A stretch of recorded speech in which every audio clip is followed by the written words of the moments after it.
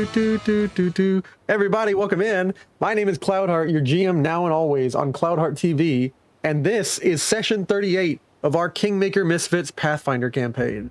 Everybody, welcome in. Welcome in. Come on Hello. in. We're doing Pathfinder things, and I will go ahead and kick off with doing a recap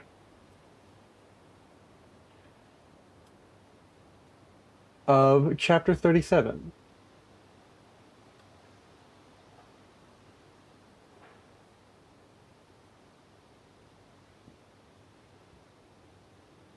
And I will do a little bit of music.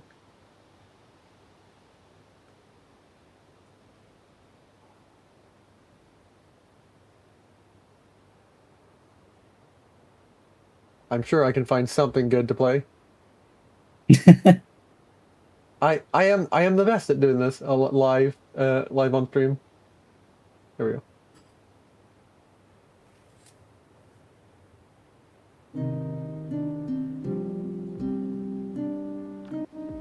Chapter 37, Lindsay's Epic Dworodelv Journal. Grigory's Gambits, Octavia's Terms, and Jaethel learns what love is not. Morning light was only just staining the windows of Shrike Hall pink when our this chapter began. Though time feels meaningless these days, and honestly, with everything kind of blending together with all the things that we've been doing. One night we're saving 200 cursed young adults. Next morning we're mediating international asylum law. Anyways. Ragongar and Octavia, our guests and refugees, or possibly future citizens, who knows, approached the council with shaking hands and iron spines. They wanted protection from Numeria, yes, but also a question. Would we fight Numeria for them? Ragongar said it plainly. He wanted a proxy war, or at least that's what he was leading us into. Corey, advised by Giamondi, answered plainly. You're welcome to stay. I can guarantee your protection or grant safe passage, but we cannot fight Numeria. Not now, not with our strength.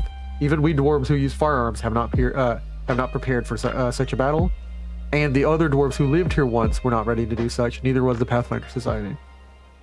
For a moment, I feared Ragongar would explode, out of anger, or maybe literally. I don't know what he can do. But instead, something softened in him. He respected that answer, especially after Corey decided to offer some tactical advice and bring out a map on strategy on why this would be an unfeasible plan. Octavia, however, wrestled with the concept of accepting our help without any payment. Traumatized by the things that she was forced to offer in service to Numeria, she refused to repeat that life. Instead, she offered her magic, her pen, and her mind. She suggested that she teach arcane theory, tomes, such. Corey, light bless him, renegotiated her entire fate on the spot. Not a simple helper, not a simple worker, a professor of the Academy of Arcane Theory. Small victories. During this delicate meeting, Jaethel silently glided around us, handing each of us some paperwork that needed signing. Jaethel has one tone, and it's always ominous, and I already regret signing whatever that was, which we found out what it was. Satis Ignis, however, entered the town hall with far less gravity. He wandered in mid-negotiation, then simply just turned into a plant. Just turned into a shrub right in the center of the room, which caused a lot of us to laugh. Even Octavia, she cracked a smile. It helped. Vecro, acting as our self-appointed advisor for the meeting, explained when Jaethel finished her plan, tossed the paperwork behind her, and clearly had been tricking us into signing a new law into place. He explained that the earlier social missteps and the decisions of this surreptitious counselor had caused this magical effect to come into effect due to Abadar, god of law, and was able to reduce tensions the way only a goblin viceroy can muster. Then came the moment I wish I had been present for. Ragongar, ever ready for violence, accused Jaethel of being a traitorous sorcerer. Dex stepped between them and escorted her out. The confrontation ended with Dex firmly but gently escorting her outside. I took notes later from Dex, but the truth is this. Jaethel demands to know why Dex loves people, but more so why he loves her. Why someone would love her, an undead horror, for no personal gain. I believe he is having a crisis of faith. He demanded an answer that Dex could not give because, well, there isn't none. That's what unconditional means. Jaethel, forced to confront a worldview that she truly cannot comprehend, fled, pained, panicked, and furious, into the surrounding countryside. For the first time since she joined us, I truly, genuinely worry for her. And for the first time since she joined us, I think she might actually be learning. Javandi, still technically on holiday in the Solar Lands, sent a quick official missive using Tilly. The response to everything going on back in her kingdom was satisfactory. And then she went right back to relaxing. I aspire to this level of controlled chaos management. Anyway, she went off into the town to go ask Harem about some such economic theory things, and then everything went sideways. She informed us, as did Akundayo, who was scouting the town, that a crowd was gathering in the park, stirred by an outsider, by the name of Gregory. A professional rabble-rouser with a voice like a poison honey and a talent for turning grievances into mobs and pitchforks. And with him, to no surprise, was also the proletariat. Jeremy, the peasant, fresh from stealing Fekro's alchemy and other books, was continuing to lead the movement that he barely understands. Gregory preached that the Misfits, we Misfits hoard resources, that our exploration into dangerous land is actually driving the animals into the settled areas. That we are nothing but tyrannical leaders, that we're responsible for every predator that is displaced into our civilization. To his credit, he has somehow managed skirting every law that we have with the skill of a veteran provocateur. We made the difficult choice that we wouldn't send Corian. Sending Corian legitimizes this provocateur. We wouldn't send Dex in, too frightening. Or Jaethel, obviously, she's gone, and I don't think she would have solved this problem well. They suggested sending me, and again, I tell them I cannot do lyricism. I cannot do a word battle. But we sent Amiri, General Amiri, in full regalia. She walked into the park like a storm, and the crowd parted. Her command was simple: disperse now. People listened, but Gregory didn't. As he tried to flee, after using several magics to attempt to give the people courage to stay, he took a potion, attempting to blur into the crowd. Dex spotted him immediately. Guards surrounded, and amidst the shouting of tyranny and oppression, he demanded a fair trial. Of course he did. I later also got some info from Satis, not that he's willing to share too much, but it appears that Jeremy is being punished with some candle. I don't really understand that. Hopefully the guy's not being tortured. But I think it's one of those sacred flame candles, and so he's forced to carry it around up for a month or something. But it seems like Jeremy and the proletariat will be calming down. Closing thoughts. So to end our day, Numeria, we're not going to war with them. Octavia has been hired. Ragongar has been mollified. Jaethel is somewhere in the vicinity. Javandi is sunbathing in our backyard. Interesting. Gregory's been arrested, complaining. We can still hear him very vocally. I need to go cast a silent spell on him, actually. And Jeremy is walking around with a town with a candle, visiting the Temple of Alceta more often than is comfortable. The proletariat, their embers reduced to smolders. So me, I'm writing all this down at dawn, ink smudged, tea cold, wondering how in the nine hells we became a functioning government. Tomorrow we start a trial for a man whose job, well, actually, no. We've all decided, to our own amusement, because this douchebag needs to be left to stew on it, that, well, is this just, I'm not gonna write this down. Maybe I scratched this part out. Maybe we had important business to attend to. Scratch that out. Anyways, we have business to attend to at the hunting lodge. Lindsay, emissary of Dworodelf, recorder of things that could not be this hard, and wife of a woman who could end all this drama in 5 minutes if she wasn't so busy being perfect. Goodbye, everybody. Sounds about right. Goodbye. And we return to the town music of Dworodelf.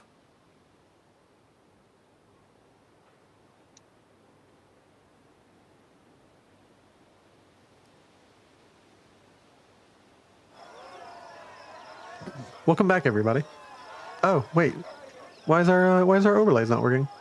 Oh no! Where's our overlay not We've been working? sent to the void. Question. Yes.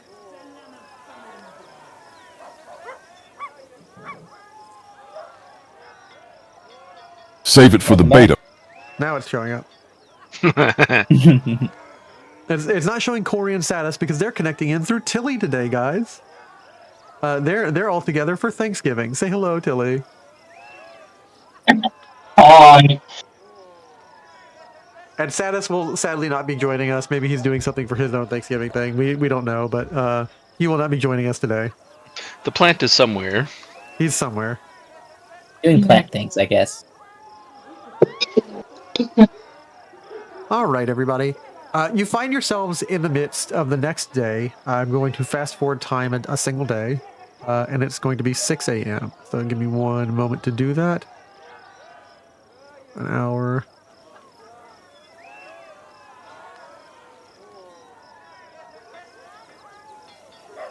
Darkness descends upon the plant and the goblin.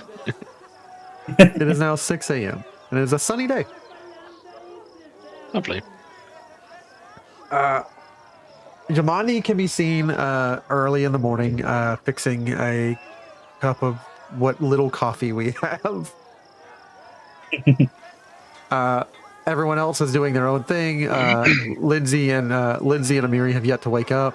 Micmac is currently sweeping sweeping and cleaning Corey's chair, the throne in the town hall, and he is just immaculately focusing on one single spot to clean, one little spot that won't get out. Akundeo is just walking the front door, and Kalike and Canera, or whichever one of them has woken up today, is nowhere to be found. Meanwhile, seeing as how they didn't have a specific place to stay, provided they didn't cause too much of a mess, Octavia and Ragongar slept in the town hall meeting room. And then, of course, there's whatever Dex and Fekro and Tilly are doing. And the king. What are they doing? Is there a token? Looks like there's a token behind Micmac. Oh, never mind. It's just his token. Did we manage to find Tilly a new baker? I don't think we have, no. Then she's plotting to figure out how she's going to find a new baker. She's plotting, dear gods. Put out ads. We need a new baker. Which means she's kind of pestering you a little bit, Dex. She's pestering or flustering? Or festering? One of the two. Pestering. Oh, pestering. Gotcha. You said three things, and then you said one of the two.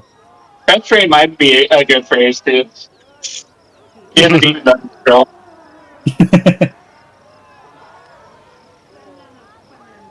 Oh, that's why it's not connecting to my... What is the Dex doing? Yeah, what is Dex doing? Immolation! Ah! No, I'm just kidding. Dex is currently fixing his mouse. There we go. He had to disassemble and clean I that. didn't know Dex had a pet mouse. What's its name? Food, as I then toss it to Beaky. The circle of life continues. Oh no. Beaky's got to eat. Squeakers, no! I never called it that. How is Beaky doing, I wonder? Our little owlbear.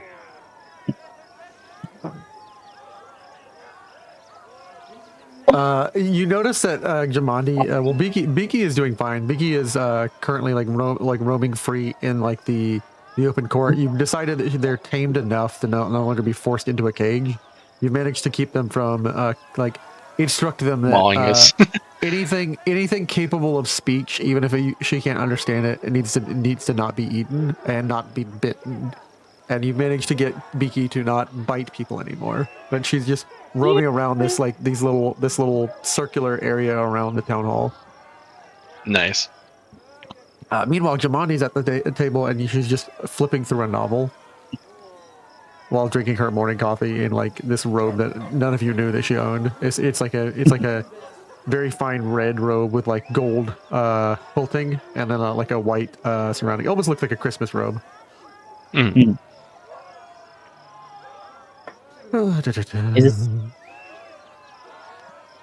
Is this the start of a new day? This is the start of a new day, yes. Okay. It's gonna 6 hit the a.m. rest right now, button. actually. So I can redo my things. My daily crafting. And I kicked the time off, so time is actually actively live going. 1 second is 1 second. Oh boy! Nice. Roll me a who's in the town hall room right now? I imagine I'm outside the town hall. Okay, you're outside. I'm assuming you're playing around with Beaky. Yeah. I went down to the market, I would say. Okay. Miki, you've grown so large. Yeah, Beaky's a big baby. Fekro is in the town hall. The town. I'll say that we're deleting that extra Fekro that's down there. He's somewhere in the town market. Ah. an extra Fekro. Why is this spot not going away? I can't get it polished. I can't get this spot away. It's like a little brown stain. Dang it. It's is it supposed to be like this? Is it brass or copper or gold? I don't know. And like he goes, where's Fekro? I need alchemical stuff. He realizes Fekro is already gone for the day. He's like, I don't want to do this, but like he's considering spitting on a cloth and then like spit shining the throne. That's putting some elbow grease in it right there. Yeah. He looks up and around and he doesn't see King Corey anywhere. King Corey's like, I'm sleeping in. And he spits into the cloth and he's like, I don't, this isn't a bad thing. And like he begins like trying to shine the cloth, the throne.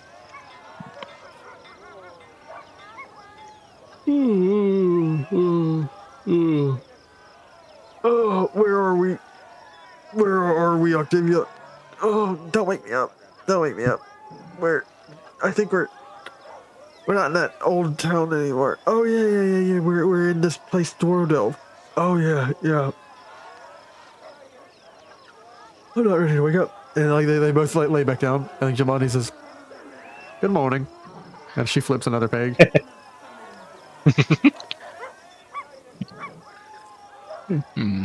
Must be So nice she to have a get a- kingdom this slow. Like, she is currently flipping through a book. The only person I'm gonna say, because none of you have told me what you're doing, and I'm assuming that Tilly is awake, or if Corey is not. Tilly seems like the kind of person who would wake up very early and be very obnoxious, seeing as that's how kids are. Listen, she's very tired and sleepy and a cutie pie. Okay, but once energy hits, then then it's all her good. I got more of those the cinnamon. You guys are having for. Oh yeah. Tilly, make me an observe or perception check. Okay. There. It's a perception. It's not observe. I'm thinking of Elder Scrolls. I was like, what the? Okay, cool. Elder Scrolls is Evolve. sneaking. Goes on the brain. It's escaping containment, yeah. We've evolved. We're now transitioning to observation. Now we're entering the observation. It did not even occur to you to look at the book that she's reading. She's just flipping through and then she looks up. Good morning, Magister. What do you do? What's on the docket for today? Lots of food, and whatever these other guys tell me is to do. I just woke up. I'm sorry. Right. Is this how days usually go here for you? For me to wake up, yeah, I usually wake up in the daytime. Sometimes when we get back from a long trip, I wake up at nighttime, but that's not really usual. We stick to our duties and stuff. I should probably figure out what I'm supposed to do today. But I do have classes and training in fire and ice. Although the ice is more of a me thing because she kind of only knows how to do the water thing. A dragon, you know. So, but I've forgotten a lot of it. Kind of reteaching me. It's taking some time. I try to get out there and help the people too. You know, that's the whole point of learning all these tricks and tools and stuff. You gotta help the people. You know, the people put us in power to take care of them. You know, and I think yeah, with the goodies and stuff. And so like I take care of them. You know. You keep making sure you're taking care of people, and though she's trying not to, she's trying to just read the book. She's trying to make just small talk. She claps the book it closed, sets it down in front of her. So about that, how were you planning on? What was your proposal suggestion for dealing with an influx of 200 people within possibly adjusting your population size by approximately 15%? What was your planned proposition for dealing with the population as it regards to housing and lodging and feed? It's rather quite simple, you see. I already have some plans in place, but the best thing that you can do is kind of ask the people what they want, and then figure out, you know, if that fits what everybody else does. You know, get the whole consensus, see if everybody's on the same page. Sometimes they figure it out themselves, and all you have to do is tell everybody, yeah, that's what you're gonna do, and it's so easy, you know. People aren't that hard, you know. Yeah. Corey, would you like to appear on the scene this early, or are you gonna continue to be gone? I think first of all, we'd probably figure out if half of them have families that are still alive. Yeah, Corey doesn't really have much to input right now, so we'll say he's occupied with trying to think preparing for the hunting lodge trip we got coming up. Well, I will. I presume if we have business, we of course there is the rabble rousey that you would want to deal with, and of course you have to deal with the influx of people, and of course you know, wherever they wish to be sent to, escorted to.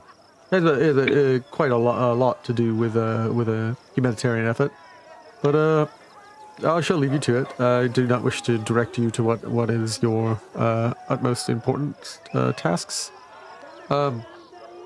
I see that Jathel is no longer around.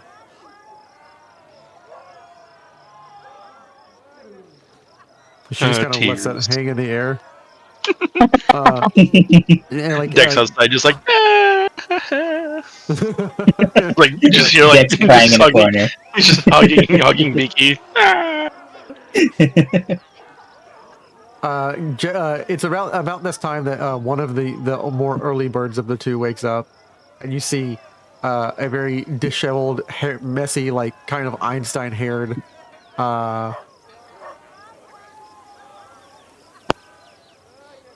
Lindsay appear on the scene. As Lindsay sits next to Jamandi. Morning, Lady Jamandi. Good morning. I actually forget what your job is. Spy Master. Oh, that's actually a good thing for me to forget. Yeah. And she's like, she flipped open the book and she just began like sketching and drawing in the book and like catching up, like basically writing out what the recap of the guy just read out was. You just do that in plain sight in front of everyone. Yeah, I don't see why not. Like we also publish these things in the newspaper, and like Jamandi looks mortified. Like you tell the people what you're actually doing. Yeah, Jamandi's like genuinely like reconsidering something, and about halfway through writing like the first like paragraph or two, Lindsay looks over. Oh, I didn't know you liked that series, and like Jamandi like realizes that like someone else knows what she's reading, looks around and has no way to escape this social situation, and she says, "Yeah, it's a good book." And like, yeah, if you ever need the next next couple, I think I have a copy of them. I really love Prince of Wolves by Master Gross. That's rather nice. Lindsay, we don't have to discuss this.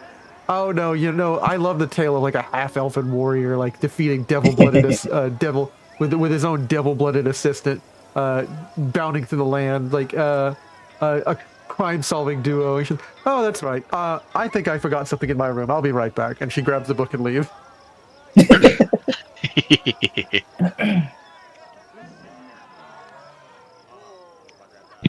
Who grabbed the book? Jamadi grabs her own book, Prince of Wolves, and leaves. Mm, mm, mm. Oh, at least she left me to breathe and wake up right. Weird questions. I don't know. He turns over like it's a little bit more of a napping. Like, of anyone in this room, the most awake person is absolutely Lindsay. Lindsay is fresh-faced at 6 a.m. in the morning, bright-eyed, and ready for the day. Like, 100% energy right now. I'm trying to think what supplies we need for our journey for the lodge.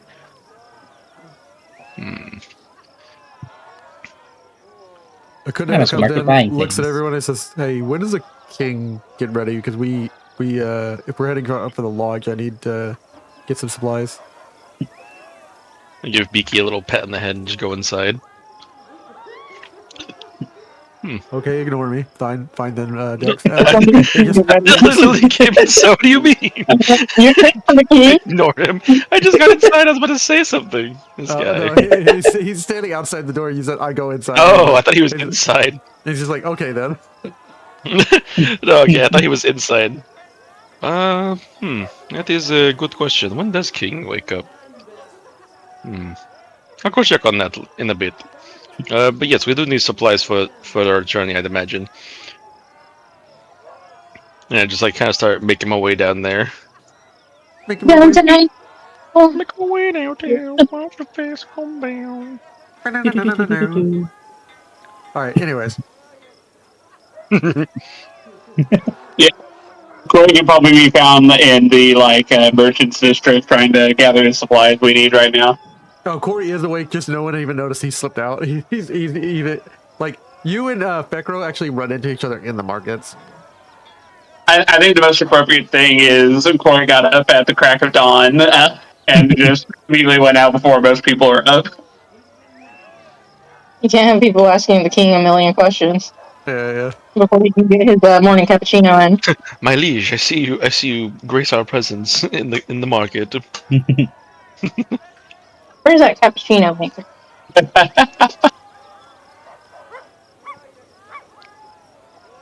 See, I'm trying to do cost efficiency on how much we need for upgrading runes. Can't we just bribe people? No. I mean, we could, but that costs even more money. But they'll be able to see Exactly. it past the council. Don't they want a free trip by labor? Even money doesn't understand accounting. I understand people want to see like something that they can't always see inside of a castle, and as if they paint the walls, they can see inside the castle. I was more referring to, can we use more money to spend less money? Right? Can we just bribe somebody to make it cheaper? I think was the phrasing I heard. Twice Do actual you price. know money? Twice the price of actual item. Yeah. No. They provide. It's like a sponsorship. We say that you painted the castle. You know. The sponsorship. Yeah. You can get sponsorships. They were allowed to be the people who painted the inside of the castle, and therefore they're that good. Therefore, Ignore that. we don't pay them because they get the advertising. We'll pay you an exposure. Oh Yeah. God, no. Royal painters. They're officially royal painters. I'm sure they'd love that. Well, He pointed around. I'm going to, if no one does anything, because I am the force which animates the story, I will roll on the event table for your kingdom. Otherwise, get to it. Oh no, I offered to I'm them. We're gathering supplies so we can head out for our journey to the thing. While you're in Very- town, I'm gonna check the list of unique NPCs and see if you run into anybody. I get to see my old man, my old homie.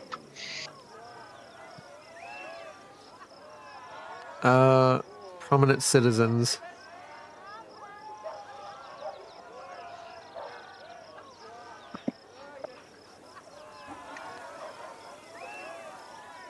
There is, of course, an old merchant that you haven't seen in a while that you didn't stop by Olington to see, but you see him now running about in the town. It is Idris Hanbaki, the one that you adventured to go find his missing brother. Idris is currently hawking his wares. He is essentially a all manner of different goods, but he's especially a salesman of well, more or less jewelry. Hmm. Like jewelry and amulets and such, and enchanted things.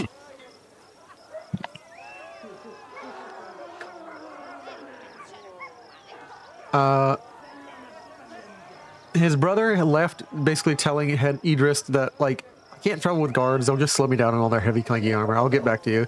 And like he hasn't heard from his brother since, and he hasn't heard from y'all.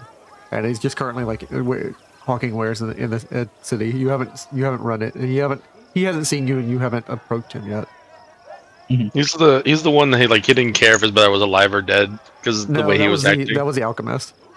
This is the person whose brother body we found. Yeah, that's right. And then we sent word from that one town.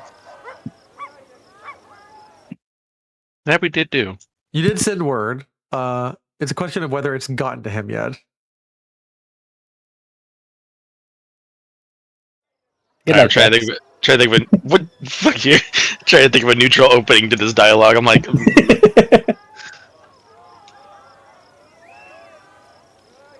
right. What was his name again? Idris. Idris. Okay. Like almost like Idris Elba. Idris. Yeah. Ah. Idris, it's good to see you. Ah, hello. Oh, hey. You guys. How's the adventure? How's everything? I haven't heard from you guys in a while. I see. So you haven't received our correspondence in regards to your mission you had given us. Oh no, I travel around. If you guys try to send something via courier, the couriers and I usually slip by each other. So, I was only in Ellington for a day or two. Then I traveled over to Restov, then around town. And I'm only just ending up back here. Why? What's up? Did you ever find my brother? That is what the correspondence was going to be about. Unfortunately, we did find your brother, but not in a state preferable. I mean, did he fall off the cliff and break his leg or something? I just give him the most kind of deadpan stare. Yes, exactly that, except for leg. Oh no! I am sorry for your loss. And he just kind of slumps into his market stall's chair. Oh no, Hammond. And he just kind of he's looking at his hands and he's no longer paying attention to his stall at all or whatsoever. I'm trying to remember, did he ask us to bring something back for him? He asked for a brooch to be brought back to him. At the very least, if Hammond wasn't okay, he wanted the brooch that was their mother's. Yeah.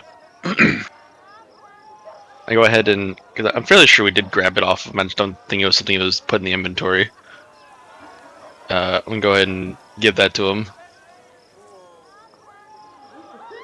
And he receives the brooch, and you can go ahead and delete it from the inventory if you find it. If you actually have it, and didn't sell it.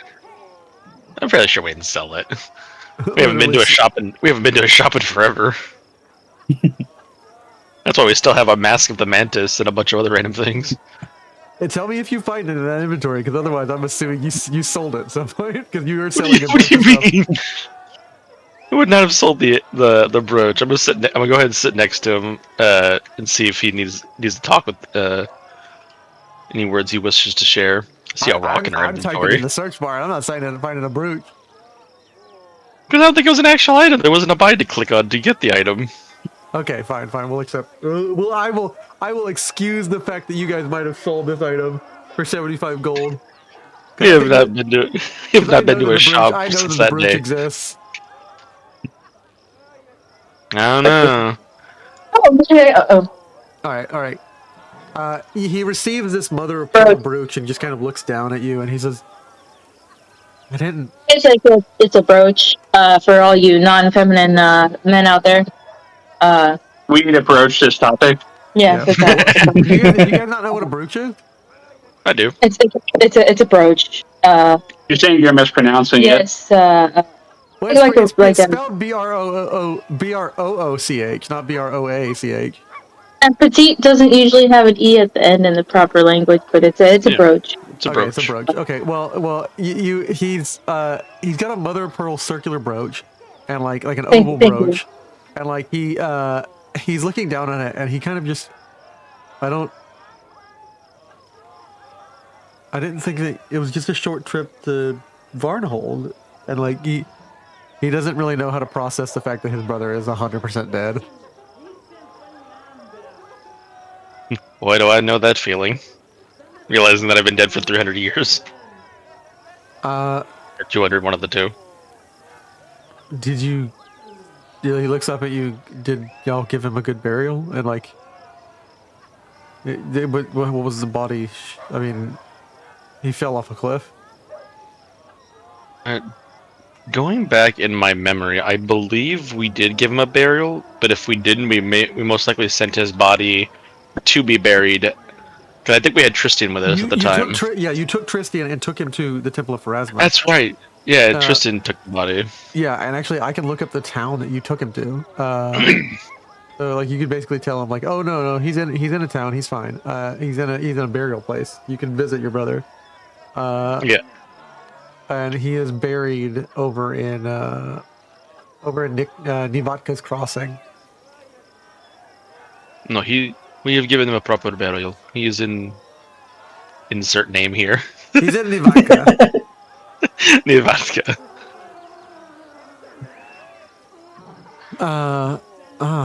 Well, that's. I mean, thank you. I didn't think I would even be able to go anywhere anymore. I mean, I suppose I owe you guys this, and for getting my brother to a good place, I'll add an extra 25. So he hands you 100 gold pieces to the party.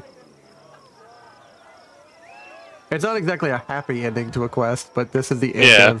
This is the end of the quest for Idris. And I will give all of you some XP based on what that quest, how much your XP you're supposed to get that quest for. I'll give you a little bit extra EXP. You get 10 extra XP for like giving his brother a decent burial. So it's gonna be 40 XP. I'll take it. Yeah, for doing something nice for him, like that he has a place to go to find his brother, and his brother's not just being eaten by vultures. You get 40 XP and like 100 gold. I'm glad we verified which one this was, because it was kind of ironic that we had gotten this guy to search for his brother, and then on our journey there, where we found the dead body, we had another quest to seek out another brother who this one didn't actually care for. Yeah, the other He's like, that guy could be dead for all I care. So the other one that you're talking about, and I'll go ahead and write it. I need to be keeping track of your journal, like for y'all. I like adding intros into the journal for you, because if you press J, there's like a whole journal for you guys in quests. Yeah. I love the Tuskcutter and the Oleg's trophy. Yeah. That Fulgrim is really gonna grind my gears. One day we'll find that some bitch. He's somewhere in the green belt. I need to adjust this Fulgrim's trophy. I need to move this to completed. You guys completed this. You didn't find Fulgrim. You did Oleg's trophy. Completed that. You got Tuskcutter. Yeah, Fulgrim's the mercenary who like took off running. He's somewhere in the green belt. Somewhere in the green belt. I need to add you another quest into our quest thing, and I can't bring it up for the screen. I cannot bring it up, unfortunately, for stream. You can't see it, but the players can see it. There's a whole journal system that appears, and if I find a way to bring it up for, actually, maybe I can. Maybe I can. So you can probably go to the Twitch viewer. No, it doesn't accept a macro, so I can't bring it up. You said we were supposed to see it on our screen? Yeah. If you press J, J. we'll see our little quest board that we got. It's got lore too so you know who Venture Captain Sad's bracket looks like, and Lady Jamandi and everybody, and all the people in your party. Oh, that's super useful. I didn't know where this was. I see it. Tartuccio. Tartuccio. Fucking Tartuccio. Fucking Tartuccio. Yeah. And then Yeah. Garvarn, of course. And I will update that stuff with info throughout the week, or throughout the months and as we play. But there's also a timeline, which I haven't added any info to because the timeline for Pathfinder is extensive in several thousand years. I'm not doing that. Yeah. Our timeline is more of Lindsay's journal. Lindsay's journal, yeah. So I'm going to say that you guys have an achievement, which is I'm going to unlock an achievement for you real quick. Why?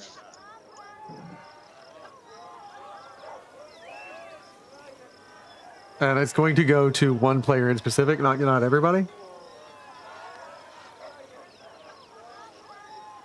Completionist and he's like, let's do this.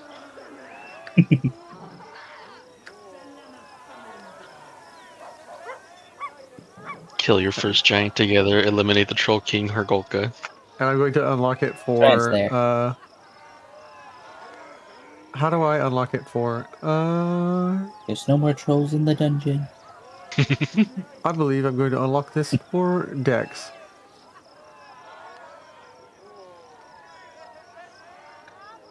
Confused lizard face. Oh. And you've just unlocked good bedside manner. Deliver really shitty news. That sounds like an achievement I'd get.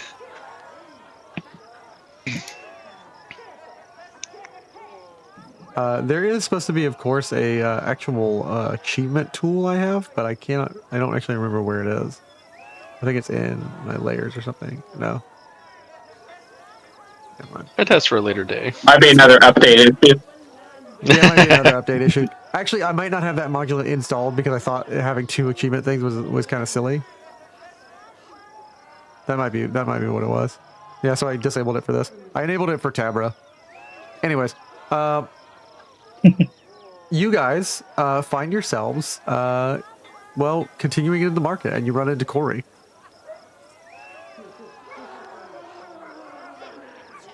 And I'm going to play a little bit of music as the town begins to wake up. Good to see you, my king. Hello there. How are you two? What are you two out on the town for right now? Looking to upgrade the runes, see what the cost is.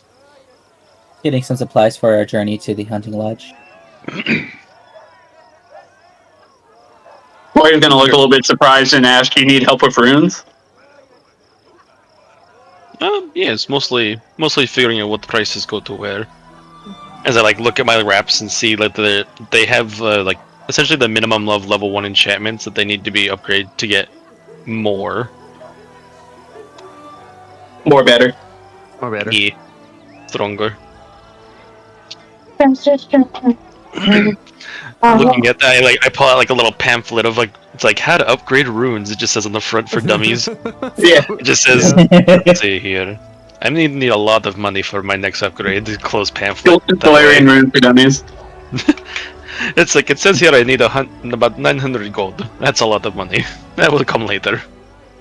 Corey's eyes are gonna pop wide. What exactly is this boy trying to install?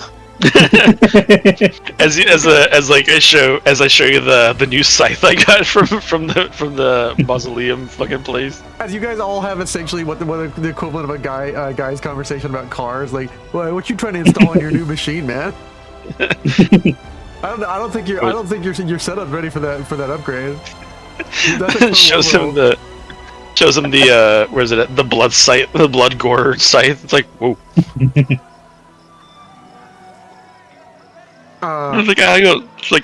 Just break it down, make it something better. Make something good out of something bad.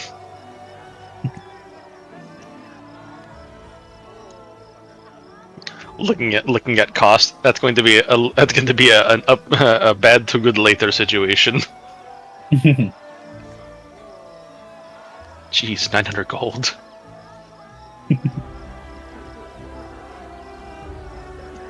You notice someone in the market? No, I appreciate it. Thank you very much. I'm not interested in courtship right now. Could I please get another estimate on how long it would take for you to repair my shield and the greaves? Oh, honey, don't worry. Just enjoy the local couple taverns. It'll take me just till about midday. Oh, that's unfortunate. So I'll have to spend another day here. And there is someone just sitting in the middle of the stalls here. It's a person. It is someone that you guys might recognize. I need one of you to roll me a perception check to see if like your brain can draw the conclusion against her stealth DC, or maybe more so against her AC. AC makes sense. Are we all there? Yeah, we're here. Okay. You probably cut out. No, she's asking like, are all the player characters here for this? Yeah. I grab Bunny by scruff, stuff in ribs. Yeah, I'm going here to rib. Okay, yeah, I'll move you there. I'm just eating all my snackies in there, because I made like a little shelf. You just heard loud crunching coming from my body. Tex, what's going on in there? Turned one of the ribs into a shelf. Just crocheted a little patch. A little pocket shelf, yeah. My rib is just becoming a designer's room. That That is stuffing for the bed. a 30, my good sir. For the nest. The pillow stuffing. Uh-oh. All right. It's like, it's you! Person who was dying alongside of Miri and I need you to roll for me. I did. Oh, you did. My bad. Yeah. It was Harem, Amiri, and her in that room. You def hit her target or AC.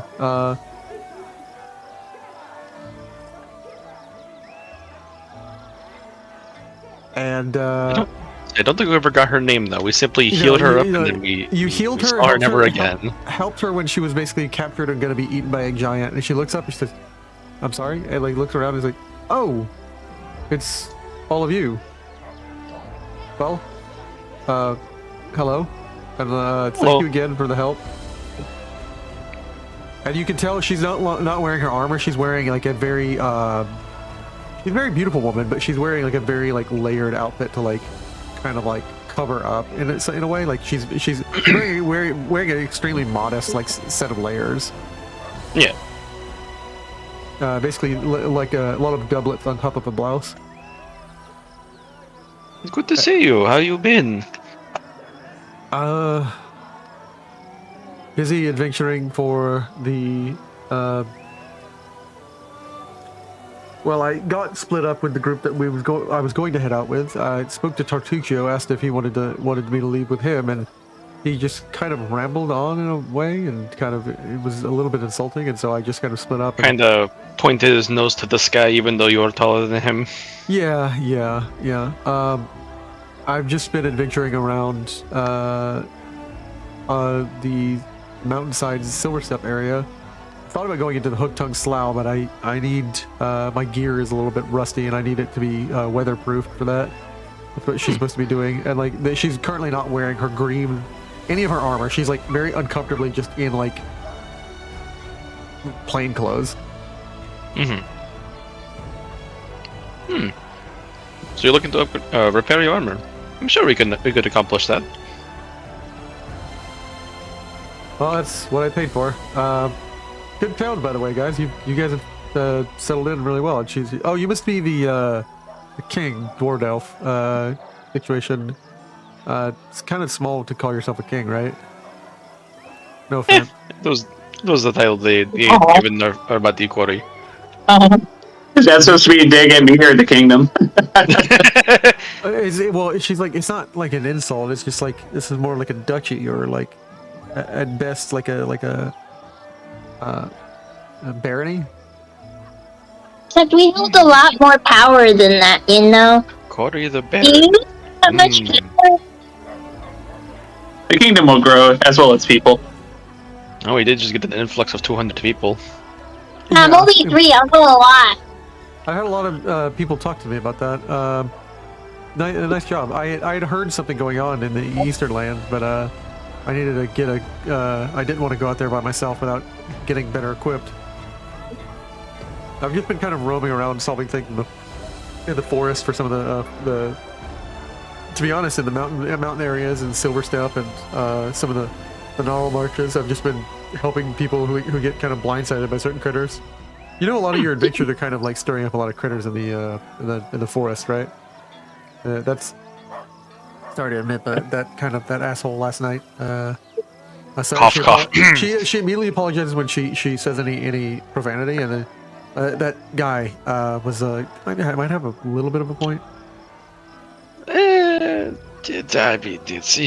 mean, this is kind of bound to happen when you end up in the middle of area that we are in. I wouldn't say we're directly corresponding to the situation, but we're here to help whenever it does affect something.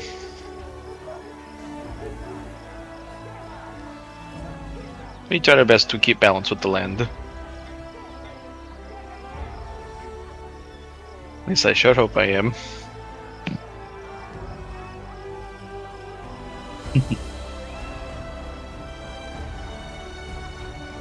But enough about that. I feel that we could get your armor patched up pretty quickly. Is the smith working on it right now, or? Yeah, he's actually. His Dex kind of like squeezes his way through. Yeah, you take a look and you can kind of see the armor that's being worked on, and it has a religious symbol. Can you roll me a religion check for me? Can do. Can Corey roll it as well? You can. Anyone who's taking a look can roll for it. So it is on an armor. Can I roll a crafting check for it? Yes, you can. That will be a 32 instead of a 30.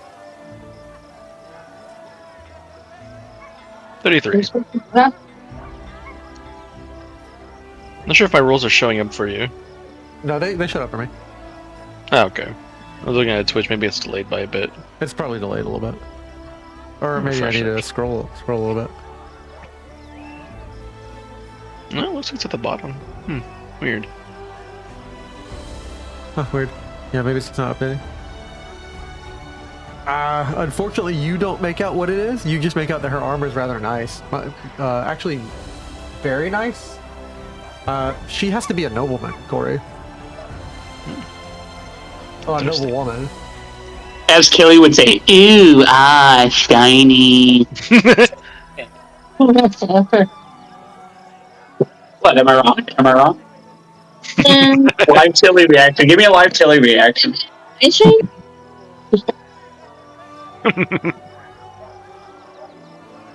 Tilly, why don't you roll a perception check?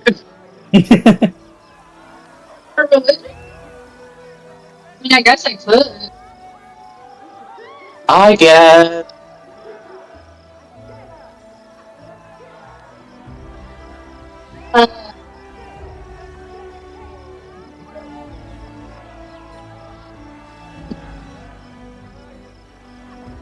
She's actually having, what you can tell, Corey, even from that failed check, is she's having something removed from the armor. Oh wait, am I supposed to do a knowledge religion or just plain religion? Just religion, just plain religion.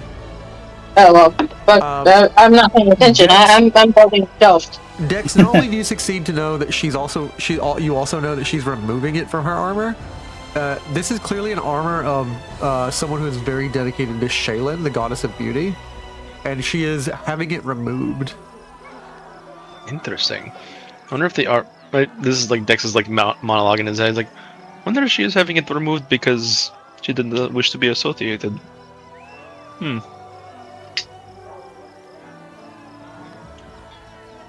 I see. How does Dex broach the situation? I see you're making repairs and doing a bit of modification, yes? Yeah, yes. There were things that needed to be changed about the armor. And, Of course. She's being really distant from you in the way she responded. If armor if armor is not up to one's specifications or design, it is understandable. Just kind of like alluding to the fact that she's trying to remove the religious symbol. Make a diplomacy check. I'll make you make it against her.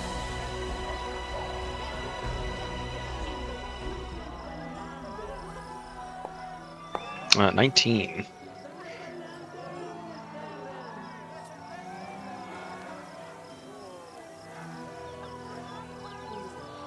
Interesting. Not my best roll. 'Tis a 6. That led to a plus 13. Against her will DC is that's I believe a pass. I'm just trying to check something. Mm-hmm.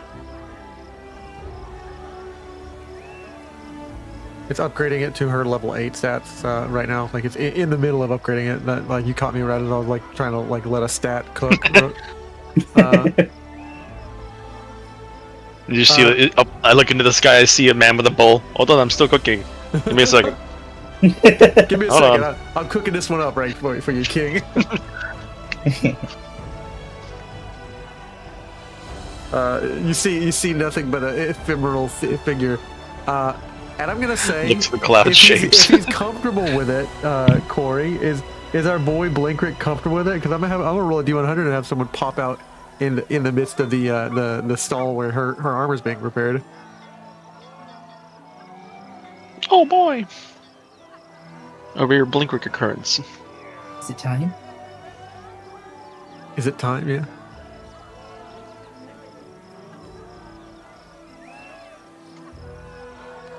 They've all perished. They died. Oh no. They died. Blinkrick said, "I don't want to be in your campaign no more." I don't want to play with you anymore. Yeah, I don't want to play with Drops you into anymore. bin. Blake, do you have anything to say for yourself in your defense? No. All right. In that case, I'm gonna roll a D100. Sunday nights are hard.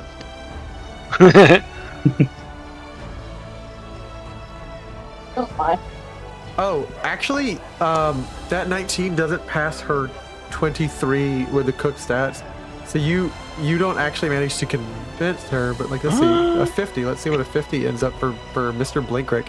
As both of you guys are looking at the armor discussion, 20, she says, 21, 22, 23. there's nothing.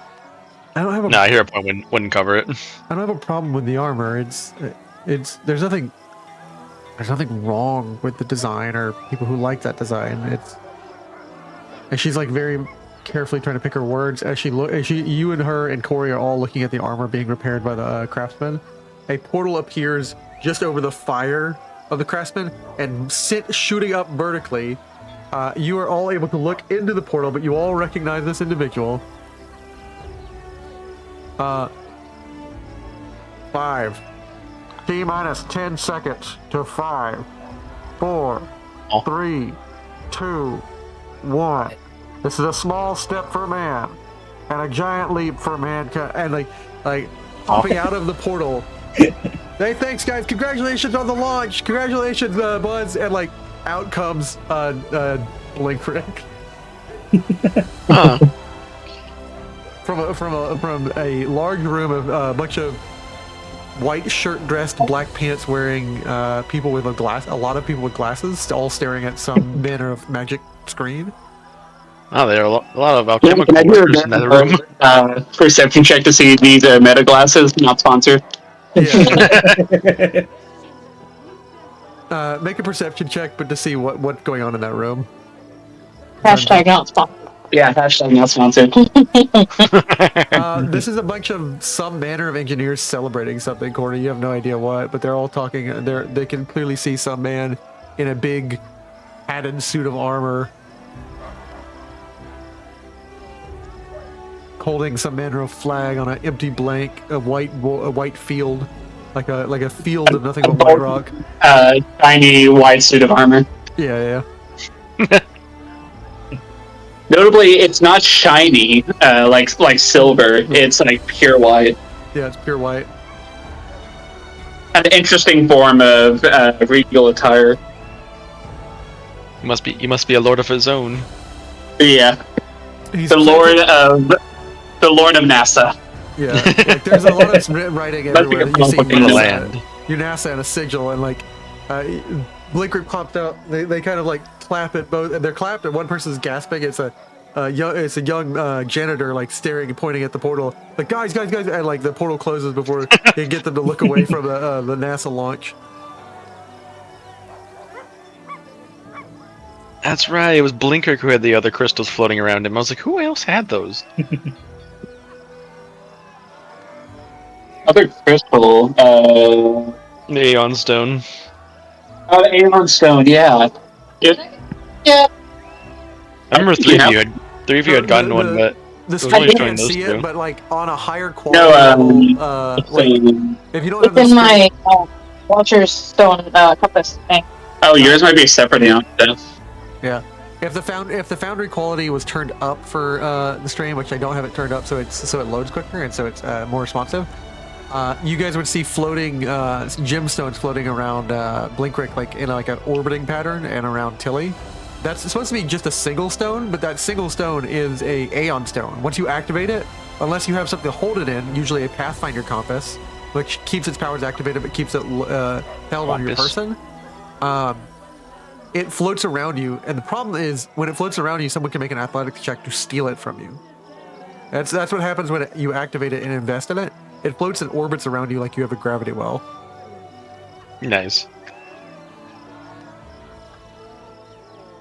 Blinkrick, you've just come back from having a very intense discussion with a very private discussion between two higher ups in this ancient order called Nasa, where they were like, "Can we study this little thing that orbits you? And we need to know its apogee and perigee. We need more info about." Yes. They basically asked you to study information about their theory in their world of gravity. Nice. Are apogee and perigee terms that, like, essentially medieval or Renaissance dwarf would even know, though?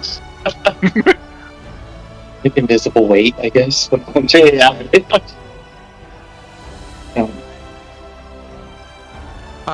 Yeah, at most you know that they're describing some theory of invisible weight that governs all bodies. A dwarf would actually understand this theory. Dwarves have actually proposed this theory before. But the terminology? Or evidence of our superior You see, we're in a ball of stone circling a brighter ball. There are many other marbles floating around this. Yeah. Is there a rock around this stone? Mm-hmm. Not everyone buys in that dwarven nonsense. It's like, you see the stone floating around me. Think of us think of myself here as the sun. And Valerie's just looking at the rest of you like, did none of you just see that dwarf just came out of a strange portal? Oh no, he does it a lot. That's normal. It's actually been a while since we've seen him. I would suppose that that's not actually normal. I don't actually know your name. I guess normal it was. I am Sir Champion Valerie. Sir is my title. Nice. So I'm trying to think, do I address you with Sir Valerie then? Yes, I'm Sir Valerie. Okay. So Valerie, I am Warden Dexweaver. Sir Valerie of Bravoy. Champion of, and like she stops, looks at the armor and says, "Champion." I see. Nice to meet you. Yes. Again. Nice to meet you all too. Again, waiting for my armor. You don't have to wait with me. And like, I will let you guys have a moment if you guys want to do a little bit this episode, a short 30-minute, like dialogue with her, where you guys do the same thing you did with everybody else. Or if you guys want her to be in the campaign, I will let you do like a intellectual combat. One of basically the the Battle make of an, words. make an impression and investigate kind of thing. Knight Valerie, I challenge you to intellectual combat. Our words will be legendary. It's called an influence encounter, but yeah, if you guys want to do an influence encounter, I'm down for that. If anyone else wants to, and then we can head begin our journey over to the hunting lodge.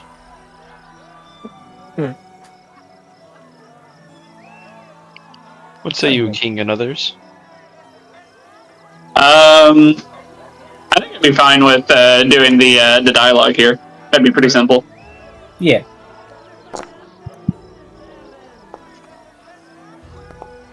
$27.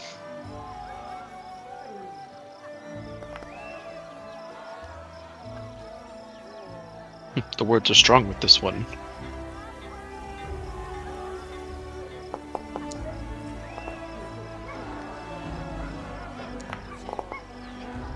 she is, as I have said before, a human fighter, a female human fighter.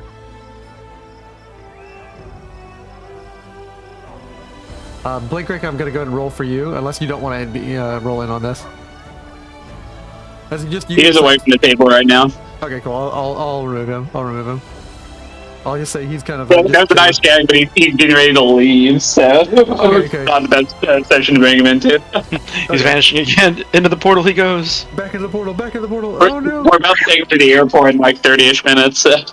Yeah. He gets sent to the airport. Actually, it would be funny if the portal opens and he's like, "I gotta go to the airport. Come on." Welcome to the National Port of Travel. I noticed 3-letter agency I must talk with called the TS of A. What do you mean I can't bring my floating stone and my gun through to this port right here? Let me do it on the ships. We're gonna need to see your passport. Like, this is my passport. They're winging the secret police for this this strange realm that only operates in these ports of air.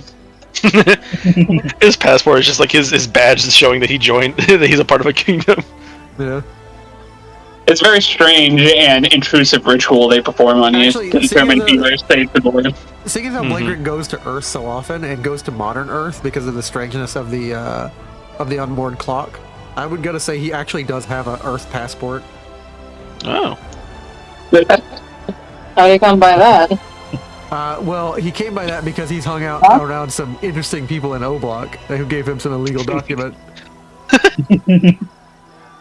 But anyways, back as he gets he gets The around. portal opens and it says, "Now arriving at JFK Airport." He's like, "Not the TSA," and he steps through. Bye, guys. I blink. See, normal so Valerie. Right. Valerie. He left as quick as he came. I just want to see my friend again.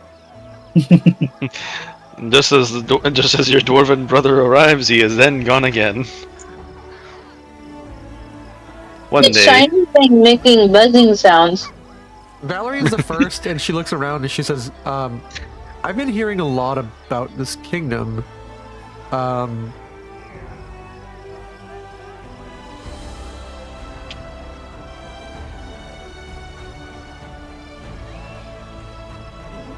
I actually heard that you guys like accept all manner of worship for everything. It starts out with a lot of Erastil, and for some reason Alceta.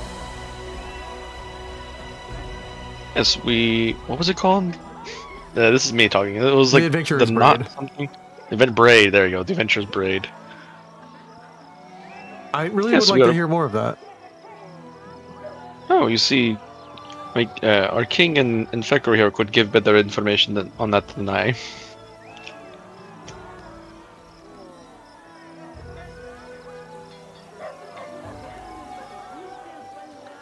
Sorry, can you repeat that? Essentially, she's asking about the Adventurer's Braid. Yeah, I mean, I actually have to congratulate you. I'm rather. He holds out a hand. He says, "To bring back 200 souls on the brink of sacrificial death is no light thing." Oh, thank you. She's mostly holding it out to Corey, but she'll say, "Oh, yeah, I'll shake her hand too." And like she kind of like crosses one hand over with another, like goes to extend a hand to you, like her left hand to your left hand, but over her right hand. She Yeah, has to shake. yeah. Like Dex kind of like Great cross handshake. Yeah, the trifecta shake, if you will. yeah. And Dex kind of just like his flame kind of dims in his eyes, like yeah, yeah. She's Gives her a starting little at hand. an influence 1, and I will go ahead and write that down as the note of what you guys are at. Oh boy.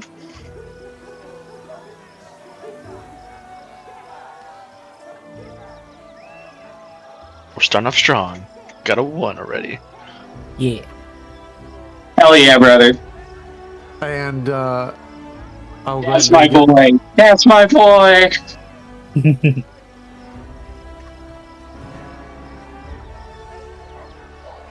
I'll go ahead and skip her turn as she at best tries to make an impression, and she says,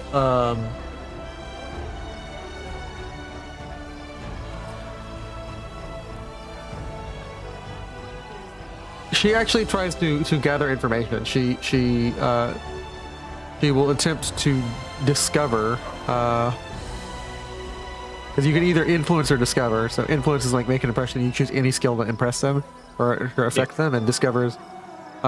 She will choose to make a perception check determined by the DM. And I'm going to make it a perception check against one of y'all's passive AC, where she basically is like, what is your... I would love to discuss with you the philosophy of action. And she's talking to Corey.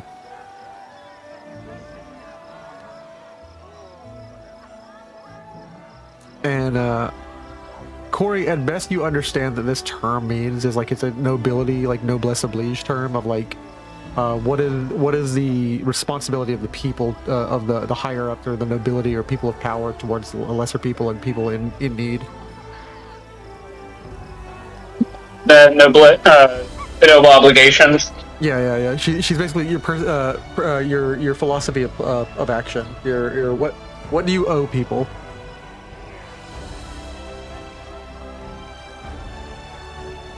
I remember, because I think we've established this before, but I forget what the exact specifics were.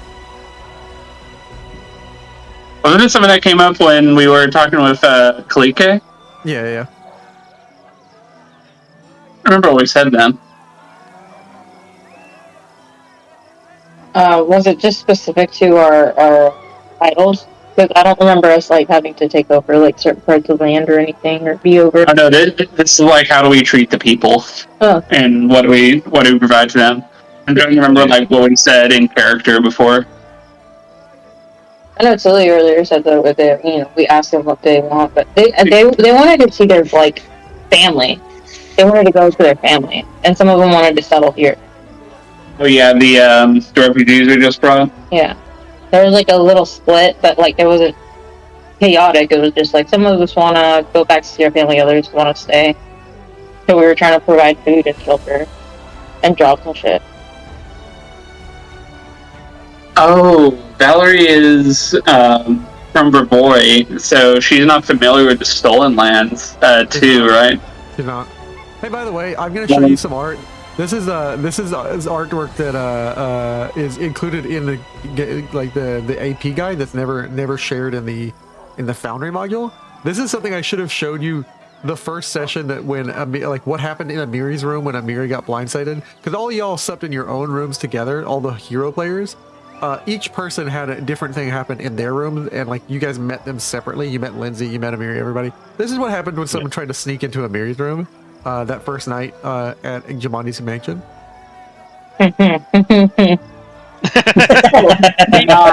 Amiri coming in with the steel chair.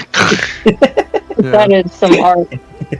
She couldn't grab her sword in quick enough time, so she just grabbed a chair and just conked the assassin. I thought that was worth seeing for you guys. That's amazing. Thank you. Makes me love Amiri even more. She comes with the steel chair. Mm-hmm. because I had to go get Valerie's like influence chart, and it's near the chapter 1, so like, I figured I'd share that with you guys. Yeah, so it's now after giving like her the general gist of like what your kingdom does, like what your kingdom believes that its duty is to the people. I will now turn to Dex.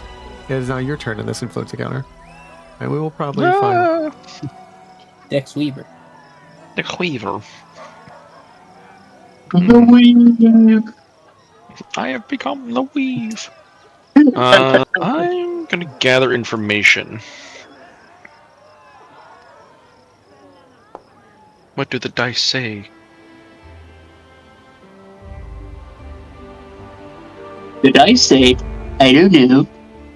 I don't know. Squeezing Bing Bong. Bing Bong, what do you think? I'm not sure. I'm not sure. Yeah. Directions unclear. Please gather try to get information. information. Okay. You should ask your friends. Yeah, that's not helpful, Bing Bong.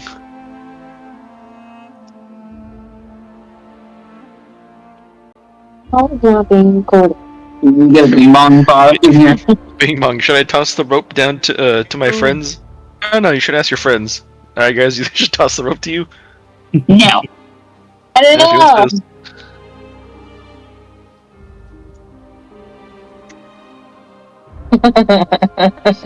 Choose one of the following, or two of the following, because you crit success. You learn which skill influences that can influence her that has the lowest DC. One of her personal biases, her personal resistances, or things she doesn't like, or her personal weaknesses. I'll go for the first one. So learning which stat Easiest to- she's Yeah. her lowest DC. All right. So her lowest DC right now is to influence her. That easy.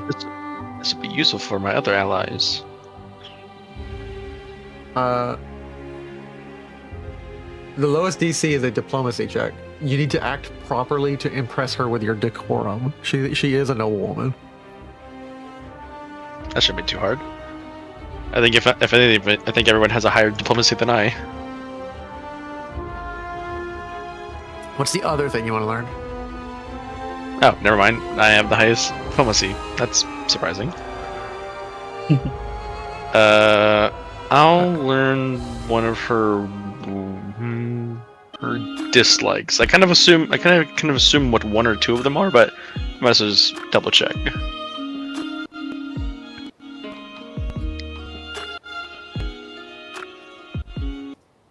The music was like too intense for that section, so I needed to find something a little bit more chill.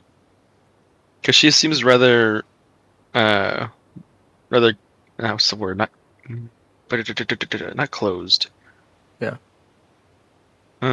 She seemed a little touchy. on guard. Seems touchy about the subject about her god and her stance. Yeah. So what did you want to know? No, just something that she hates. Oh, what she hates. Okay, cool. I got you on there. So she It's like, I don't like chocolate. She It's is like, extremely guarded and suspicious of anyone who she believes is a worshiper of Shaylin. Anyone who she believes is a worshiper of the goddess of beauty, like the same goddess on her armor, cannot influence her at all. She will not believe anything you say whatsoever. Oh, good thing I don't follow her god. Yeah. The only person that would apply to is Octavia, who appeared to you the other session. Like, Octavia worships Shaylin.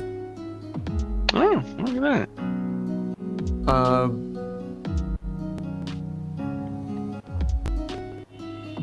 And that's it for your turn. Next turn is going to be Corian. We're just going to do two turns of this, as you can try and The influence Mighty her. King! The Mighty King!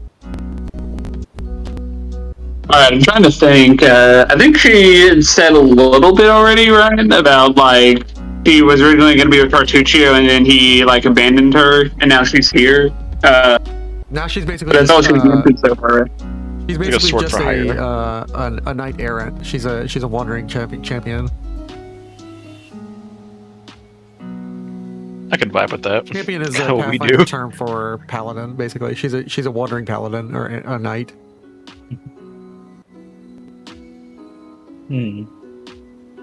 I can get behind that. We do the same thing, except we're a kingdom. We just tend to wander off anyway. What's that? You need help catching your chicken? We're on it. Aren't you the king of Strikehold? Don't worry about that. And you I think. Sorry. I was gonna say, I think Corey might like ask her like what caused her to continue wandering the stolen lands. Has she like thought about like returning back to Brevoy, where she hails from?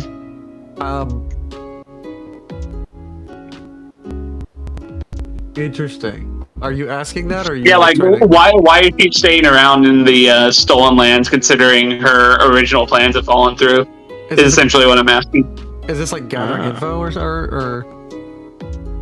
I guess this would be. I guess it'd be more make an impression. Make an impression. Yeah, let me roll. Make an impression.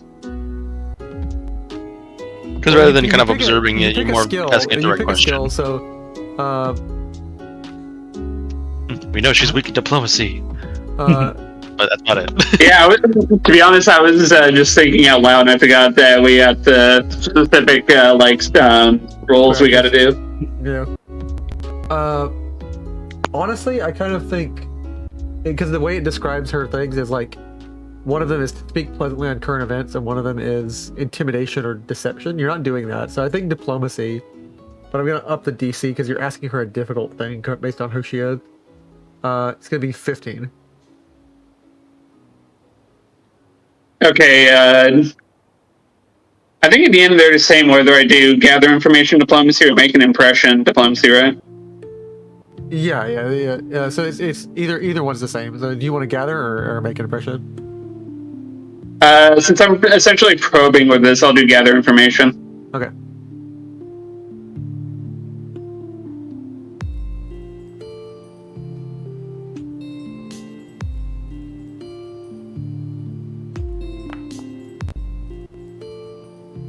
Interesting. Let's see what you rolled. Oh God! Oh, well, she says, I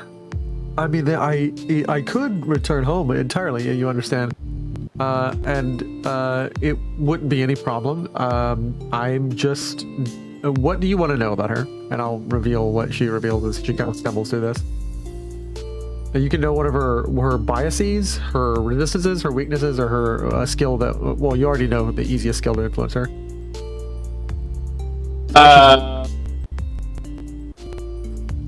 So biases, weakness, or strength were the options?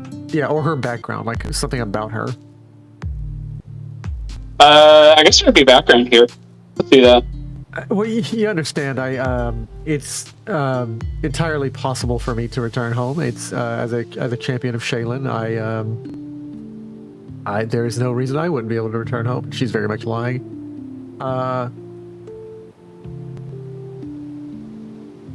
It's not like I said anything that wouldn't keep me from coming home. She's trying very much through a very obvious lie, and she's giving away the fact that she has very much said something apparently very uncouth towards the Order of Shaylin, that she's not allowed to come home.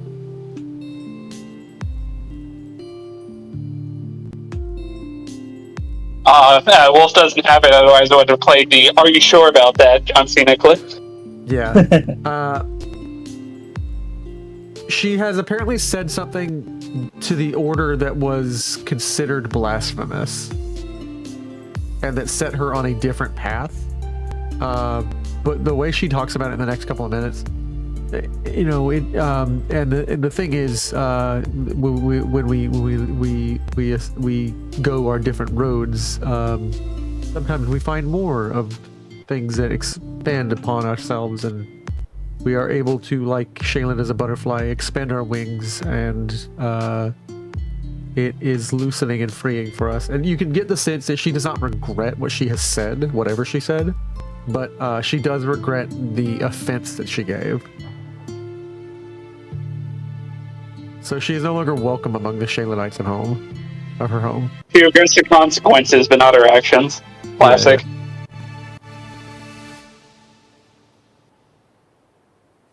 And next is Fekro.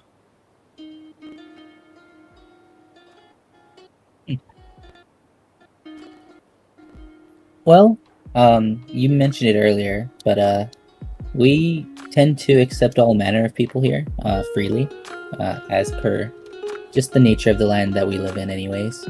So, you're more than welcome to stay if you'd like to. I can definitely tell you more about as the people have started calling it, the Adventurers Braid. Basically, we accept any sort of religious freedom. For example, you mentioned it already, Erastil, and then I myself follow Sarenrae. Our king follows the Dwarven Pantheon. Anyone's welcome here. And we're happy to help protect them as well from the outside influences, in a way.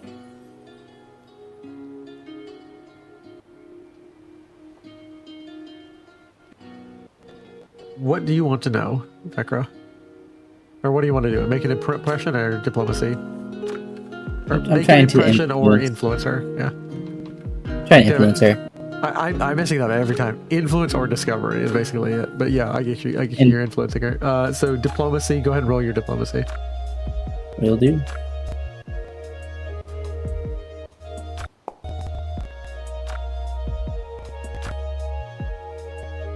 I forgot to target her. My bad.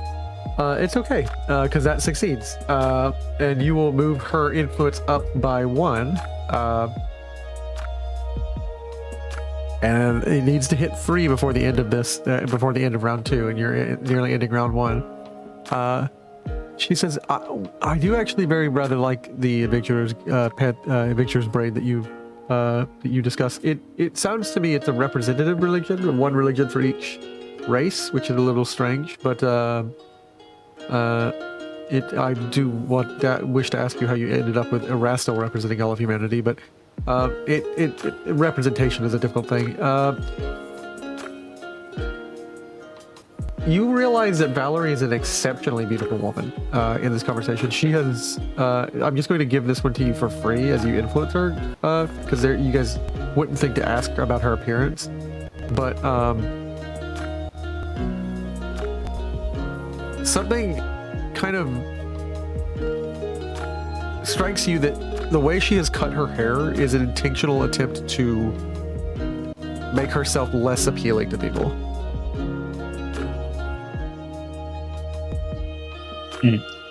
She has intentionally attempted to do things without physically harming herself to mar her appearance, which isn't working.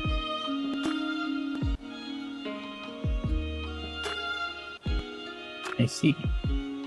And I will up your influence. And Tilly, it's now your turn. I've returned. And judging by that last statement, I think we're doing good. Yeah. Yes.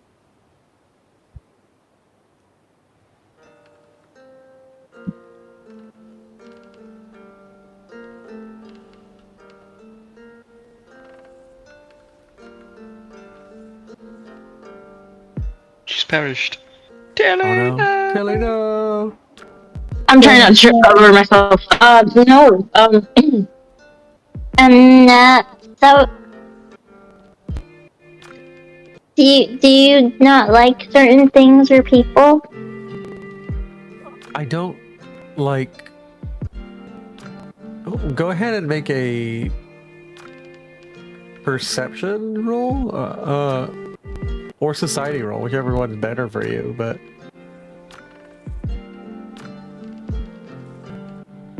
Roll for the society to live in. But I'm gonna let you just do some discovery on her.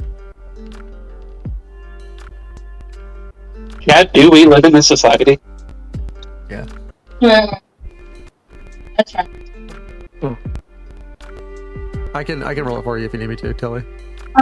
Can I use the hero point? Yeah. No permission behind. I'm just typing that in. Are you rolling society or diplomacy? Diplomacy. Society. Wait, I thought you said society or like perception. Society or did I say perception? Oh, I did. My bad. I didn't say perception. Society or perception? I think society is your better roll. Society of diplomacy is what it's supposed to be. Yeah. Alright, So- I'm rolling. Okay.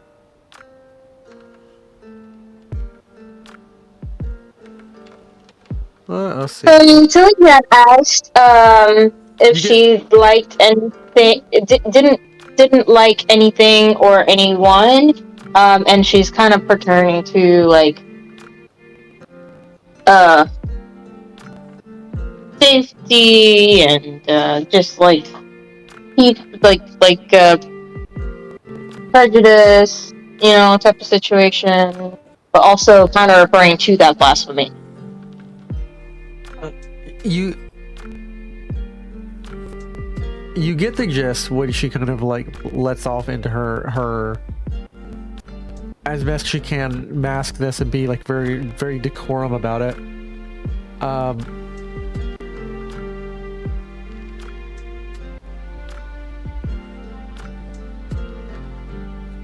She derails into like basically a discussion that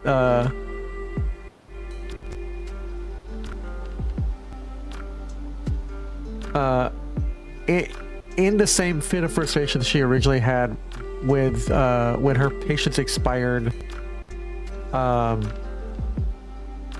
that you basically gather that for the way she kind of like rants in this conversation, that you cannot force devotion. And this isn't something she says, it's something you gather about her, that she was forced into the Order of Shaylin, and after about maybe 5 years, she basically opened up and said, like, the concept of beauty and art serving as anything more than hollow praise and delusion of fulfillment is an insult, and to treat someone as better or worse based on their meetings to an aesthetic is to devalue the person in front of you.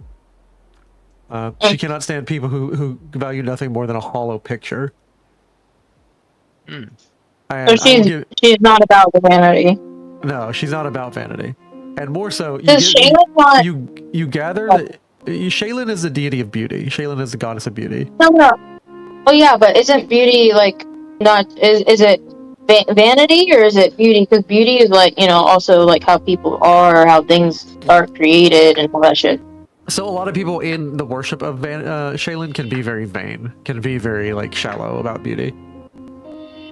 It's not necessarily what Shaylin is about, but a lot of people who worship Shaylin can be like that.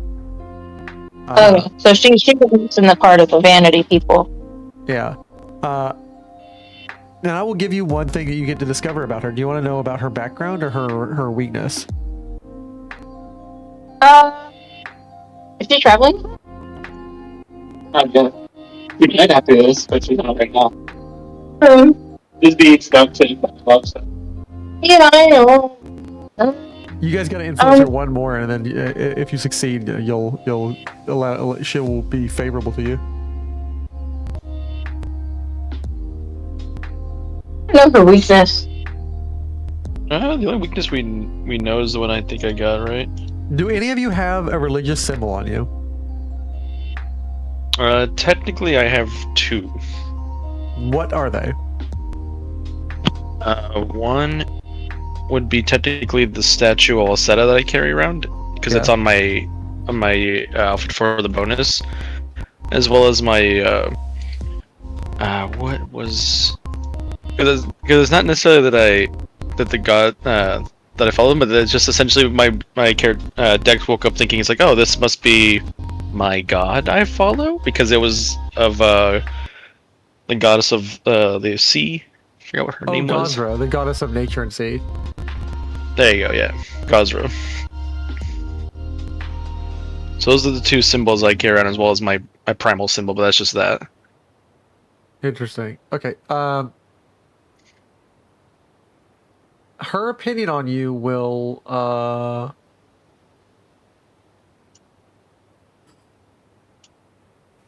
She's like, she hates you guts. Oh!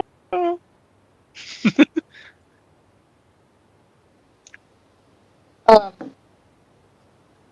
you repeat the last 2 words you said? You hate your guts. No, her opinion of you kind of improves. But basically, what you find out about Valerie is that she, as she kind of discusses, saying that you ask her like, what do you find like really not nice? She by inverting what she says, you kind of gather that like, I can't stand anybody who's like a low down snake. It's not it's not that like beauty is more than what people discuss or people think, and people get attached to some really shallow opinion. But it's not that it's well, it's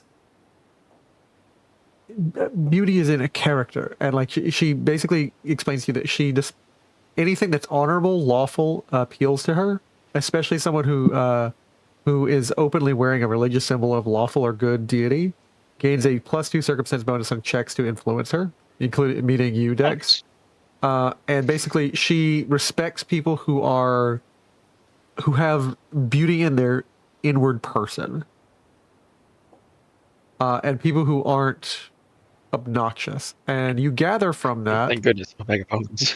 You gather from this pastiche that you guys have all gathered together that she apparently has met 1 or 2 people that like 1 or 2 is like actually someone who comes up in this conversation and she has to ask them to please leave, and like they take it as an offense, but you notice that she puts on a person of being very cold and detached from people, but she puts it on because people will approach her merely because she is beautiful.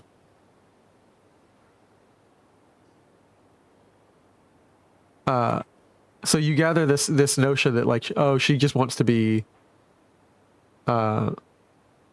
she wants people to see a person underneath, not their beauty. Mm-hmm.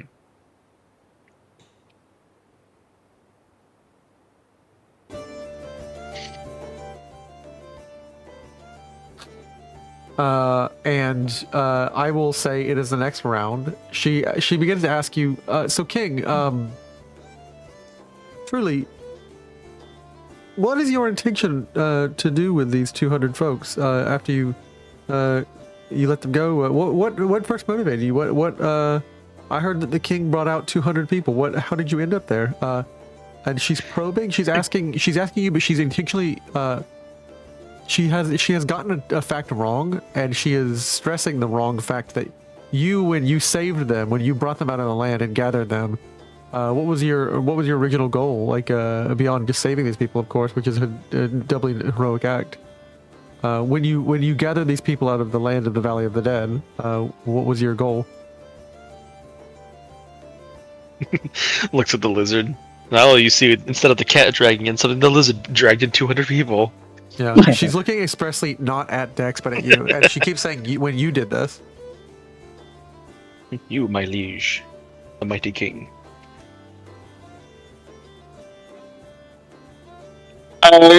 Corey can allude to that. He'll mention that we actually went there to help out Dex. We certainly weren't anticipating to find 200 people within the Valley of the Dead, but like with the surprise humanitarian mission we had, the only real goal I had was making sure they did not become a part of the Valley of the Dead.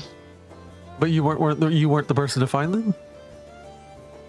Well, Dex was. Her influence with you will go up 1 because you're not the kind of person to steal honor. I'm a dwarf. She should know that. She Like, was I asking earned my you a mitre. question in such a way to give you the chance to claim this deed as your own. All right, it's your turn. It's not a very dwarven thing for me to do. Yeah. But somebody didn't pass their racism class. Yeah. Well,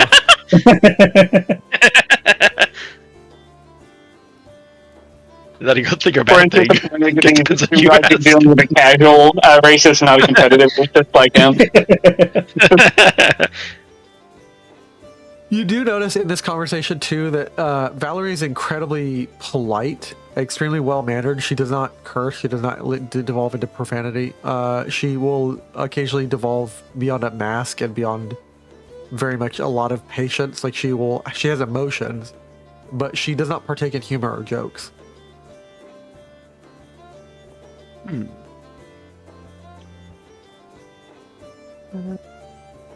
Dex himself wouldn't generally know what to ask, so he's just gonna keep gathering information for his allies to use. Let's see.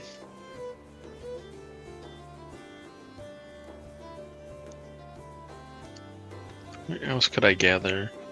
Let you find out what her hyper interest is, what her hyper focus is in life, beyond just other things. Sure, I can work with that.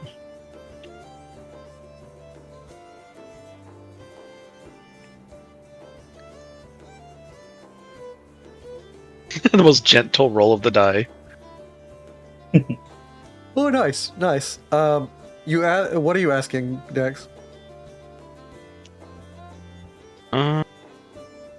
Let's see. What her hyperfixation would be. What would I gather to get to that? Now you've gathered so far as the pastiche that she does not trust people who worship Shaylin. She was born into nobility to be a champion of Shaylin. She apparently said something that was offensive and left. But she regrets that people took offense to it. She's extremely beautiful and has many suitors all the time approaching her, or people who just won't leave her alone for the fact that she's beautiful and make advances. She does not really have time for or take part in jokes or interest in making jokes, or especially not bawdy ones. She's extremely polite and well-mannered. But you haven't gathered like what she's interested in as a person. What like.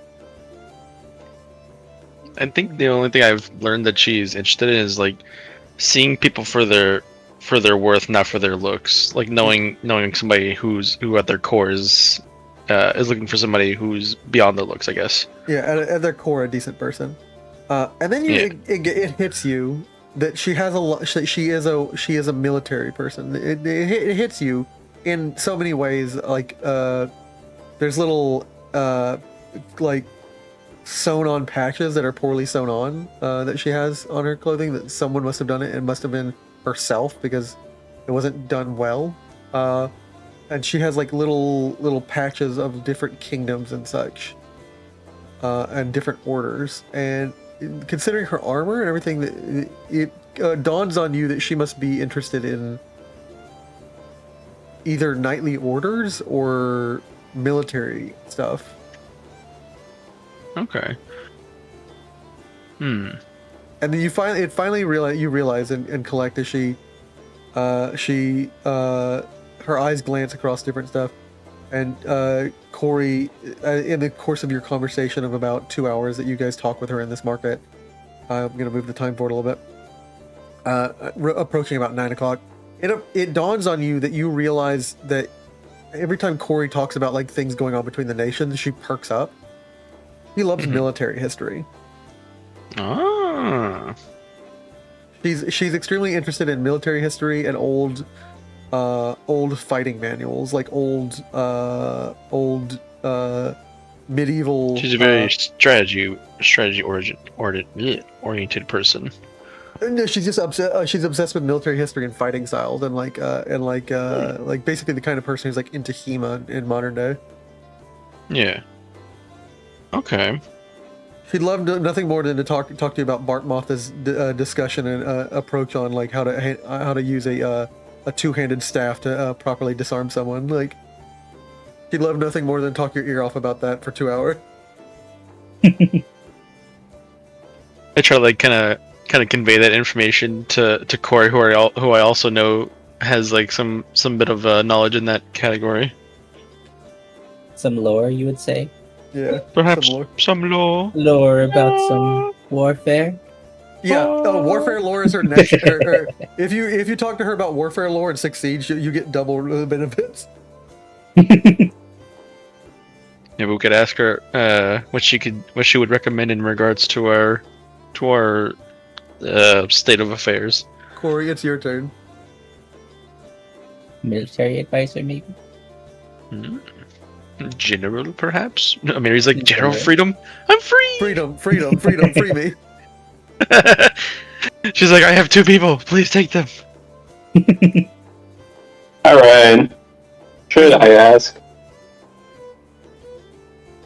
Dare you talk to a baddie about her hyperfixation?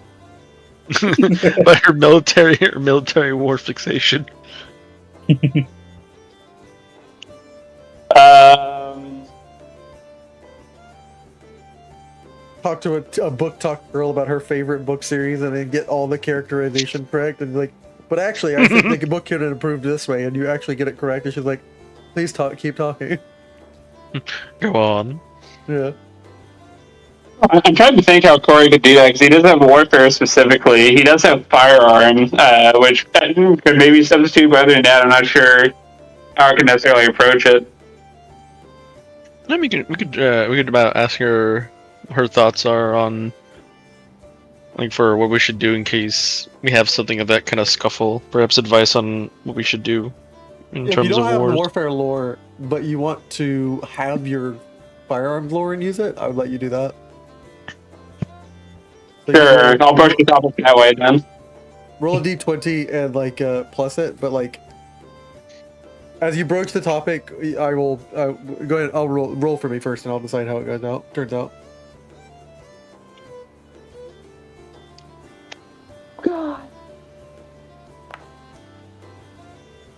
Let's go. Nice. So you managed to actually bury the lead that you're gonna mention guns, and the second you mention guns, she like he like looks a I little. used my hyperfixation to probe her hyperfixation. Boom. Chain reaction. You bury the lead a little bit in the conversation, and bring out the mention of guns as it regards warfare and as it regards balancing a combat. And actually, the second you mention a gun, you can tell she's rather off put, but. You pulled her into the conversation with war and with tactics and like formations on battlefields and like proper stationing of men. And when she mentions guns, she says, "Poor play," but I would much like you basically pull her into the conversation and like she dismisses the gun conversation entirely as like poor form. Wow, rude. And like continues in with you. You manage to get. What is her DC for warfare? I need to see if you doubled it. You did, and you'll get 4 influence points on her. Let's go. You Nice. don't realize she offends you, but she's like, she genuinely believes that guns are foul play. Tell that to the Alright, magic now- users. Now I've doubled that influence. I'm gonna pass it to the next person, Spectra. Yeah. I think guns are not fair. Oh yeah, what about a magic spell that can be shot across the map? Also not Touche. fair. Like, Touche, magic Well, I think they're user. mean. It's like you can blow a hole in the ozone with your spells. I can blow a hole in a person. yeah. two sides of the same. If you see. Zekro, it's now your turn.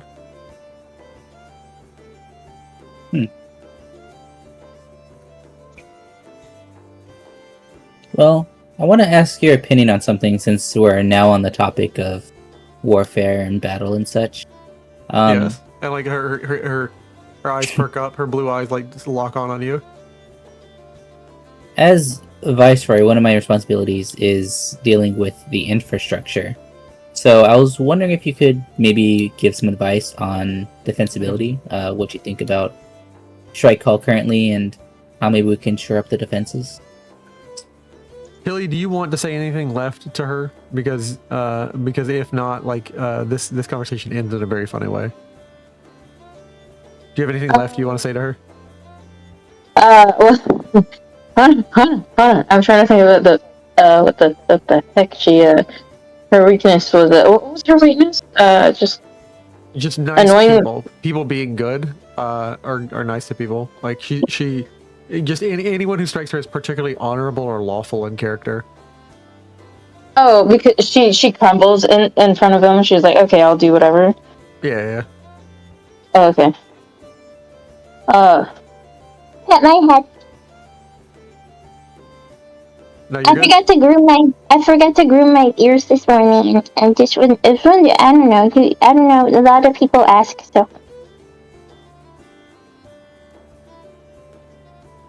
You forgot to groom your ears. I'm not sure where you're leading with this. She's fluffy and she's Tilly's pretty freaking good, and she's like He's asking if the paladin will pet the bunny. yeah, because she forgot to groom her ears, and she's fluffy, and she's being sweet and good and adorable and being kind. Interestingly enough, for a noble woman, for someone who grew up in a fancy, fluffy home, her being a paladin of beauty, he actually does not care to pet you. Like that's not like her like, oh my god, it's such a cute bunny. Wow, and we're the main ones. Okay.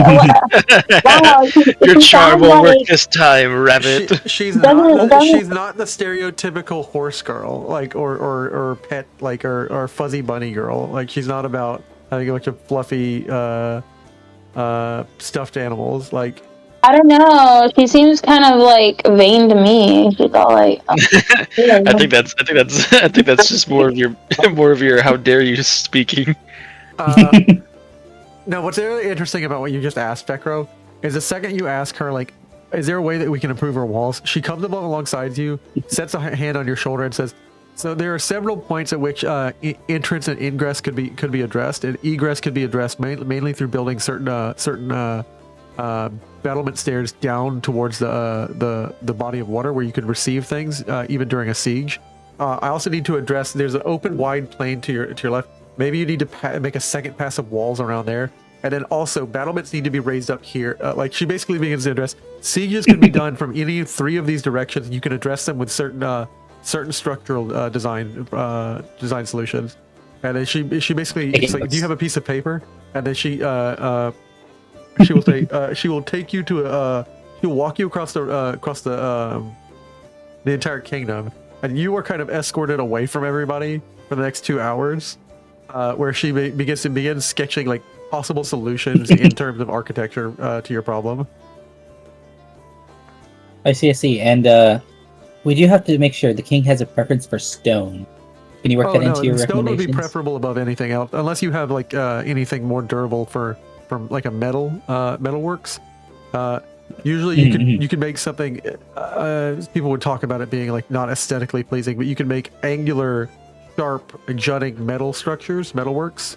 It would give the aesthetic impression to people that your kingdom is unwelcoming, but it would be extremely defensible, and it is beautiful in its ability to protect the people. What about giant caltrops? Well, that's what I'm saying. You could build caltrops, or you could build them into the walls themselves, and build structures like upward angled and downward angled spikes, alternating to prevent people from laying siege. Siege towers wouldn't be able to approach close. People wouldn't be able to climb up the walls for the sake of the downward spikes, and people pushed from the battlements would be impaled on the spikes down below. I see. Well, thank you. You're very welcome. Do you need to discuss this with the king? And the conversation ends with Valerie at a solid, after that request, at a solid influence 8, which means you've max influenced her by landing on exactly what her hyper fixation is. I'll go through what all you just unlocked. Influence 3, Valerie starts to become friendly to you when she next meets you. Influence 6, she starts her attitude is helpful when she next meets you. In Influence 8, is she is impressed with you so much that she gives you as a gift, she says, in case you ever need this, I hear that you often go traveling. I occasionally need this in my travels. I keep a couple of them on my person. And she hands you and you may add to your inventory, a moderate juggernaut mutagen. Oh. What does that do? Occasionally she just keeps like 3 or 4 of these on her person. Oh, what happened to me? I think I fell beneath the map. Why did you fall beneath the map? Hold up. Dang, There we so you're go. picking the world again. I swear this keyboard's a little touch sensitive, so my hand just kind of sits there, and I was messing with my scroll wheel, so it just fell through the world. She keeps Like, I about know you 4 said or that- 5 of these on her person, and she gives you 1, so she only has 4. Like Juggernaut Mutagen, your body becomes extremely sturdy and ponderous. You gain +2 bonus to Fortitude saves and 10 temporary hit points. You make as a drawback, you take a -2 to Will saves and Perception checks. You basically become immovable rock. Activate mountain stance. I cannot be moved. Truly. Yeah, immovable object meets unstoppable force. Yeah. She carries a few things on her. She mostly is like upgrading her scale mail, and she has a bastard sword, a dagger, and a steel shield. She is clearly a person who, when the sword gets knocked away, she completely gets disarmed. She'll pull the dagger from her foot or from her greaves, where it's attached at her, like basically at her leg level. But mostly she is sword and board paladin. Oh, nice. And being the paladin that she is, she doesn't actually have too many spell powers. She's actually, interestingly enough, kind of lied to you at this point. Like, when you guys next fight with her, I'll let you know.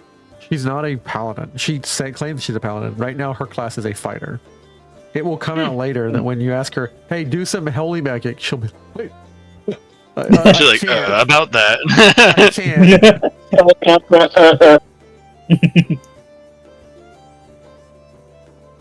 If you've gathered, basically, the order shunned her, and she shunned the order for some reason. You can't actually do any paladin magic of Shayla. She is, for all intents and purposes, the knight errant, Sir Valerie. Yippee! I don't know if it's showing to y'all or not. Yeah. Yeah. She is knight errant Valerie. With a kite shield. My favorite shield. I don't like rondelles or bucklers or anything. I prefer a kite shield. No, I do think people misunderstand. Most kite shields are not worn in such a way where the point is going down to the ground. You wear it so your hand goes to the point. Mm-hmm. You know how Zelda, like in Legend of Zelda: Ocarina of Time, Link holds it so it's like the pointy part goes to the ground. Mm-hmm. In reality, you would grab it where the top, the half horizontal part that's not curved, that's like at your elbow, and your hand is at the pointy part. Yeah. Oh. So you can stab someone with the pointy part. That's how you actually wield a kite shield. Yeah, kind of like how my gauntlet buckler works. Yeah, most people don't get that because most people have never actually like most people who are fantasy fans have never actually gone to any like medieval armament reenactment and never actually held these things that they love to talk about in fantasy. So like actually experiencing them, you would readjust how you draw your fantasy characters in fantasy scenes, because most people just, there must be a little handle here, a little handle here. No, the handles are completely reoriented. People don't get that. It's really funny, like, you know about this stuff because of like Lord of the Rings. I know about this stuff because I fight. We are not the same. Yeah.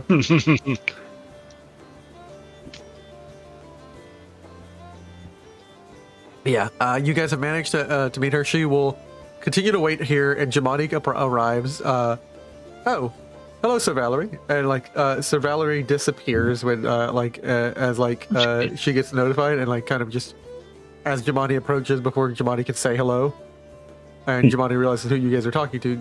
Sir Valerie disappears. It's like no. And I will give you all another 50 EXP. Yippee! Nice. The king. That's what I like to see right here. Do I need to add it for you, or do you want me to add it, or do you want to add it yourself? What expense are we supposed to be at with this added? We'll see. I think I missed the number. I'll double check I everyone's can tell you what I'm stats. at. Yeah, what are you at? I'm at 230. Okay, then I'm at. Corey's I'm also at 230. Good. Yeah, Good. I have And not minced that my means XP. Tilly's at the wrong one. 230. Oh, boy, Is Tilly behind or is Tilly cheating? Tilly was behind. Oh no. Oh, okay. Tilly would never She's cheat. like, She's a I'm noble she's like, I'm silver nerfing dragon. myself.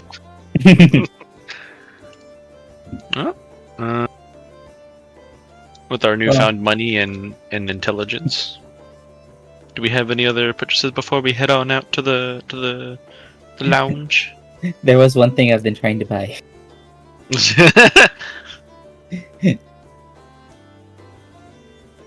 And what would that be, what Fekro? have you been trying to buy, Fekro?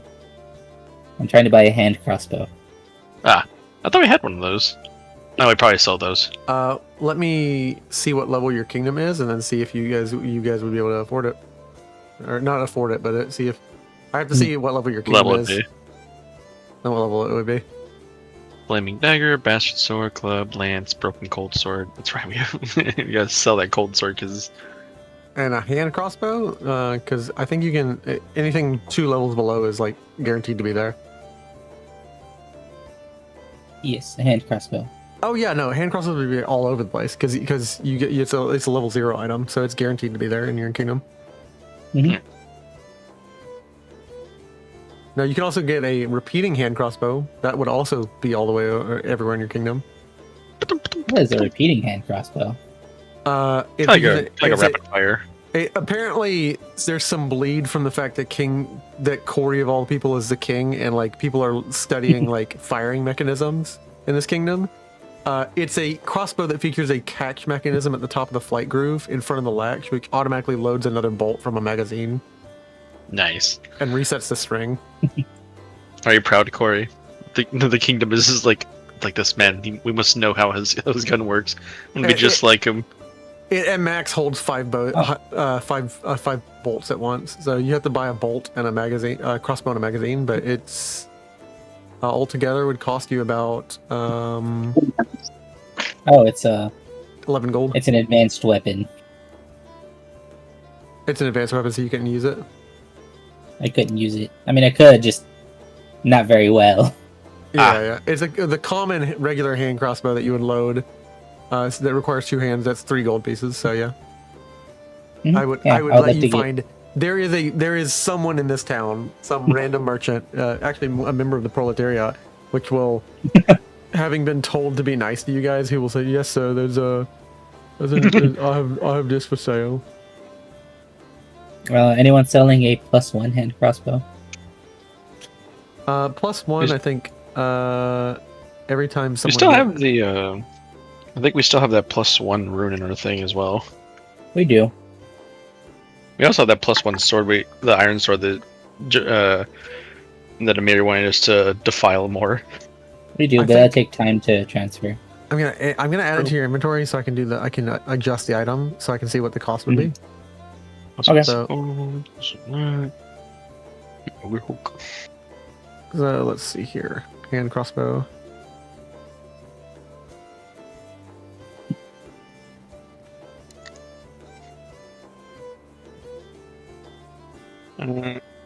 Is there a shop we could also sell to real quick? I can just dump a lot of these armors.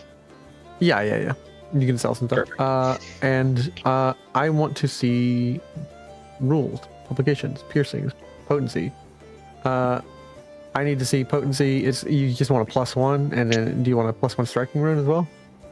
No, just +1 is good enough. Just +1. That would be 35 gold. Ooh, 35 gold. Okay. My arm, it's snip-snapped. And then the armor. Let me see what all you're trying to sell. Because I don't, unless anybody wants to like change their armor, we've got like a whole thing we could sell. Yeah. Yeah. I'll buy it. The +1. I can do the math real quick on the total of all the armor that you have real quick. I'll just do the basic value, and then you guys can haggle if you'd like. Yeah. It's like you see this large hide armor. It came from a troll that was terrorizing the land. Or Yes, not it's troll. very nice, King. It was That was giant. kind of the favor that you owed us. Oh, the court owes the public safety. You can't sell me back for the safety that you owe me. It's like that's kind of like holding me at hostage. For that's kind of like running a protection scam. I was gonna say it was more of a. I was gonna say it's more of a story behind behind the armor 67 when they gold. sell it off. I will take a merchant, a regular merchant NPC, and we will do a little haggle at that. 6-7 mentioned. OMG. No, my God, no. Freaking Jennings. don't care if you're Gen Z. You're acting like it. Go ahead. I disintegrate that. at the mention of the set of numbers. Just, No more food for you.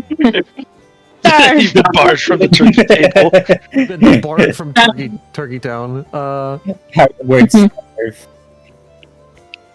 I'll take away the food. Give him extra spicy food. Have him suffer. Good night. Again. Yeah, exactly.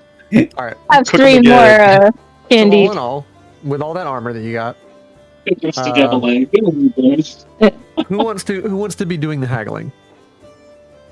I could try doing the haggling. All Unless right. someone else wants to chat it up with an NPC. Do you have mercantile lore, or do you have perhaps diplomacy or deception? I've got diplomacy, and only lore I got is Earth lore. Okay, so he's gonna roll his mercantile lore, One day that would come in handy. Plane and of you're- Earth lore. and you are going to roll. You are going to roll your whatever you want to roll, but like the amount of 5s that away from you is going to be 25% each time to the change of the price. Like if I have 5 over you, it's 25 more. It's 50% more. It keeps going up every 5 dice, like every 5 above your roll. If I'm 5 Right. under your roll, or we meet a roll, it's the same price. It's just neutral price. So I'm rolling mercantile lore. You roll diplomacy or deception, whichever one you'd like to roll. Damn it, I rolled a net one. Go 22. Good luck on the Hag Max Index. Okay, you get a plus 50% or to the amount you sell this for. I just give him the lore of like each armor piece that we've come across. It's like you see, these came from trained assassins that were sent to kill one of our people of the one of our council members. That's 101 gold you get. Woohoo!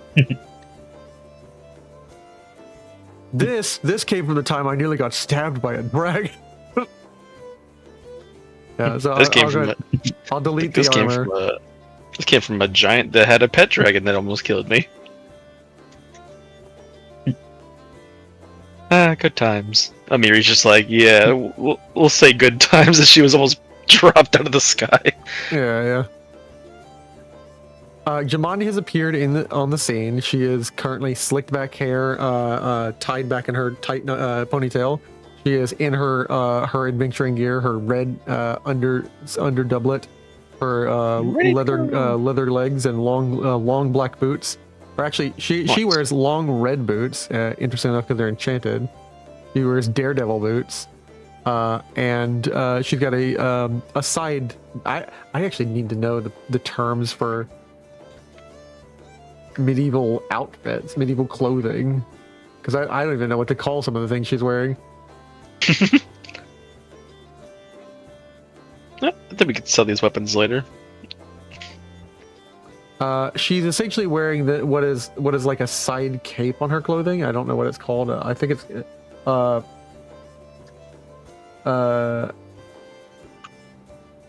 Like a shoulder cape, you mean? yeah, like a shoulder cape. Let me see. I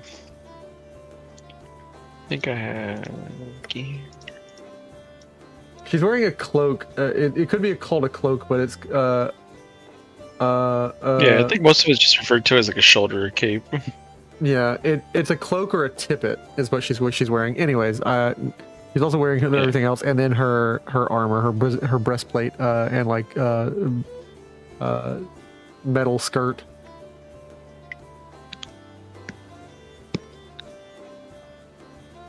It's called a Mordhau. She's wearing her breastplate in Mordhau, and she is completely ready. She has her gear. She has a backpack on. All right, are we ready to leave? Of course, we can stay. We can always stay if we have to deal with the. It is more wide that you deal with your issue with the provocateur. To respond to that, I just like walk up to her and kind of whisper in here. Yeah, no, we're dealing with that later. Very well. And like she nods. He's adding to his sentence. He's causing a noise disturbance. You see, as we just hear him yammering in the distance. I need to check something about her as a person, but it's like, you see, he's simply adding to his own time. I think she is a neutral enough person that she will believe that that is a reasonable way to deal with a criminal. I mean, it's not exactly lying. He is Understandable. causing Have a nice day. Yeah.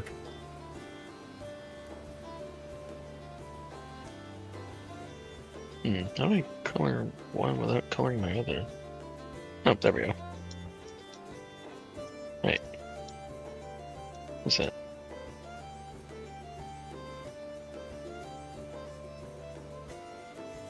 Weird.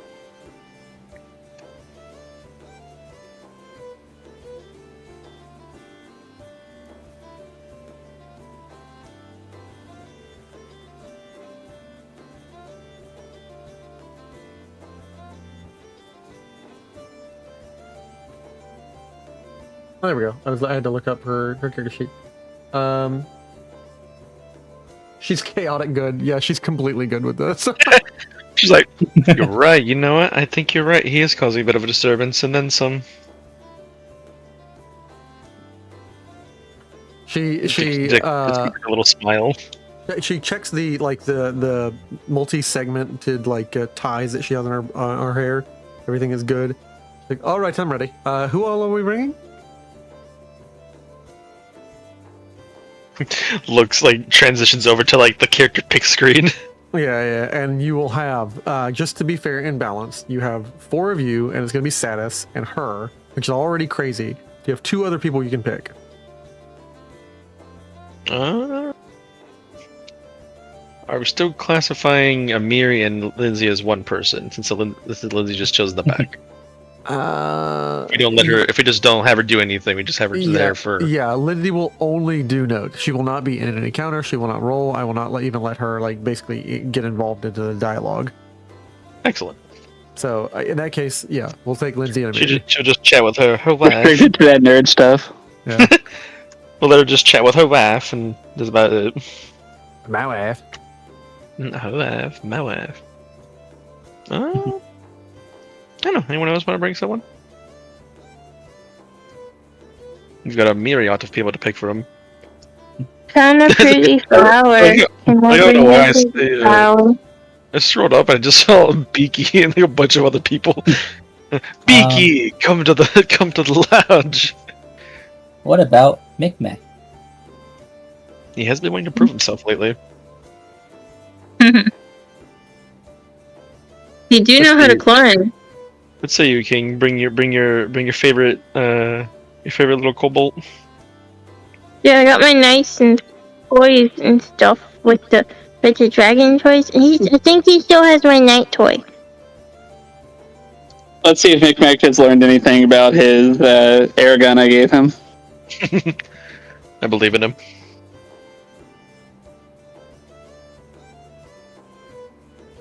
I'm hoping he can make me believe in him after that miss.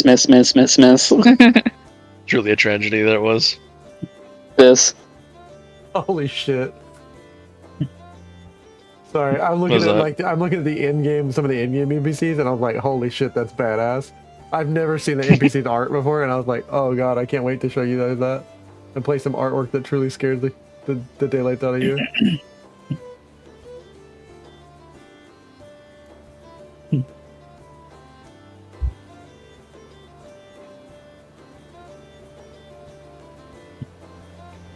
Yeah, there we go. We got our little team and we got our Micmac. Alright, so no one else you want to bring in Micmac? In terms of balance, I think it's good. Micmac. I mean, if we don't care about balance, we could always bring Jamandi.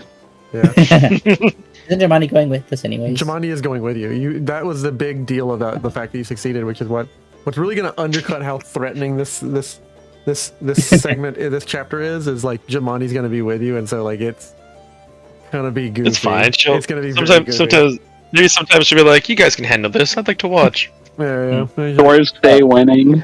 Let us move on to. I'll go ahead and copy and paste all these people, and we'll move on to the segment. I'm gonna mention this ahead of time because I'm not finding an easy way to do so. Okay. Part of my daily preparations, I did prepare a poison, and I am applying that to a piece of ammunition. Oh. Okay. So just letting you know ahead of time so that you know.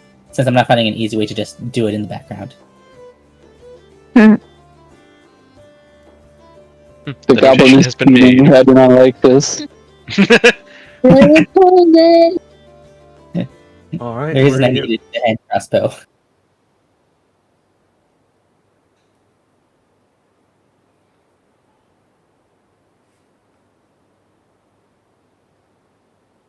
And we're gonna have an urgent moment where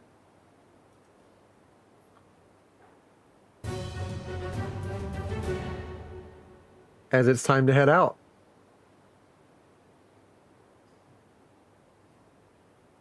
There you go. A little notation. That way we can reference back to it. I only have the one poison, so just letting you know. Nah, it's fine. And now it's time for you guys to set adventure out into the stolen lands. Yeah. Your goal: get there without any trouble. To none other than the Hunter's Difficulty, Lodge.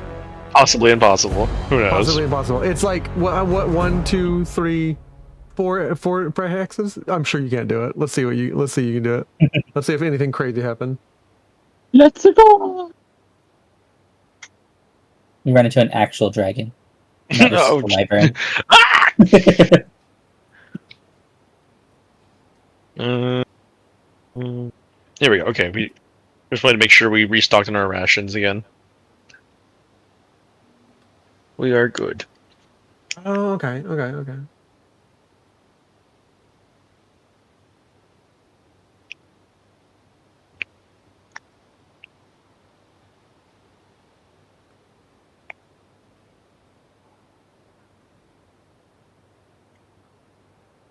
Every day I'm supposed to roll the random encounter table for Kingmaker on Archive of Nethys. Every day we're supposed to be shuffling. Yeah. Have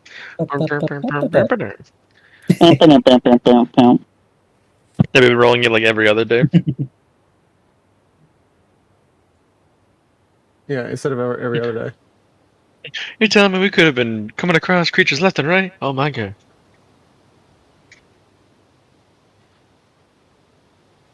So the GM may roll based on a flat check detailed on the difficulty of the area by page 173, or you may simply decide as the GM, because GM fiat, that a random encounter happens whenever you feel like the pace of play could use a bit of effort. Whenever I feel like it. I like that. I like the empowered feeling of whenever I feel like it. No, I'm not gonna do that, dude. Every tile Dex of is this. missing a leg and an arm. Yeah. How about encounter? It's like, ah! You're ready I'm not to going to make do your it. I'm world going to into make a sure you know I dungeon. could do it, but I'm not going to do it. Yeah. Promise. Pinky promise. I need to look for. I need to gather another spare skeleton for replacement parts again. Backup skeleton. Let me know those giant parts you had. They're not, I don't think there's enough of them to make a giant body just yet. Not even with the wyvern bits. I don't think I can add wyvern bits to myself. Look slowly at Okay. GM. Let's say you, GM. We have the technology. We'll graft them to you. Oh God.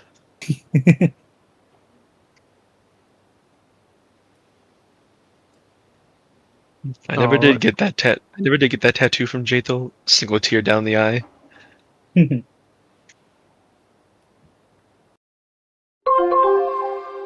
What?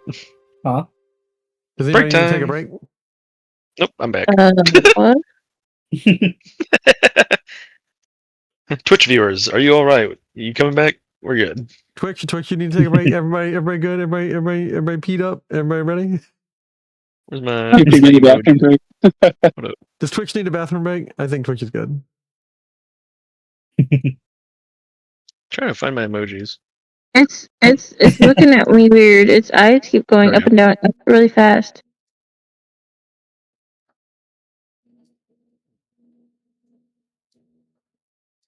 This one got it.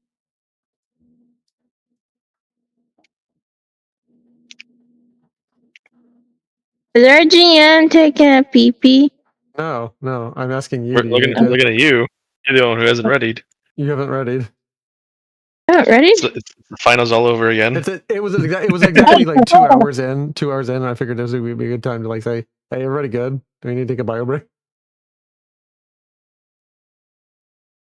Oh, can't- that's what that does. It's no. Hold on. Do you need me to close this out for you, Tilly? Are you ready? No. I got it. No to which part? Break is over. Two laptops and a phone. Yeah, I'm trying to. I'm pressing the button. And it's not working. It disappeared. I guess it worked. Okay. My screen is split in half. Well then, I'm gonna refresh. why have you split yourself in half? No, the hidden lands banner is like in half, and then the like part of it's. I'm gonna refresh. Don't worry about it. Oh geez. Don't worry about it. Here goes the wolf breaking things. I didn't break it. It's just been sitting there. That sounds like something someone who had broke something would say. Every day, or every Mhm. time you enter a tile, I can roll this, depending on how crazy things have gotten. I'm just gonna do it every beginning of every day. Hit us with that roll. Because you have a Miri with you, we're going to start with this roll as you go into this first section. And you have 4 tiles you can move. Boom, and then we're going to go ahead and do the roll table. So I need someone to roll a flat check for me, a d20, against the encounter DC of... What region are we in?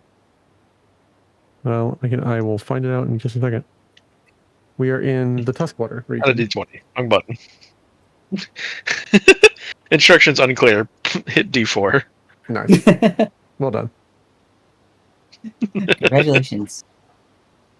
You're in the Tuskwater. Oh, yeah.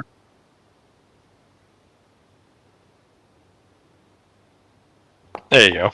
I'm like, instructions unclear. Hits D4 button. Mhm. Nope, you don't have an encounter. You're good. You're good. You can move 4 tiles and possibly get there by the end of the day at like 6 p.m. Oh, shucks. So would you like to go this way or this way? We can veer left and then go back there. So the reason I say like right and then down is this is the Lonely Bear that you've already been to. You haven't been to this hex down here. Oh. Yeah, let's go ahead and get that checked out. Little adventure. We're not going back to that body where the exclamation point is anymore, right? No. No, we've cleared that out. Cool. You already cleared that. I'll get rid of that exclamation mark actually, by the way. That is just I a think drawing. we I need to get reconnoitered rid that of. space, I'm assuming. Yeah, you reconnoitered that space. All you really notice here is you get to what's called the Gudrun River Forge, or what I'm not going to call is I'm not calling it that. My brain did something and I need to stop. You're at the Gudrun River Forge, and is that so? This is just a really short description. It's just normally there's quite this extremely deep Gudrun River. It becomes very shallow here, and you can navigably ford across its width. Like it becomes very shallow, and you can your whole party and the cart can leave. Neat. Across here. So the Gudrun So becomes save like a spell slot. Yeah, navigable here, so you can save a spell slot. So I will just draw a little bridge right there. Little bridge. Little bridge. I wonder if there's like a little icon we can put, like how we have like the little forest, the little like garden over there and all that. All right. And then to the right, as you begin to travel, because it's on this side of the river, is the Hunter's Lodge. And you guys arrive, and I will go ahead and describe it as this cozy Hunter's Lodge has been abandoned for years. But after you established your kingdom, a group rebuilt and established the lodge, and in time invited you to a dangerous hunt there. Go to chapter 5 to see more details. Yay. Kingmaker's dangerous hunts. Yeah, this hunting lodge is where the Imbeth travelers has set up the meeting with you all, the Dwardelf Misfits. and others located in the area. 2 other groups have arrived before you do, along with the Embeth travelers who live here. In addition, the travelers have hired a small staff of cooks, servers, and cleaners, and all manner of things to turn the formerly abandoned hunting lodge into something more like a tavern. And let me see if I can open up a chapter and see if there's music I'm supposed to be using. There is music I'm supposed to be using. Oh no. Oh boy, music. Music time. Specific music. You'll love to see it.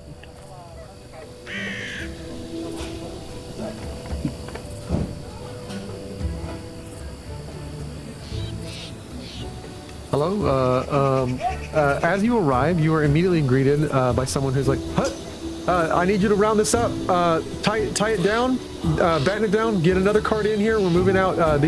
We're good on resources. Ship this over to Barnhold. That should feed them for a couple. Hey!"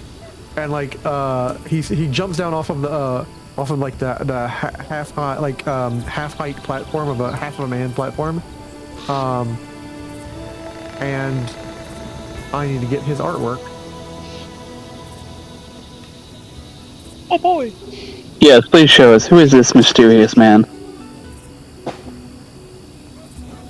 Who are you? He hops down off of the ledge. Well, hello there, everybody. Dwardelf, Lady Jamondi, and like he gives her a little curt bow, and like he holds out a hand, and she shakes out a hand. Welcome to the hunting lodge of the Embeth Travelers. I'm Jamel Visser. I didn't know when you would arrive. I knew that you needed to take some time. Things had happened. Magar Varn had informed me of. I'm dreadfully sorry for the trouble with that spy fellow that you had, your former spy master. Oh yeah.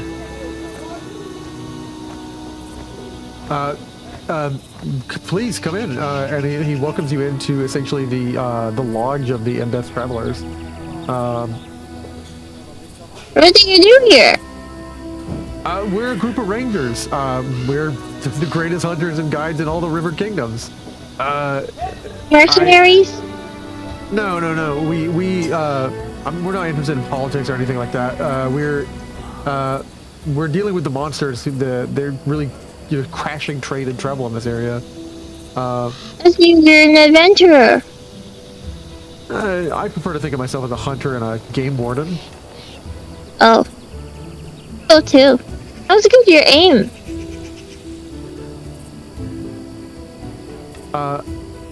He seems to be just a very friendly fellow. He's rather nice, and if you guys want to do another meeting segment, or you guys can go meet everybody else who's in the hunting lodge. But let me see if I can move. If there's a map, I'm supposed to move you to. Oh, the hunting grounds. Oh yeah, here we go. I move you to the hunting lodge.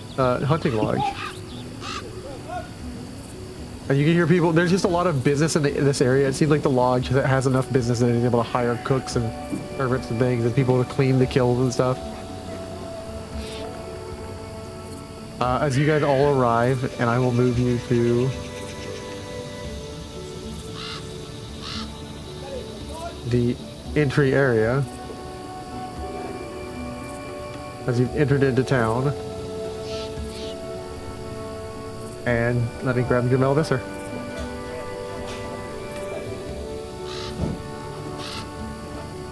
And I'll move you into the screen.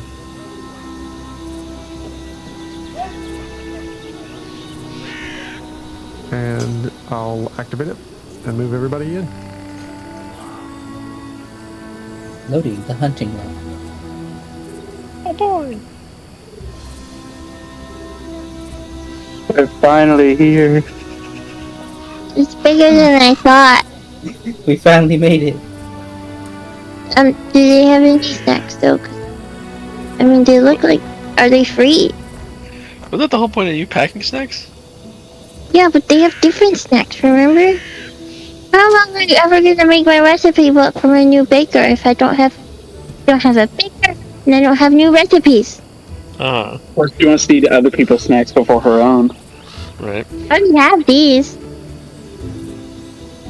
How greedy of the demon bunny. Read, it's resourceful. Oh, I Sure, vanished that's into the what it is. darkness. Where did I go? I'm blind. Okay, yeah, I trying thought I to drop vanished you into the guys. darkness. I was there for a second, then I scooched over like 2 squares and I went, boop. Well, maybe I just need to drop everybody one by one. Boop. Boop. Oh, hey, my twin! Is it not refreshing for me? It's not. It's doing that Good thing where it doesn't refresh for me. good to see you, myself. Just high I'm not fives. kill you. Skeletal high fives. It's doing that Where's thing for my me where it doesn't refresh the screen. No. No. skeletal high five?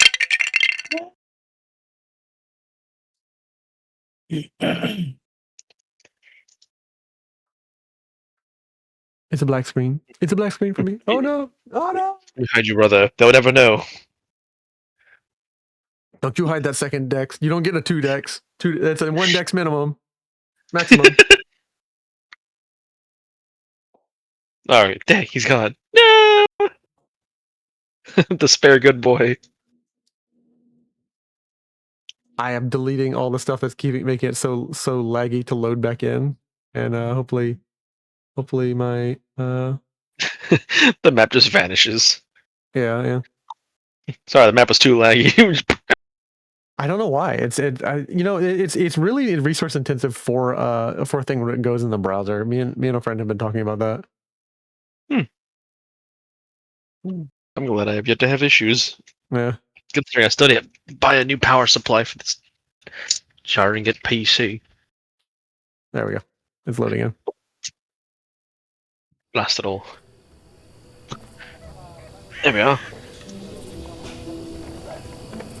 It's still not loaded in for stream, which is really important. But trust me, it looks really cool, guys. It's pretty intense. It's pretty intense, yeah.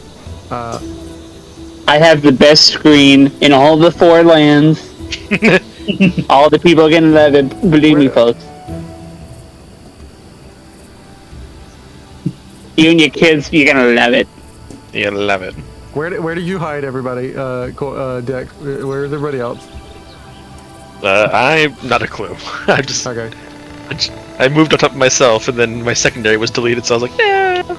Okay. In that case, Kind of hard to miss Tilly with Wait, it was- turning stones. Lindsay here. It was Dex and Dex copy. That's what was there. And Jamani. My spare clone I take parts from. There you go. He goes out and gets more parts to replace the ones I'm borrowing. Well, please, more than anything, we're glad to have you. We wanted to run this as soon as possible to get everyone in the area to be like, this is a bit of a peacemaking expedition, but also we've heard your great deeds, King Corey, slaying King Hargolka. We've heard the things you've done in the land. It seems you're right up our alley. And Lady Jamani, we're more than happy to have you. A Restovic noble lady, especially an Aldori sword lord. It's wonderful to have you. I'm sure you'll be able to keep right up with us. And Jamani is just looking around and like, she sees all the bustle and she sees everything and she sees, oh, they're about to get to hunting and she's just beaming. Got that pep in her step. Yeah. Oh boy! Yeah, Corey wants to apologize for the delay, but we did have that one incident that involved both Dordelf and Varnhold that we had to address. We had a whole myriad of delays. Goodness Ooh, gracious. myriad. No, you're right. Not hot. Sahad!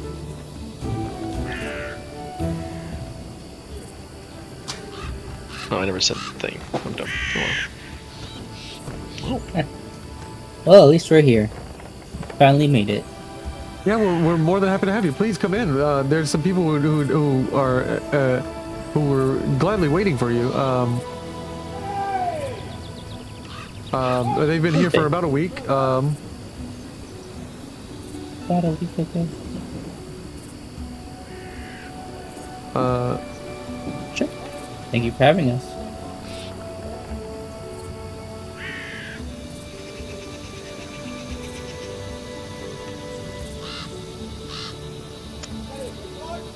And there is 2 people attending next to them at the table. But as everybody kind of files in, Jamel steps to the door. He says, "Please, please come in, come in."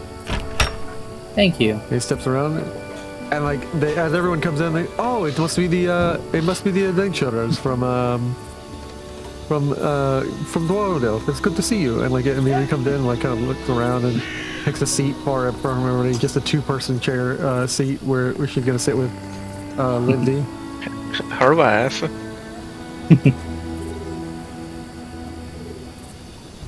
And it's Like I just sat at this people's table. Hello.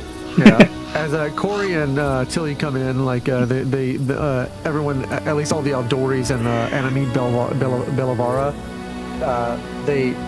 the lady that you have not met yet, they all stand and give a slight curtsy. Corey and you are feel free to step wherever you like. And it's not until Jamandi steps in, looking around, that Adina says, "Sister, welcome! We did not expect you on this journey." And like Jamandi looks around nervous. "Oh, Adina, Jolia, Jamandi, Adina," and like Adina steps around. Please, excuse me, King, excuse me. Adina, Jamandi, it's so good to see you. And Jamandi, like she gives a very tight hug to Jamandi. "You know, we're not really sisters, right?" And like, yes, but we might as well be. We have the same last name. It's good to see you, sister. Close enough. Works for me. That's how I work. Come in. We're just enjoying a lunch. Look at him facing the right direction. Let's go.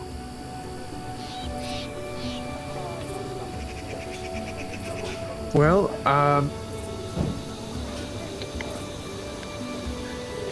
there are 2 gruff men attending, kind of like standing side by side. Neither of them are sitting. Sent to more so to keep this individual safe. We have a little time to mingle and chat while the lodge's staff prepares the lunch. If you arrived on horseback, Tamal, where's Tamal? Give me 1 second. Oh yeah, our cart. The royal cart. I imagine like Dex just like always like keeps up with the 2 to 3 horses that we have. It's like, oh, I'm glad we got you guys from the Stag Lord. Alright, Those horses Dex, have been what with are us their through like names? thick and thin. I never got a name from them. I never talked to the horses. I just like to think of them and always give them like little pets. Tamal, come in. And like an individual by the name of Tamal. I gotta talk to every animal. It's a younger like a 25-year-old actually no, he's a little bit older. It describes him as older. My bad. He's a former farmhand. Tamal is like a kind of like a deeply dark brown haired older like 40-year-old man. Comes in and sees that your mounts are tended to. Jamel and the invited guests kind of spend the hour relaxing in the outdoor seating area surrounding the lodge, and allows you guys to discuss pretty much anything. Conversation can range. This is just for me. Sorry. Please come in. We're more than happy to have you. And this can be an influence encounter if you'd like, or if you guys don't want to get to know these people or influence them, it's also up to you. But the 4 people that you'd be influencing are, of course, Jolia, Edina, this 4th person, and Jamel Visser, the one who sent you the invite. Please come on in. I know we talked to these 2 already from when we were at Varn's place.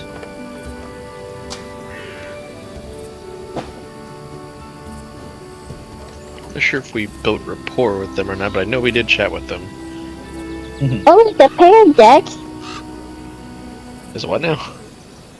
Hey, you want some?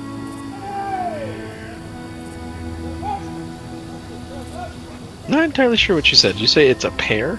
It's a pan. Oh, it's a pan or pear? Oh, It's a pear. pear. Oh, I see. Oh.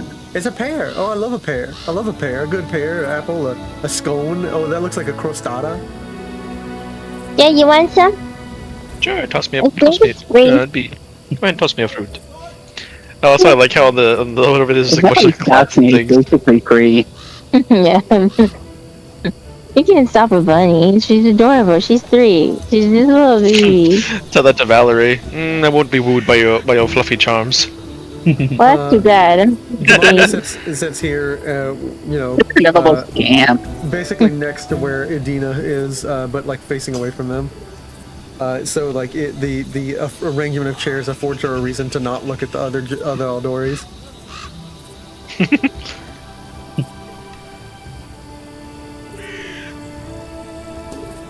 Well, please come in. Please discuss. We were just discussing the business of the day. Jamel says you're more than welcome to just relax, unburden yourselves, bring your bags. And Jamani says, actually, if you'll excuse me, would you direct me upstairs to our lodging? And Jamel says, of course, Lady Jamandi. And the both of them will disappear for the next 30 minutes as like Jamandi takes that excuse to be away from the rest of the Aldoris. Sounds like you have some competition, Corey.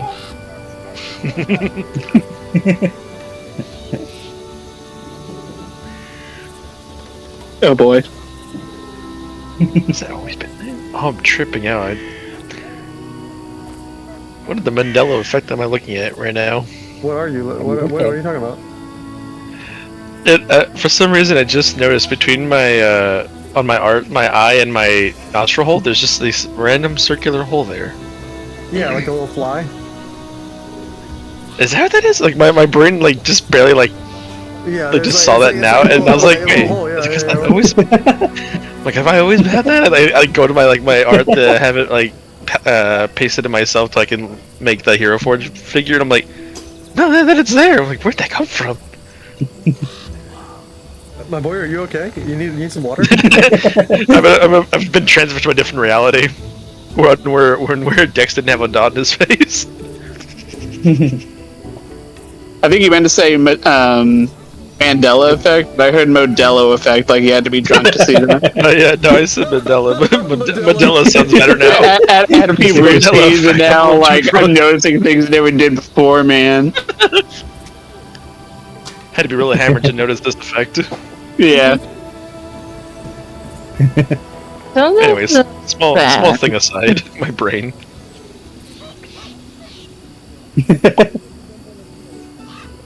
I mean, we are in a small tavern here. It is appropriate to crack open a cold one with the boys.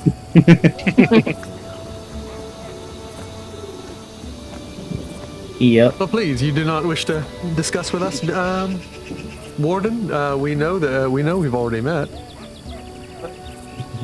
Where's I have a sound for this. Julia gives a kind of look and just Edina, don't tease him. You said crack a cold one. Gotcha. Gotcha. Please come, pull up a chair, sit. We're just getting ready for lunch. It's nice to see you a lot. See you two again. Or for dinner rather, because you guys arrived around 6 p.m. Haven't spoken to you since Varun. How's the town been doing?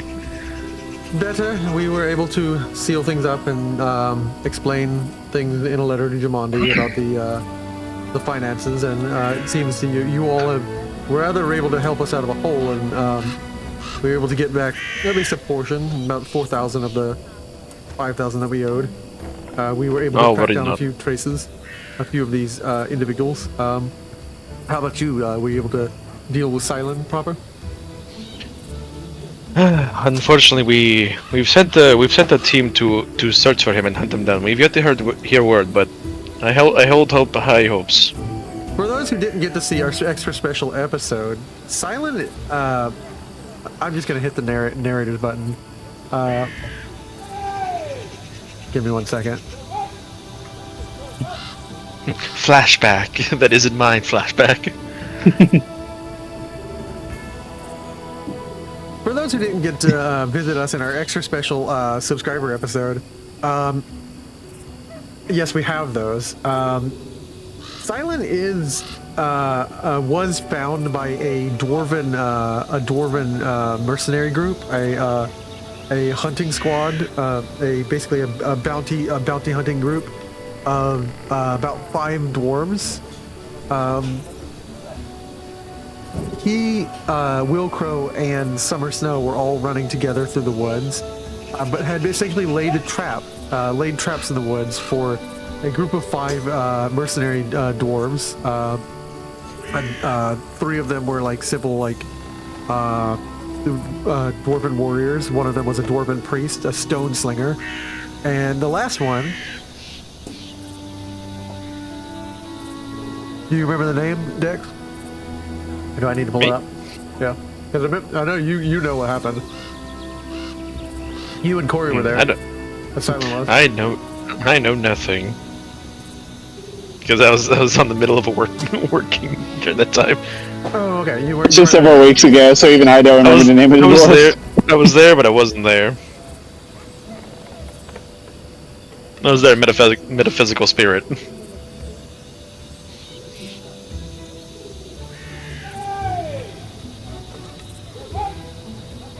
So,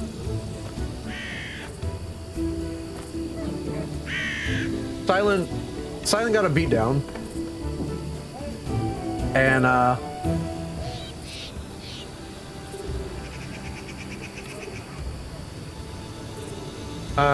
trying to find the meme,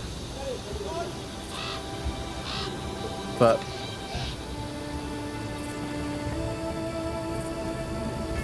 here we go. I found the memes. This is a meme channel, of course.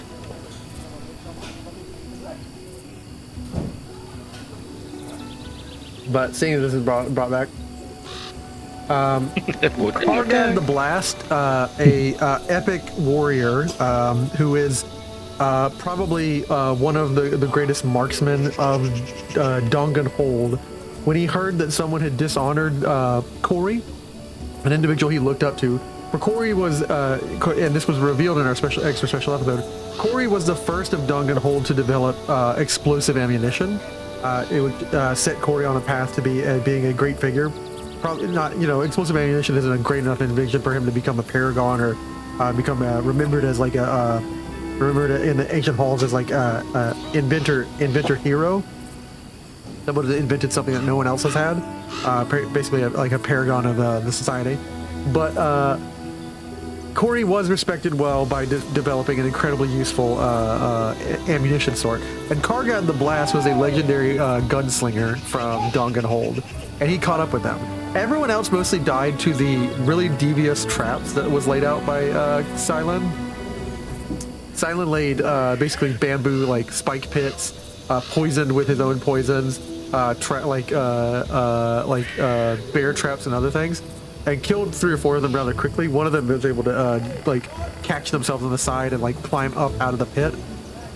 But then came Kargad the Blast, and Kargad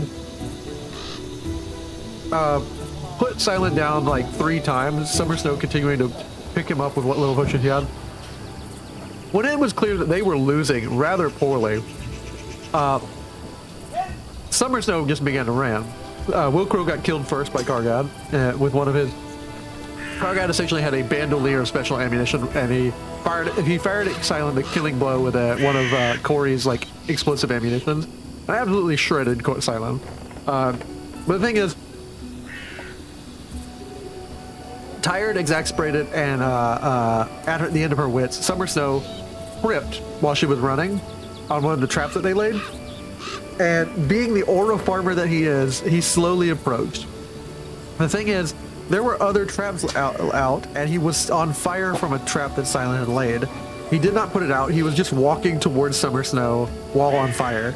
And she realized that she had one last weapon and basically threw a vial of venom at him. And the man could have healed, but he had a health potion on him, but was aura farming. And so Kargad the Blast is dead. None of the heroes know this. None of them know that Silent is dead, and the only person who lived in that encounter was Summer Snow. What do you do, viewer? You do. Back to the scene.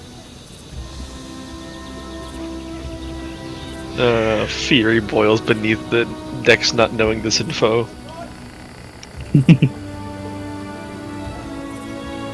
But yes, hopefully we get word back from them soon.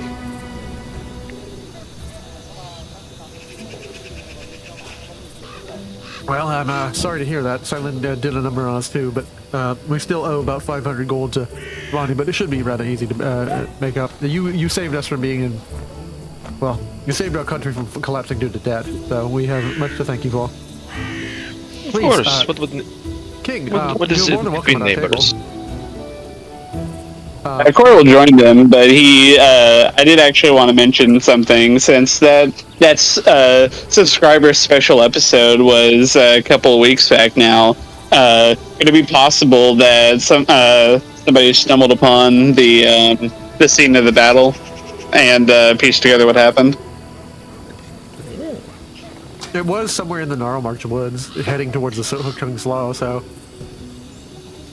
I don't know, like, how far off the beaten path Silent was, if they were, like, actually out in the middle of nowhere, or just, like, on the side of the road that is fairly well traveled. They were in the middle of nowhere, but in the forest, but I will say, who do you... Someday. When you get back to the kingdom, you will find out from someone who is a relatively... is relatively reasonable that they would be in the woods checking out and finding us. So after you return from this chapter, you'll find out. But like she invites you to come sit at the table, and of course I will move you there. Enemy, please make space. No, you won't sit at the foot of the table, King. Please come around the other side. Julia, stand up. Julia will step over. Me and him swap. Get out of here, Warden. I got dragged back. Welcome. Are we just gonna imagine this table is longer, or have I just effectively moved to the other foot of the table? You moved to the head of the table, but yeah. Okay, so yeah. Well then, Imagine Dex got up, they like put their hand on their shoulders. Nope, like okay. do you I'll guys be want here. to do another one of those influence things? This is how the campaign, the session begins. I know it might eat up the next other half of this session. I know you guys probably wanted to do some more crazy stuff, but you're meeting and getting to All know influence. finally Adina, Jelena, and Jolia, and this other figure. This mysterious bard. So I like their loot. That looks so cool. Why not? Why not? Okay. In that Yeah. case, let's throw you guys into influence encounter. Verbal Legendary combat. word combat. Word combat. A battle of wits and words, you see. Dex just sitting there. I don't know about all that. I am but a simple lizard.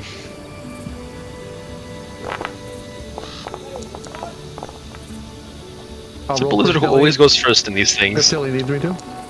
And Corey, A rumph. if you'd like me to, or no. Oh, I was muted. What are you doing? I'll just roll for your initiative.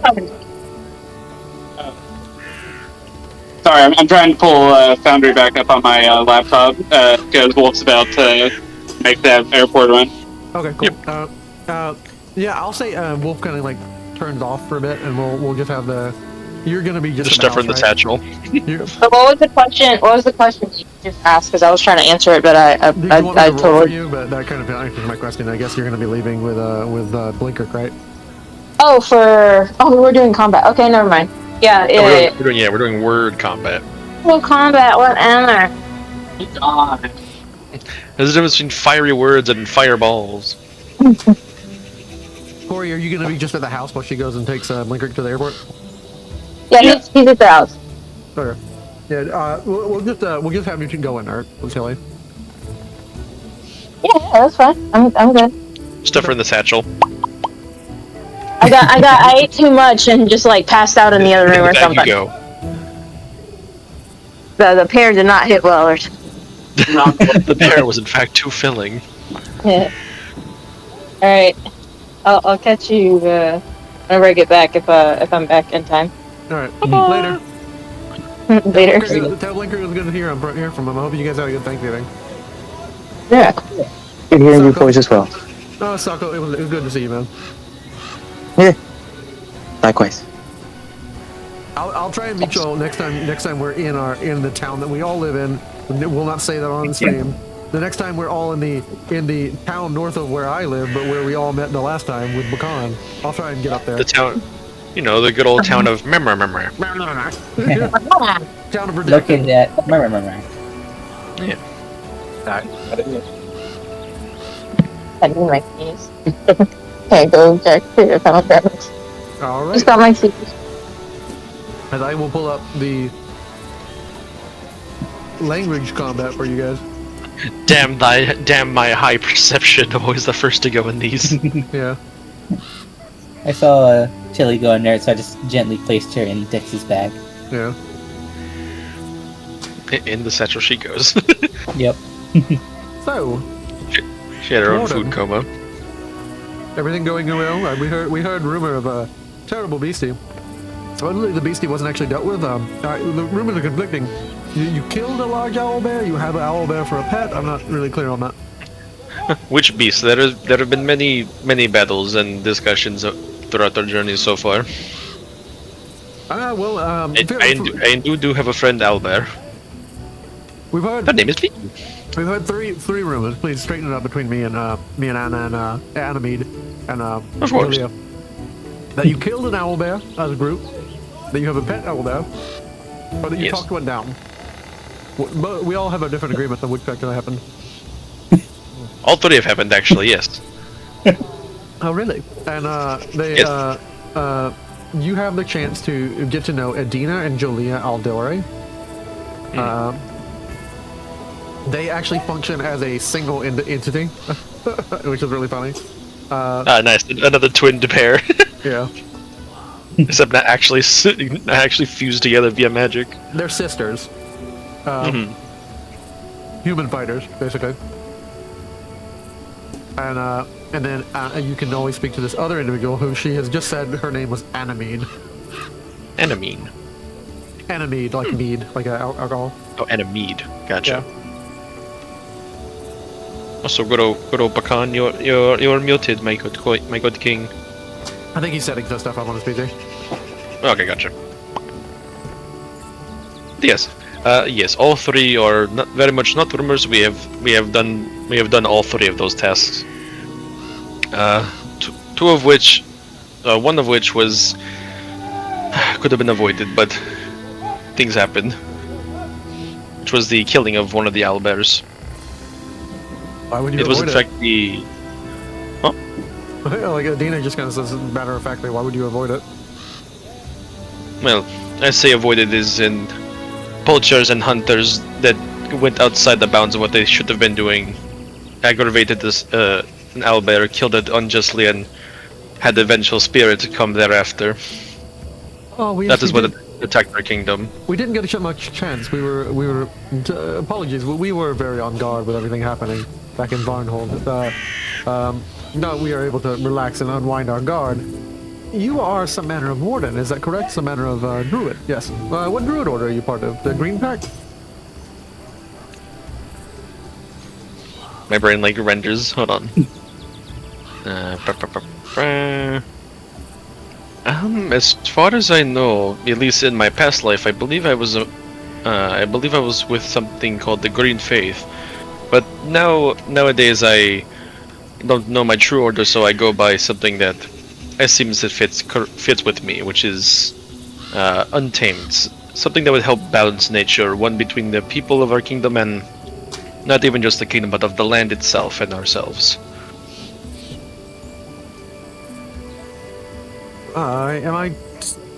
You will roll a perception against your roll of diplomacy. This isn't actually you rolling your action for this turn yet. It's just you guys having a conversation. Roll of diplomacy, you're just making a regular conversation, and then she needs to roll a perception. Ooh, almost a 20. 21. As Dex never tells a lie.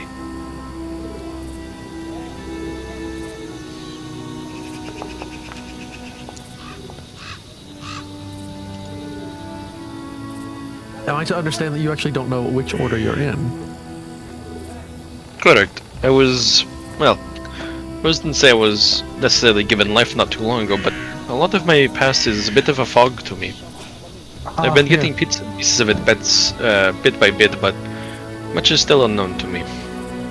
This would explain why you are welcome amongst the people. She kind of like runs a hand and like fizzes and like kind of gives a shock to Anamede. Yes, Anamede, please. We've already warned you ahead of time. You knew that this was going to be the case. That one of them, they welcome undead. We have explained their laws to you. Actually, oh, but it's dreadfully a different thing to see rather than hear from a thing. Truly, yes. I know. Apologies. I do not mean to offend. Oh, feel free. Oh, any question is, I can happily answer. I try to. Does it hurt? I like. Which part? Adina rolled an eye, and so does Julia. Not specifically. What do you mean? Like when I lose an arm? Am I hit by something? Well, suppose yes. Does it just passively hurt or anything? Well, no. It's the same as it would be the same as if someone were to break someone's arm. I break a bone. I most definitely feel it. It is not something that I feign. I by some form of magic, I do feel everything that occurs to my body. There he is. And Adina and Julia did not know that. They were like, interesting. Julia and I had a running bet that you actually couldn't feel anything at all. Oh no! As I can show you. I like detach my arm, just put it on the table. It's like anything you do to that arm, I will most certainly feel. And you just see it kind of give a thumbs up.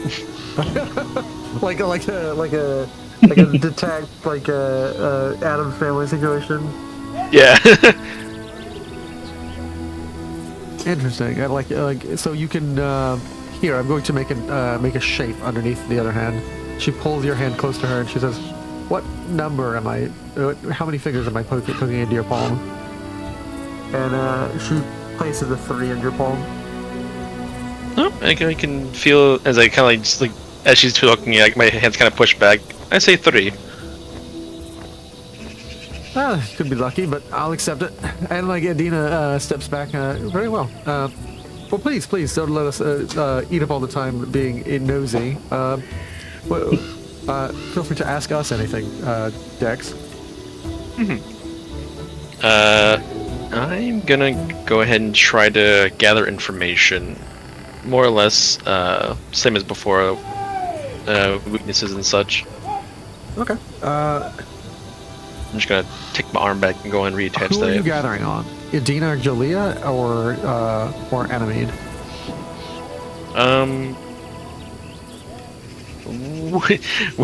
Which is the one in front of me who grabbed my arm? Adina. This one right here. Okay, okay, good. Just want to make sure. Yes, I'll gather on Adina. He's the one I had targeted. Go ahead and roll. 28. Like what's that? Discovery. That's not a crit. It's much harder to discover things than these people.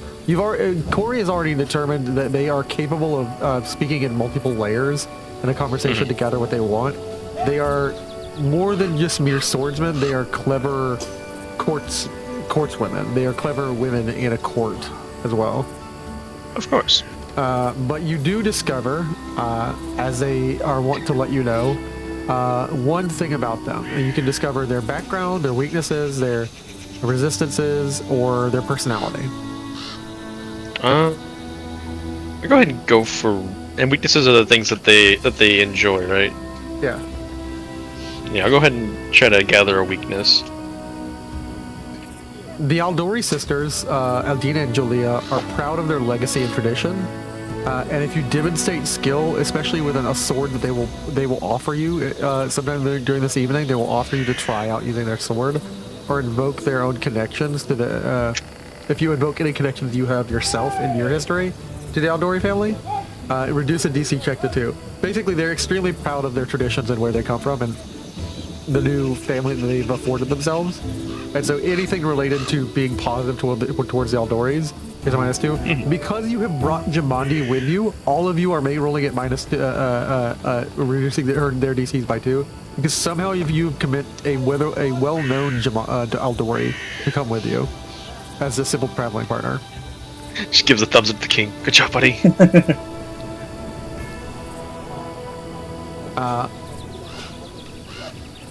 Well, you know, we're simple swordswomen, decks of all manner of things. We are the Aldori sisters is how we are known. For we travel together and we watch each other's backs. Isn't that right, Jalea? And like, you get the sense that Jalea is the more private of the two, and Adina is the more eager and public of the two sisters.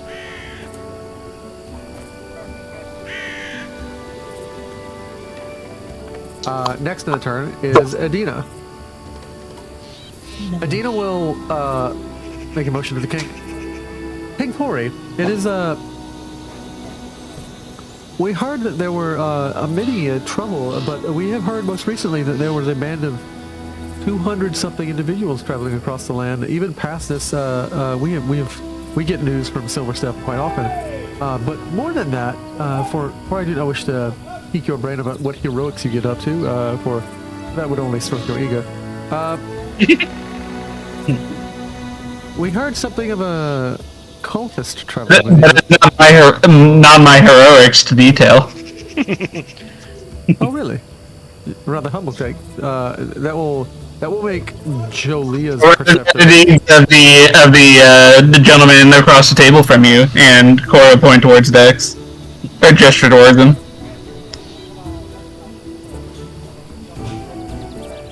Dex just like just snapping his arm back, and just waving.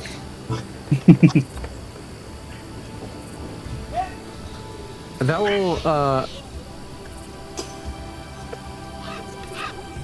will actually make Jolia's opinion of you go up, for you have again given away credit that would have gone to you, and your influence with them, these two sisters, has gone up by 1. Whereas, let me see, Animede personality. Animede. Yes, Dex. Would you like to explain what you found in the Valley of the Dead, or would you prefer I do so?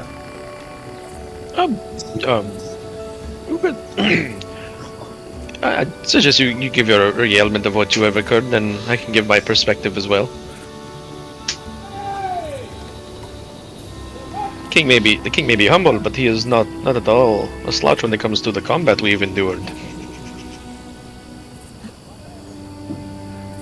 Very masterful tactician he is. Can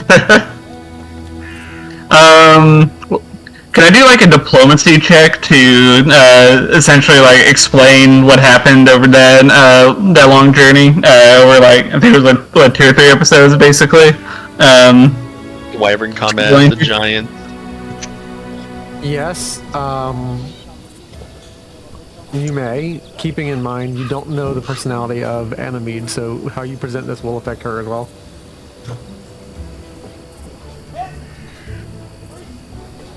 Perhaps she likes gritted honesty. Who knows? Yeah, I don't really have a way to check that since it's technically on Adina's turn and not mine, but... Yeah. Adina was mostly just trying to gather information about you, and she's trying to poke you in regards to what's going on with the cultists that you travel with. But seeing as you're actually effectively like deflecting in a conversation, I'll let you like deflect with another statement, basically never actually directly answering your question. Cultist? Oh, Ignis? Ignis, yeah. There's several cults that have been popping up in your region that we've heard about. We're rather close to the Silverstep. Cult's such a strong word, Ignis would say. It's just a sprouting new religion. Alright, let me do that diplomacy check here. Not bad. And that's 32. Nice.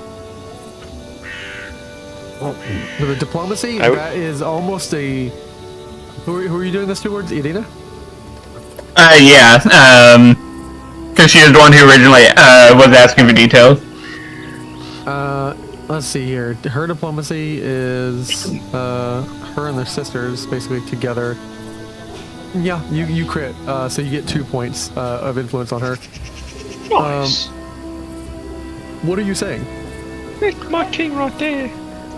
Well, the reason why I was doing diplomacy check is I feel like it would be kind of long, but Corey's basically wanting to regale with the explanation of what brought us to the Valley of the Dead and what Dex found there, being the refugees, and talk a bit about the travel back and the emergency measures we had to take to get everybody back in one piece. It might also be worth mentioning that we were making sure they got back to a safe place so they could figure out where they wanted to go after the issues that they dealt with in the valley. You managed to make it to Influence 3 with Idina and Jolia. And the Aldoris are impressed. This is what happens at Influence 2. Well, I'll wait to read that until we're at the end of a 2-round encounter of social stuff. About this moment, 2 individuals descend down the stairs. Well, we rather should get back to the activities of the night, don't you think, Lady Jamandi? I suppose. And like Lady Jamandi is like actively like not trying to come back to this meeting down here, but Jamandi will not be a part of the conversation so much as she will ping in whenever you discuss things. She'll kind of sit at the corner of this table, not exactly a thing of someone of her character to do that is respectful. Usually an awkward thing to do this. Like, no, I want to stay in my room. And Jamel will join the conversation, pinging in at his own rate.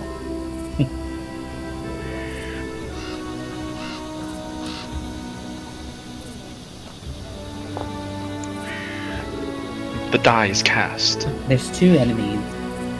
Yeah, his token is sometimes for some reason messed up. He's supposed to be Malevisser. There we go.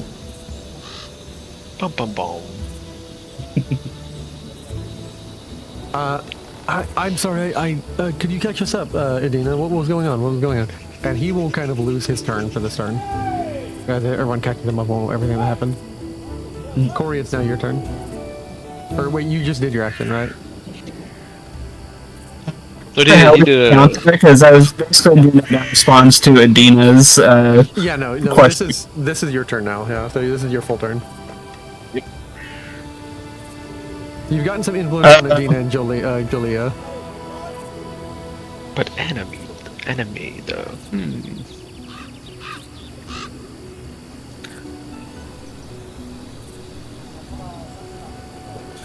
Well, that is rather quaint for you to save so many souls. I think very noble indeed. I'm sure that they very much appreciated it.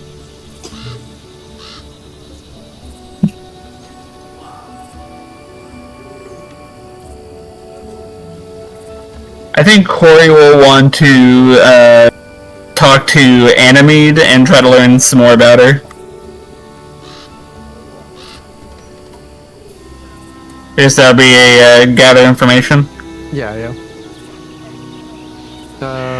Go ahead.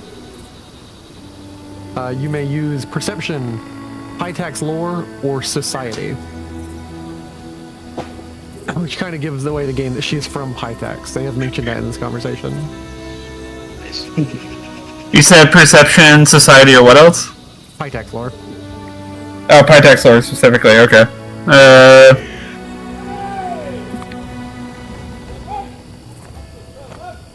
No, let's do a perception roll. Why not? Okay. I can make that a secret actually, so let me do that.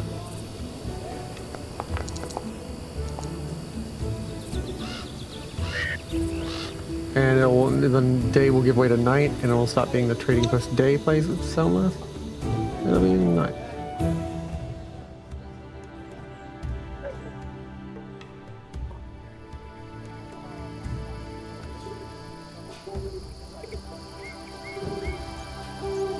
Let's see what your perception check was. Oh, a 29. Ooh, piece of candy. Let's see here. Piece of candy. It's candy. As you try and perception on her, you succeed, but you only learn one thing. You can learn her background, her personality, her resistance, or her weakness.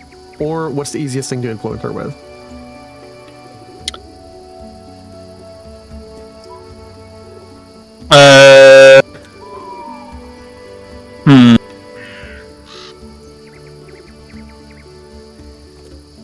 Let's say the easiest thing to influence her with. This is going to be interesting enough, and you can always call them in. You find out that, you catch her attention, and you can clearly see, because of the strange instrument on her, that is not a lute. It's not quite the same thing. There's an element that she is not from this place, but also that she's clearly interested in artistic talent. So you know that performance would be the easiest thing to influence her with. Someone to do a performance. Okay.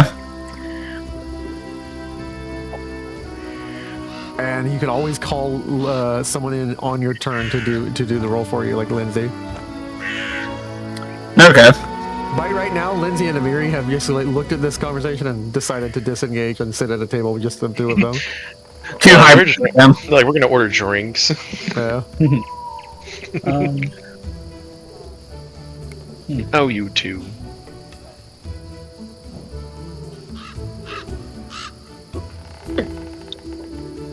Animede's turn now. She will look up.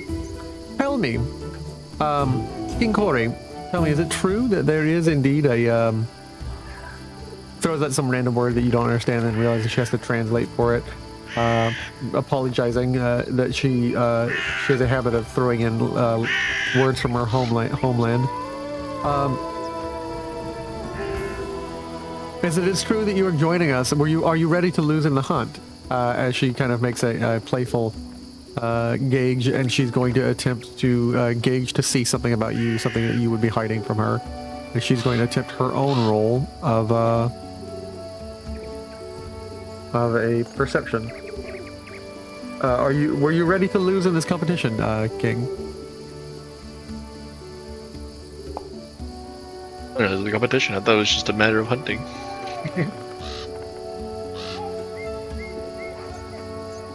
Competitive, not cooperative. That roll changed her initiative. Yeah, sorry, that was my bad. She shifted reality. She lost her space. I need you to tell me what your will DC is, and I should just crit.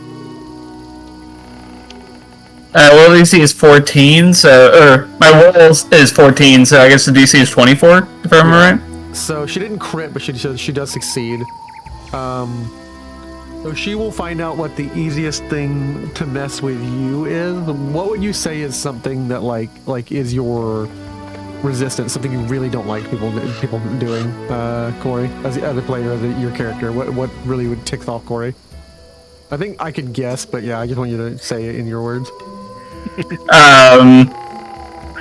Being like dishonorable or using underhanded means to win.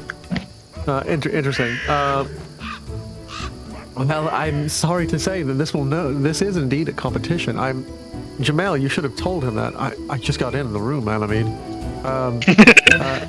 you should have told him that. She's that kind of person. That would have definitely helped him. Maybe he wouldn't have come, or shouldn't have come.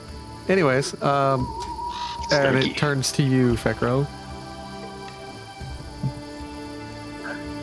Well, since we're all getting to know each other a little bit more, I'd like to learn some more about you, Jamel. Didn't realize we brought Jatha with us.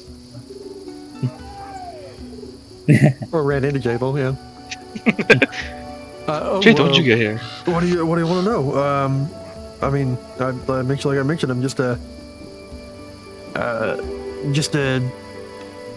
regular old warden, peacekeeper, game warden, out here in these stolen lands, mostly tending to anything from the mountain ranges to the east and the Silver Step Lake, and all the way to all the rivers and the gnarl marshes.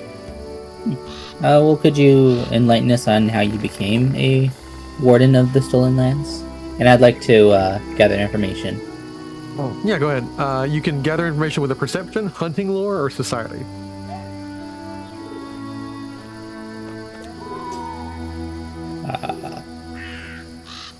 Where are you? These things elude me sometimes. There it is. Austin. I'm gonna roll society. And do I need to target him? Yeah, no, because I'll just tell you what I'll tell you if we pass the DC. You'll Okay. go target him.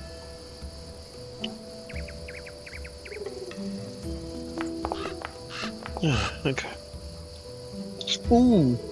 You actually failed to gather anything, as he kind of just, it's mostly that your questions aren't pointed enough for him to, like, step out of his, Bubble. it's not so much that it's fake humility, it's that he's not willing to, like, brag about himself. On himself. Is it, I'm just really, I'm just a ranger. Wisdom should tell. Don't let him lie to you, Vecro. Viceroy. It says Julia. Jamel is a reserved individual as it regards to his own boasting, but he has felled quite a many beasts. He has no mere warden, not in these lands. Oh, I think Twitch lost visual. Ah, why?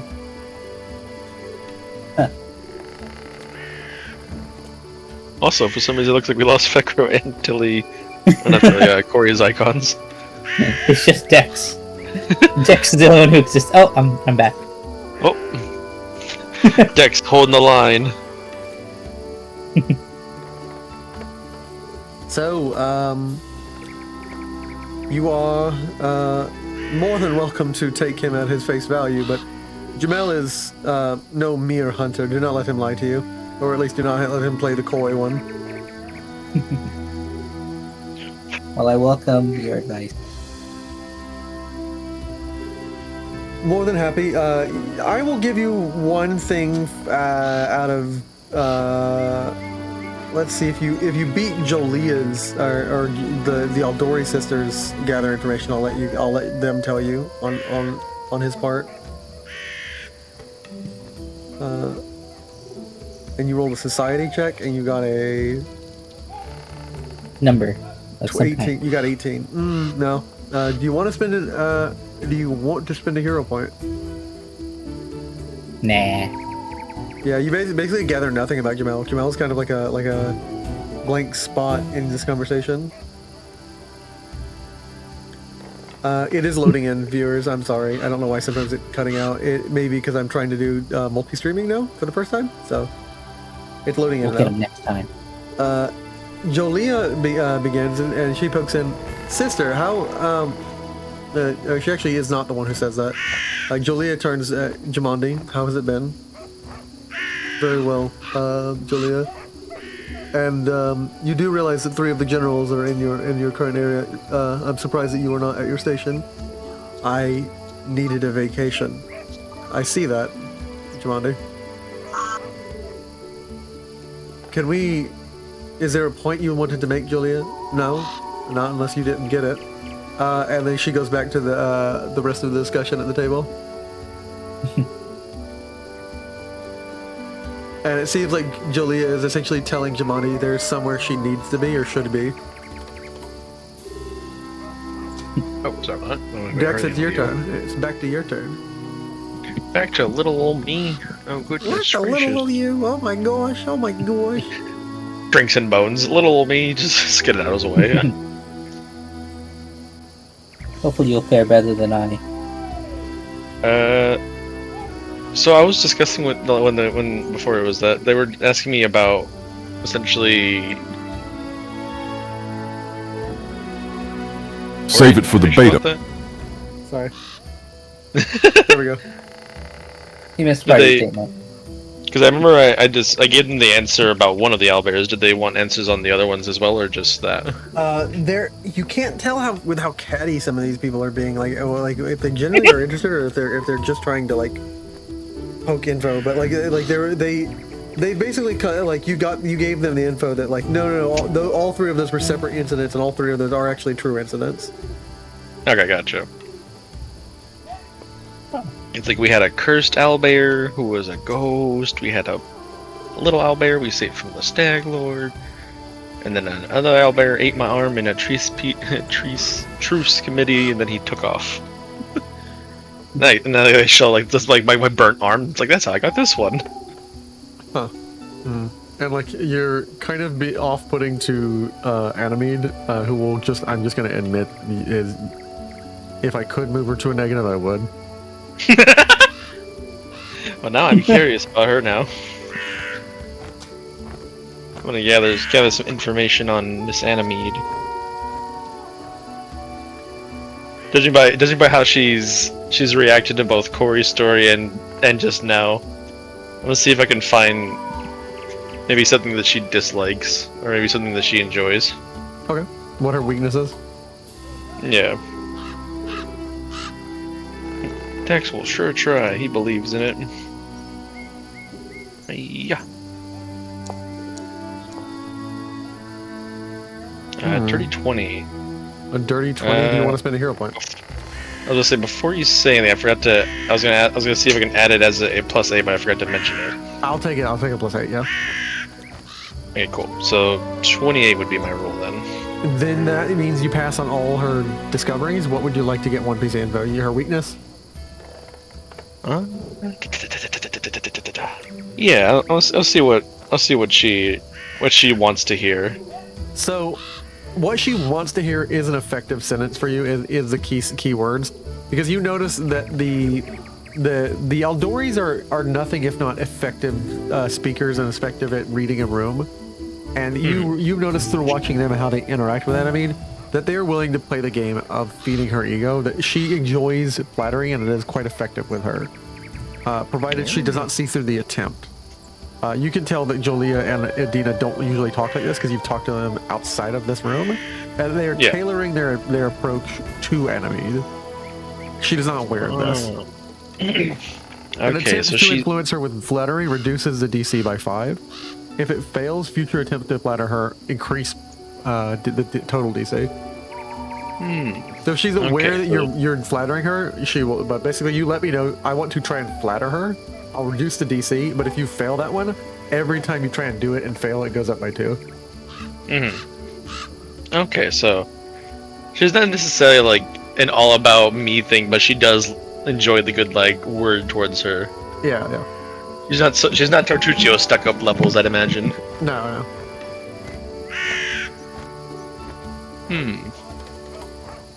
I'll keep that in mind, as I assume that's the end of my turn. All right. Yes, it is now Adina's turn, and Adina will turn to rest of them. Does she like flattery? He says, "Please come join us. You are also a bard. I'm sure Animede would love to catch up with you." And like, let's do the back just drinking. Like hope that.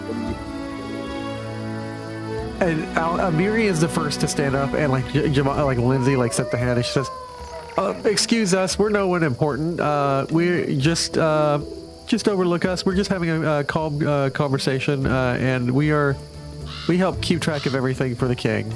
And like she kind of motions for Amiri to sit back down, and like you wouldn't really want to glean anything from us. We're just helping the king, and she's like playing down their role. You don't know why Lindsay appears to not want to come to the stable. I imagine it's just the fact that it's another bard. Yeah, it's related to that, but it's not the fact that she's a bard. Yeah. Really gotta dig into the Lindsay story at some point. Animede says, "No, please, truly, I see that you have an instrument. Come with us." And like she's going to make an impression to try and socially pressure this next sentence such that it would be rude to decline. Animede will roll a diplomacy roll against Lindsay's will DC. Lindsay's will DC is a 25, and Lindsay actually managed to bluster this conversation. Please, and like as she almost tries to lock the social trap, like Lindsay says, I would, but it would be so offensive to my friend here to just pull away from that conversation, wouldn't it be? And like enemy doesn't realize she didn't invite both of them, and that Lindsay has deftly deflected this like trap. Wiping the brow. Oh, thank God. Yeah. Jamel instead turns to Corey and he will address you. He says, "It is correct, King Corey. We forgot to mention to you. This is partially a competition. I apologize. I didn't know that it was an invitation, but I also did not think you would be bringing Lady Jamandi. You may outstep all of us for Jamandi's efforts. You truly, Lady Jamandi, you are well known for your adventuring skill." And Lady Jamandi just kind of, no, it's quite all right. I will try not to throw off the scales of the balance for this favor. No, he invited you. You're clearly part of his party. You must know each other in some way. That is, I was going to explain the terms of the hunting challenge, but you are more than welcome to join his party as a part of his hunting crew.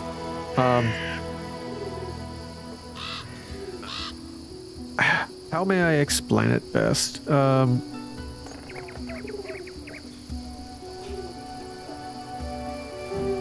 Well, we are beyond being a lodge. We are a guild that we guide and teach those who share a reverence for the natural world.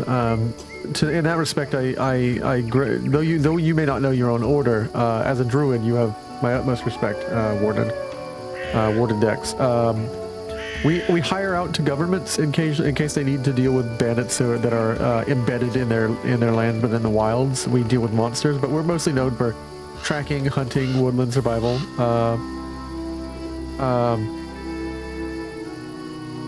You guys know this because you did a lore check before when you first got his letter. But Jamel Visser is not just a member of the Embeth Travelers; he's their leader.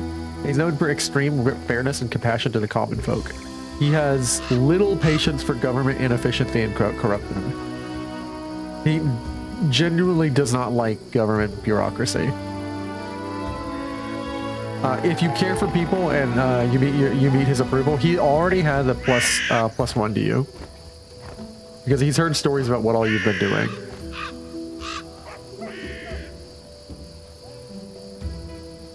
Nice.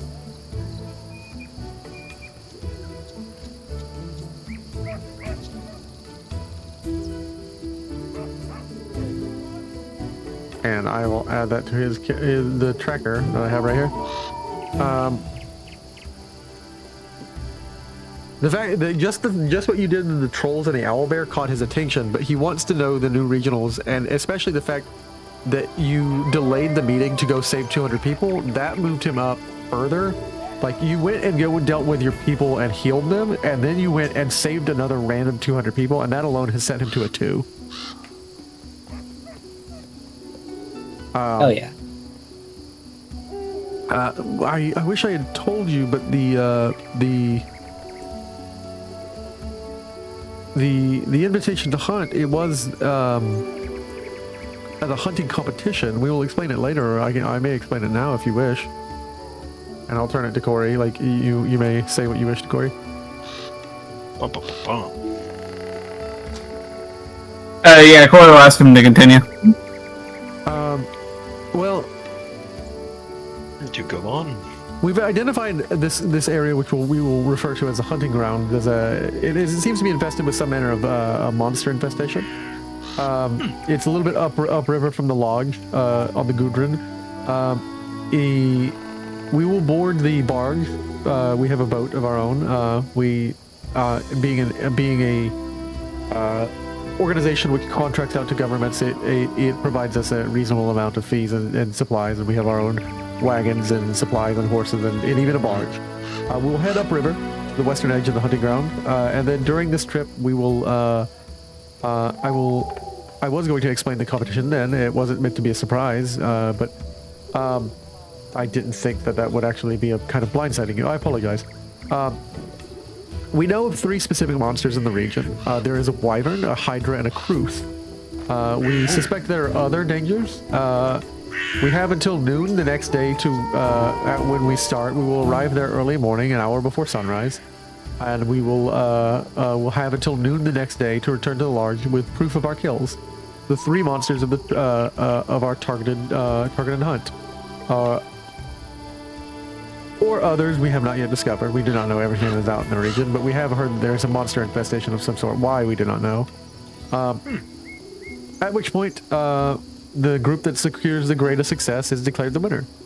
We will score and point depending on how well you are able to kill without damaging or maiming the body. We always like to keep trophies. If you are able to capture alive and not awake, somehow able to capture it asleep and imprison it, that would also be effective. That is barring, of course, that it is not deadly and has not slain anything. We prefer to, for the sake of the land, as a warden, generally you do cull the land of any creatures that have developed a thirst for blood. I looked at him with a smile. Thank you. Of course. This man gets it. But yes, we'll be setting out by barge. We will anchor at a small island in the river, and then we'll start at the south end of the hunting grounds. Then we will sweep in whatever direction you wish. For shall be 3 parties. Annabede has brought 2 bodyguards that will travel with her. The Aldori sisters will, of course, travel on their own. They wish to test their mettle.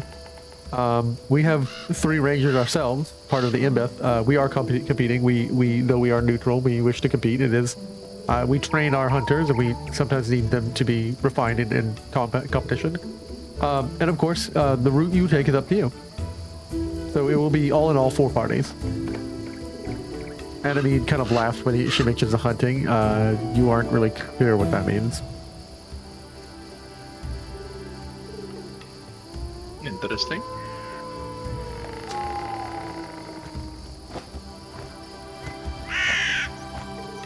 Well, I've heard of a Hydra and a Wyvern, but what is a Kruth? Don't think I've come across anything like that.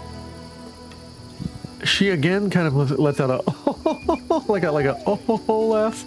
Annabede does, and it kind of sets that she looks down on you for you not knowing and being a druid. Again, if I could make your influence with her negative.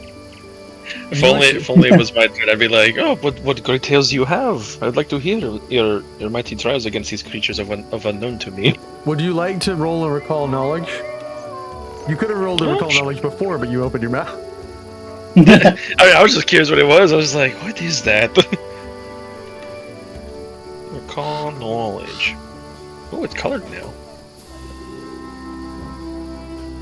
Recall knowledge. Knowledge. You can always say that and I immediately still lose it. There it is.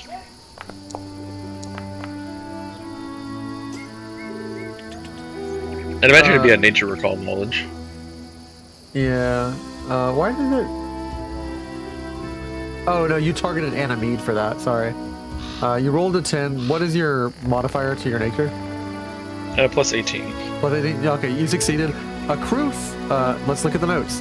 Kruths are sometimes called crocodile eaters. They are fast and vicious creatures that hunt in bogs and wetlands. While they are known to hunt and eat crocodiles, alligators, basically anything that is like a crocodile, their favorite prey are lizard folk and boggards and dinosaurs. He especially thought that this was funny because he didn't know as a lizard folk. Wait, the fact that it's lizard folk and dinosaurs, the 2 things that can turn into. Yeah. Kruths are found alone or in packs. Male Kruths are usually solitary creatures, fierce and bold and bloodthirsty. Female Kruths, on the other hand, are more likely to shy away from potential predators, but swiftly turn violent. I almost said twiftly. Swiftly turn violent when their brood is threatened. Because their offspring are so vulnerable, female Kruths will gather in packs to raise their young in a female pack, and send smaller groups to hunt for food while the rest of them watch the brood. Kruths only mate every 4 to 5 years, and the mating process is usually gruesome. The info that you need to know. An entire female pack will hunt as a group for a lone male, claiming their prize in a frenzy that can last for an entire day and night. Once finished, the females usually slay the mate and devour his flesh that is nutrient-rich. His organs in particular. Understandable. The organs usually contain a very unique chemical compound that's related to gestation. They need it in order to gestate their partner. As such, you have heard of poachers hunting crews for fresh, especially specifically this organ, so they can grow their own cruise egg.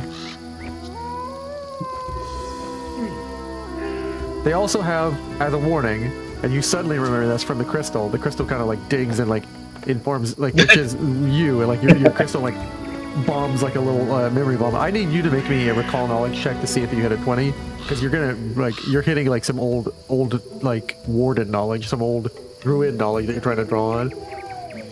Recall knowledge for nature. Yeah, I need to see if you hit a crit or a 20. I believe in my law. Holy crap, he does it! Nice. I do have a plus 18.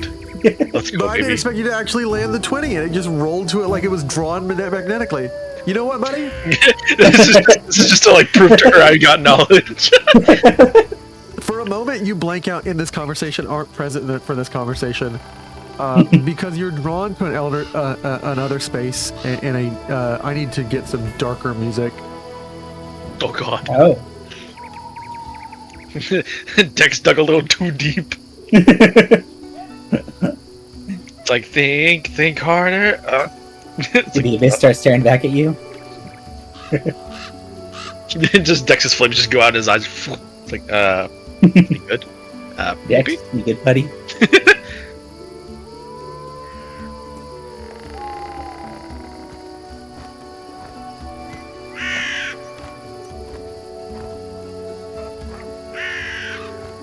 General playlist. I'm looking for music, ambience. Spookiness, if you will. Yes.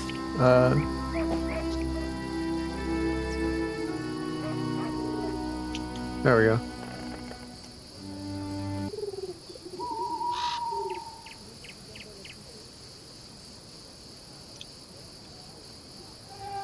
You are in a dark room, more or less a room and more like a grove which has intentionally been sealed, and you can hear all manner of creatures in the nighttime, birds and bugs, and like everything has been commanded to leave this region.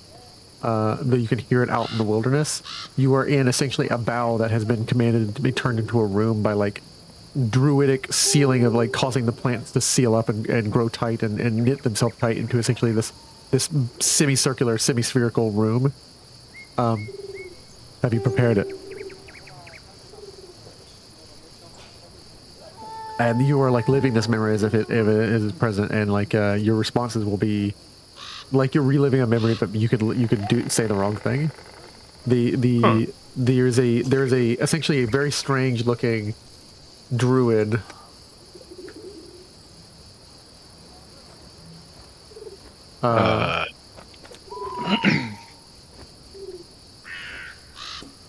They look almost like almost like their face is more wood. There's a goatee of like leaves on hanging out from their head, and from their head there are fronds which come back like brushed back hair. Their skin looks like ruddy and solid and like dark and gray, but it almost looks like wood, like actual the bark of wood, like is what their skin looks like. And they're wearing a cape which is an amber autumn series of like pine, not pine, but a series of like essentially like autumnal red leaves knitted together as a cloak. And they wear like a large crystal, and another crystal is a massive crystal the size of yours in your chest as atop their staff. Have you brought it, Lord Druid?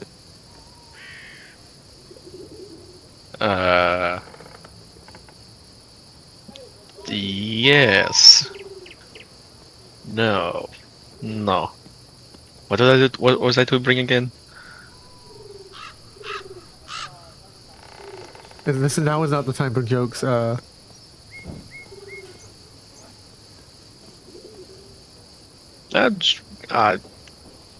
You know me. Just go ahead and give me a refresher. And I'm assuming this is like Dex thinking like from where he was to here now. Lord Druid Asarak, please do not play. We are preparing the Mother's Bow ritual. Have you or have you not? There it is. There it is. He says, it looks like your crystal, but it's charged with an almost violent pink or red. Good. You seem to have prepared it. How long did it take? What? I best not ask it. Crass thing to ask. I am sorry for such a cost to you. And for a moment, you feel an answer rise up in you. It was no problem to kill them. And you could say that if you wish. Like that would be the answer that you would give.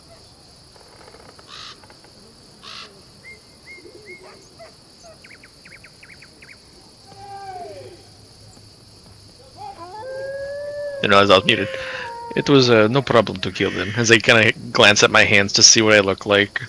You look like a regular, like very deep dark green, almost like crocodilian lizard folk. And for a moment, your eyes flash and you see blood on your hands, and then you're back to where you are in like you're flashing between a flashback even further into your memories and this current like lived memory that you have. Oh jeez. Well. No, it wouldn't be. We are at war with them, and they trouble this land far too much. Have you prepared yourself for the rites, Lord Asarak? As a test, go ahead and give me a refresher of what I should be doing. Well,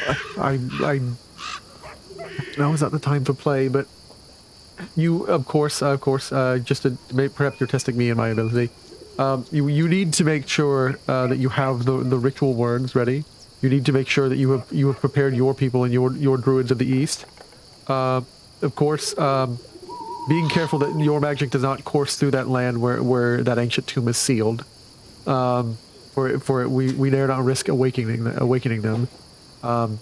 You will be the southeastern, and I shall be the north part of the triangle. And of course, those who dwell in that near that wretched land.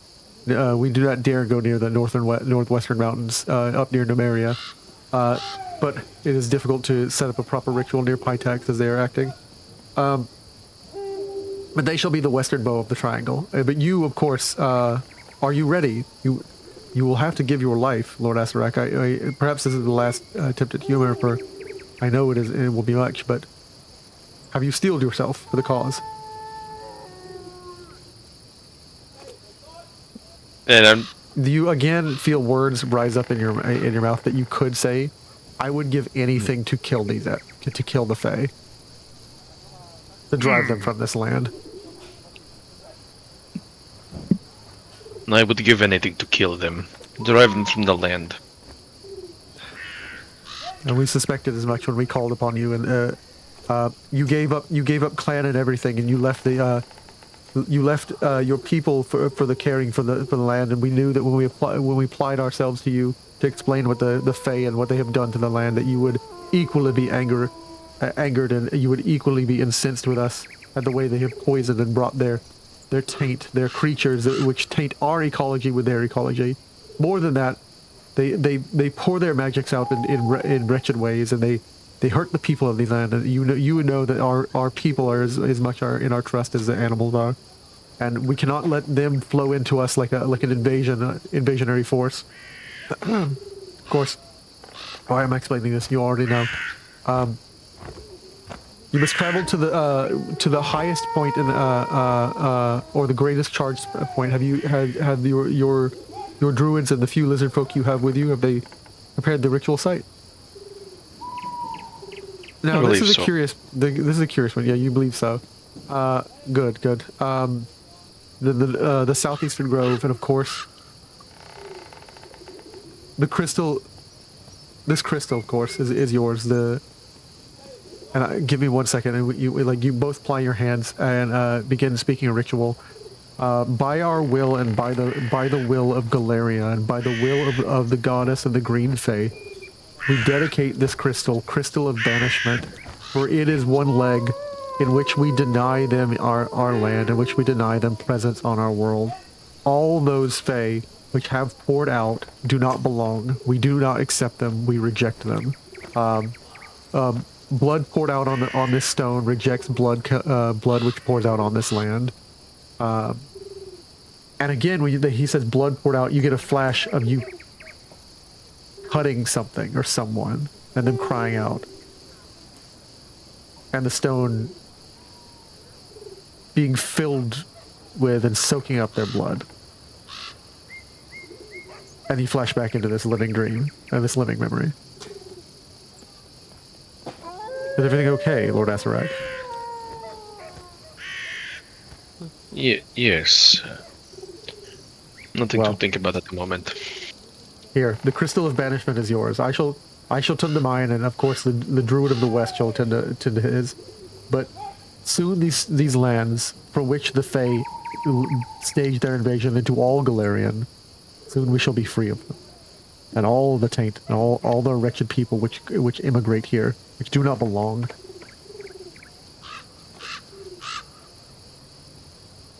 It was too much of us to prevent the invasion of the elves, and to prevent the elves from settling in Kionin, but we will do what we can here before too many of them strain their way here and make of the stolen lands their land as well.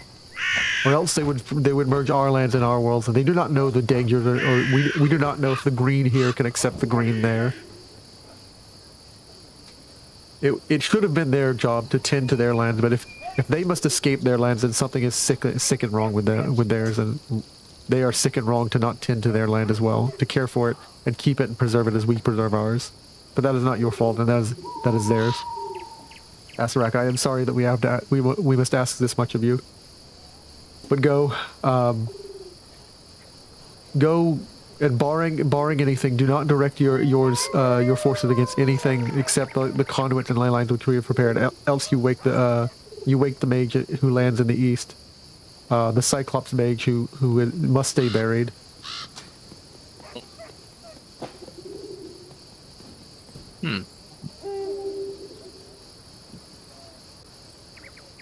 This land must stay in balance, and it is our duty and our great honor, and we shall never forget you, Asarak.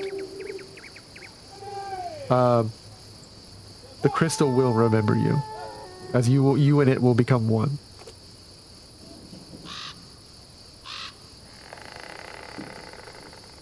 The order knows what to do with them when they are done, and they shall be planted in the places of power within this land.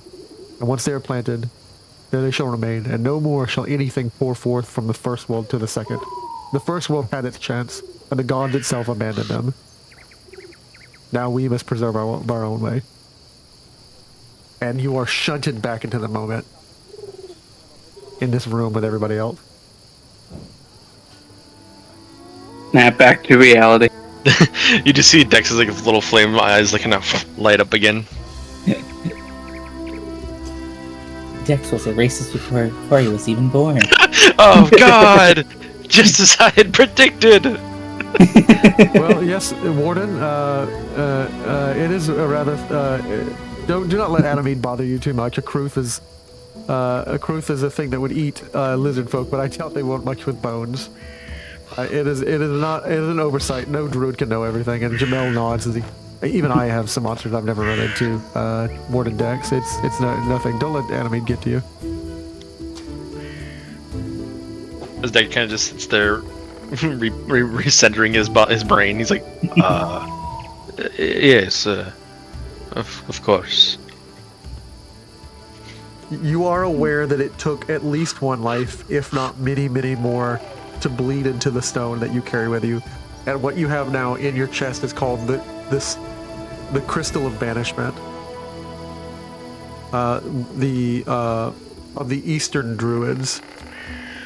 Of the Druids of the East. This is the Crystal of Banishment, which they prepared for the Mother's Bow ritual.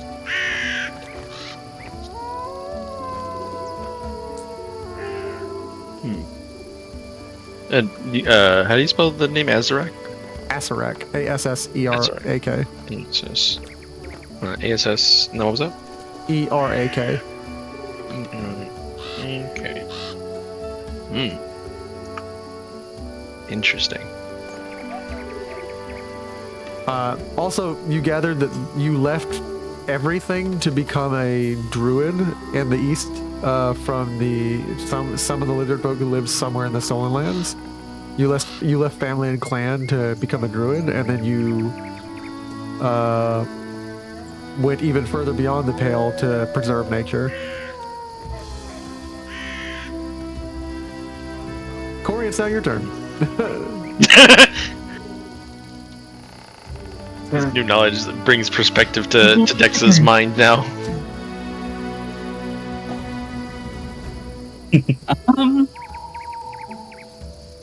I'm thinking. Add I do that. want to learn more. I do want to keep learning more about Animede because she's been a surprising enigma during these past two matches or 2 rounds. Of course, this is going to be the last of the round, so you guys do need to try and influence her if you're going to influence her. That will be up to Fekro, and I'll give you a free action because technically, in terms of economy, you should have had Tilly as well. So I'll let you make a discovery and then an action, Corey.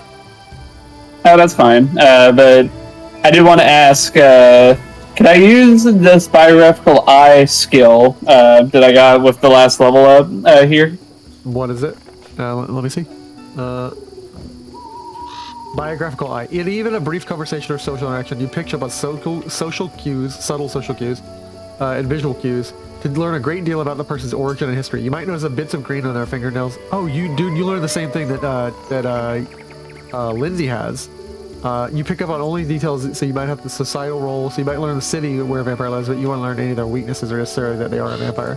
Spend 1 minute in the presence of someone you haven't met before, or haven't met, and says you gain a biographical eye. I'll let you roll this with a reroll since you've been in a conversation for like 30 minutes.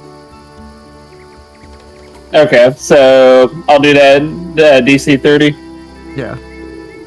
And you get a +1 to that in addition because you've engaged them in conversation. So this is at a DC 29, really. Now the question is, are you flattering them for that too? Yeah. Are you trying to flatter her as well? Because she will reveal more if you're like trying to flatter her. It'll reveal DC 24.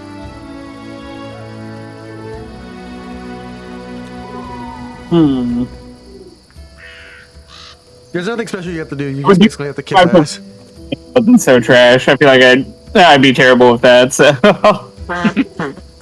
Yeah, Corey doesn't kiss butt in a conversation. Corey is the king. He's like, I am the ass that is kissed. I am the king. But yeah, you said I could have a reroll with this? Yeah, you can. And you're just trying to hit a 29 because you got a +1 circumstance bonus.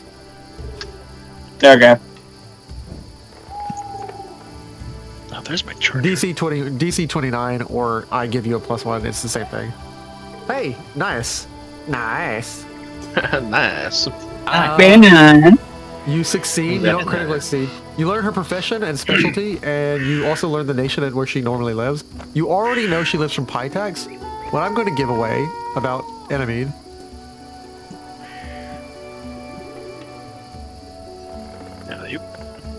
Alley-oop.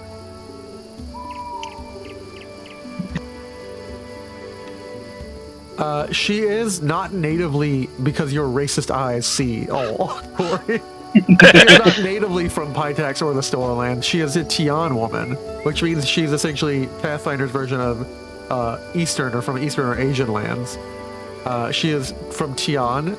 She dresses in elegant clothing with masterfully crafted leather armor. And she, strangely enough, has normally black hair except for one single streak of blonde highlight in the front of her hair. What you have learned is that she is very clearly a songstress, but she's also apparently a pundit for Pytax. A popular pundit at that.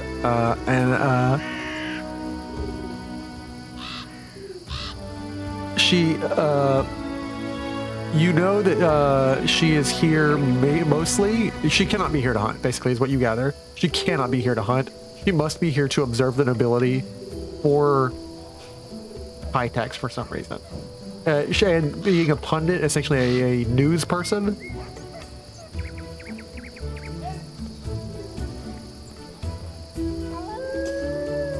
It's essentially someone who gives opinions to the public on a subject in an authoritative manner. She must be here to essentially gather what is roughly like gossip about you guys.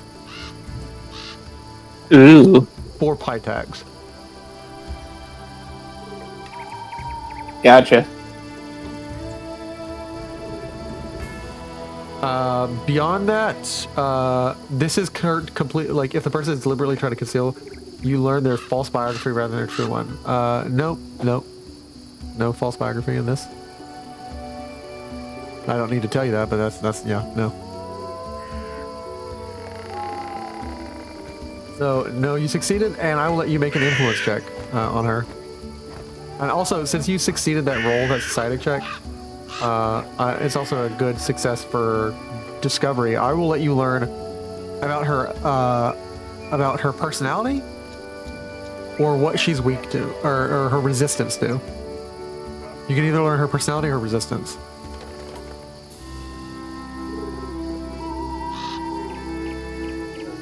Because you already know she's weak to flattery.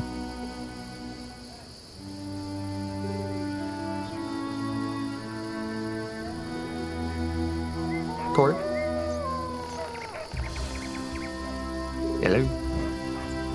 The king has perished. The king is perished. Long live the king. Hey, sorry, Tilly just got back. I was talking with her. Okay, cool. What's the question? You may either find out about her personality or her resistance, because you know her weakness. Personality. Let's go with that. She is begrudging, and she is the kind of person who will be a sore loser. If she doesn't win, or if you basically if you win this competition, she is very clearly going to be extremely sore about it. And if she wins, she's going to never let you hear the end of it. She also has once or twice, very subtly, in this conversation, suggested as a joke that she's played off as mere joke. You know, I'm only joking. She suggested that the hunting lodge's name should be the Pest Rest. In fact, dear reader, she was in fact not okay. Yeah. She was not fun. And you may now try and influence her. I tried to Influence her. Influence her, yeah. So you have 5 options: performance, society, diplomacy, deception, or intimidation. Diplomacy. That is going to be okay. Cool. I see the difficulty. I don't get to tell you, so you can roll with a hero point or not. I was actually going to ask, can you roll I guess it would be make an impression check for me without a hero point? Yeah. Make an impression check. I'm back on my phone because my laptop died on me. Okay. Make an impression. Fine.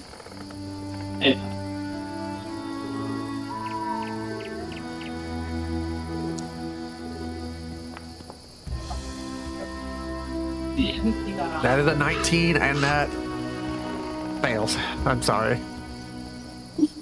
R.I.P. It is what it is. But you don't influence her. Vecro, you are the last person in this conversation, and we will call the session today. As you will set out for the actual hunt tomorrow or next week. Well, now I'm conflicted. Because I still want to learn more about Jamel. I know Corey was set on influencing enemy more.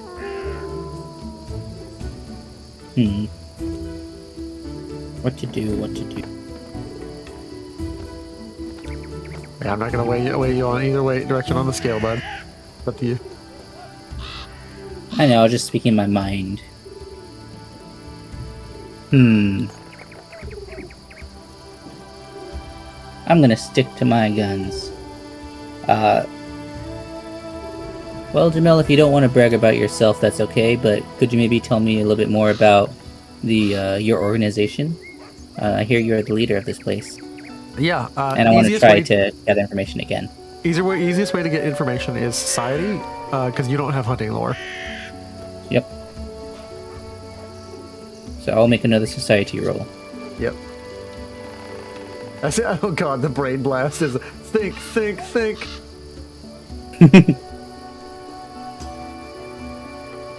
That was for Dex. Yeah. Whenever he was making his roll, he got the net 20.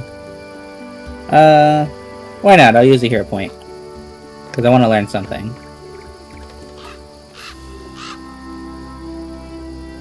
Yeah.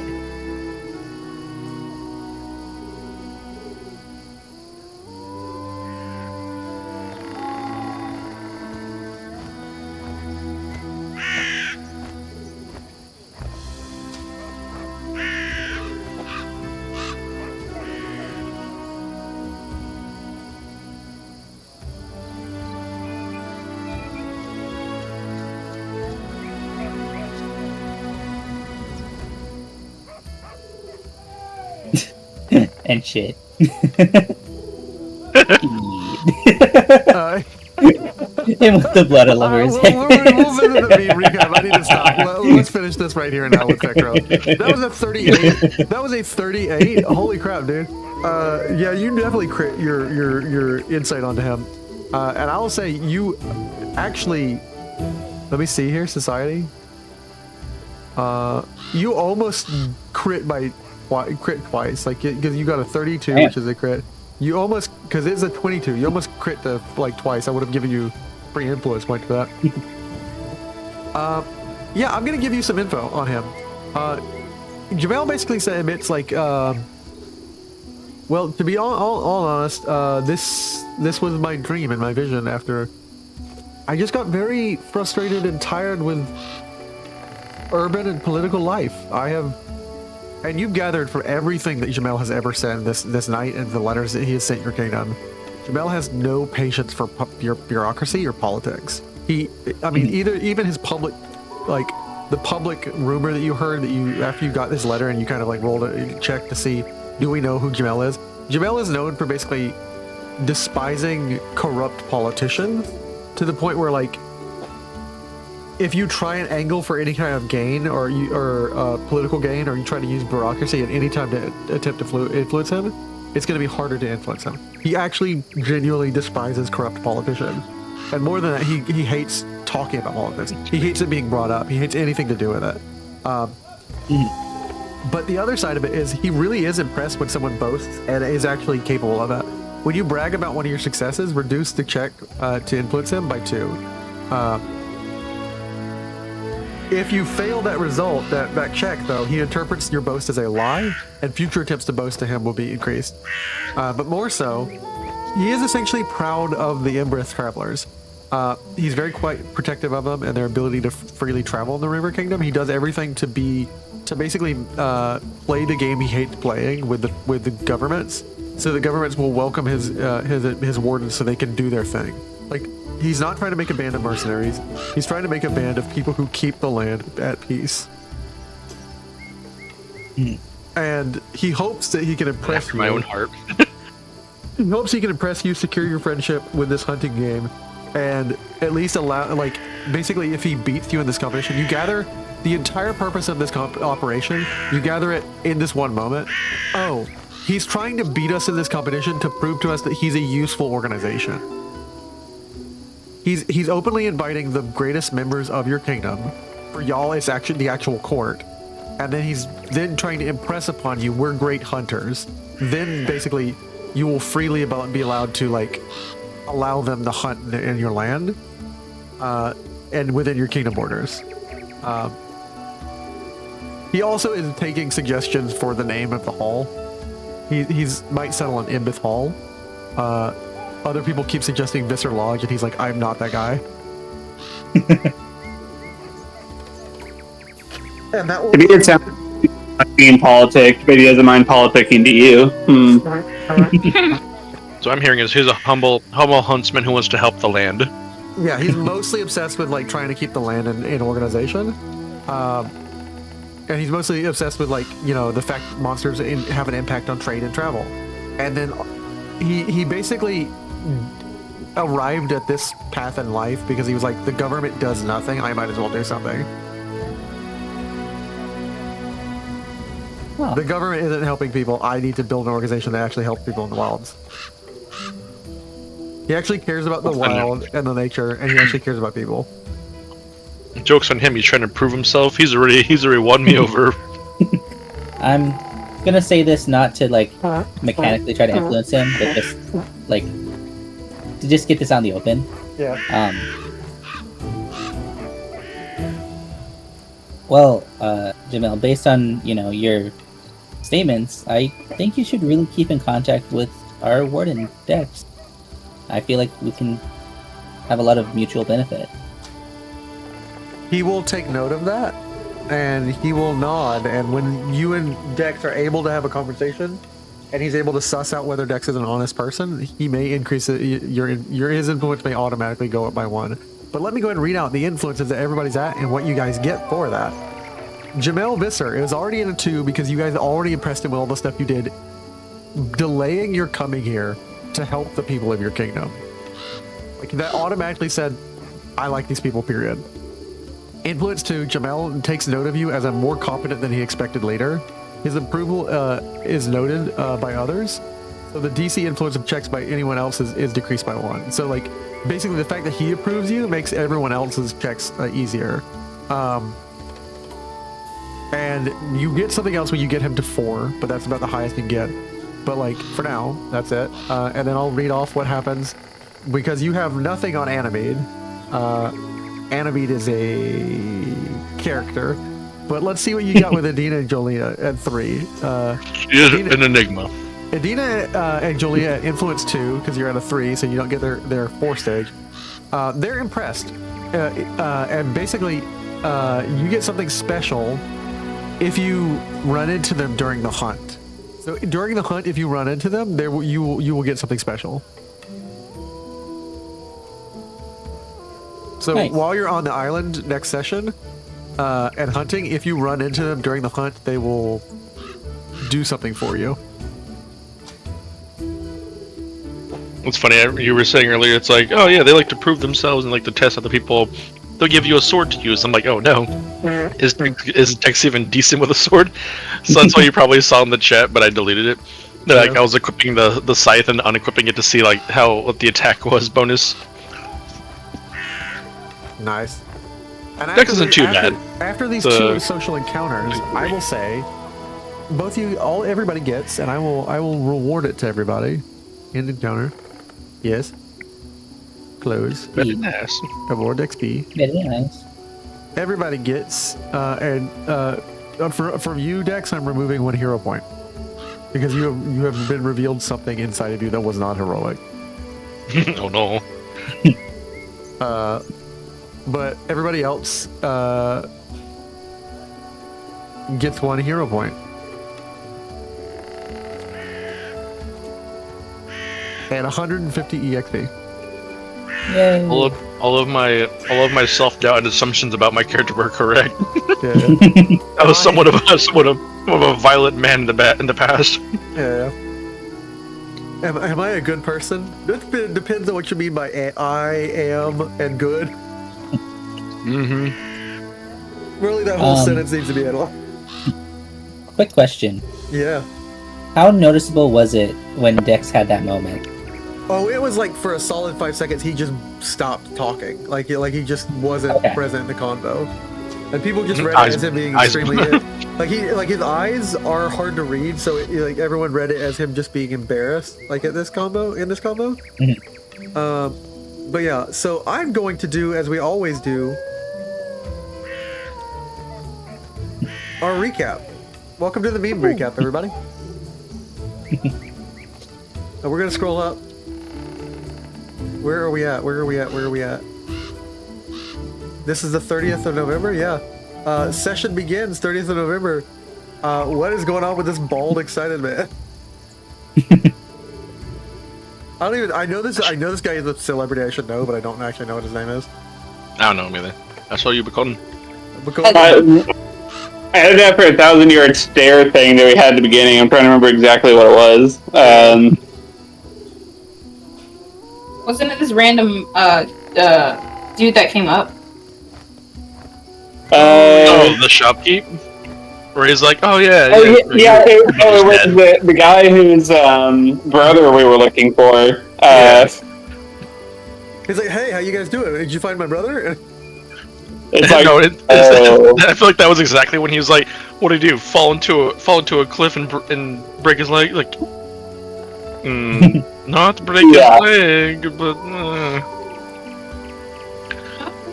So, would you like to play... You're really good. Would you like to join the lottery? Because I think you got your first guess.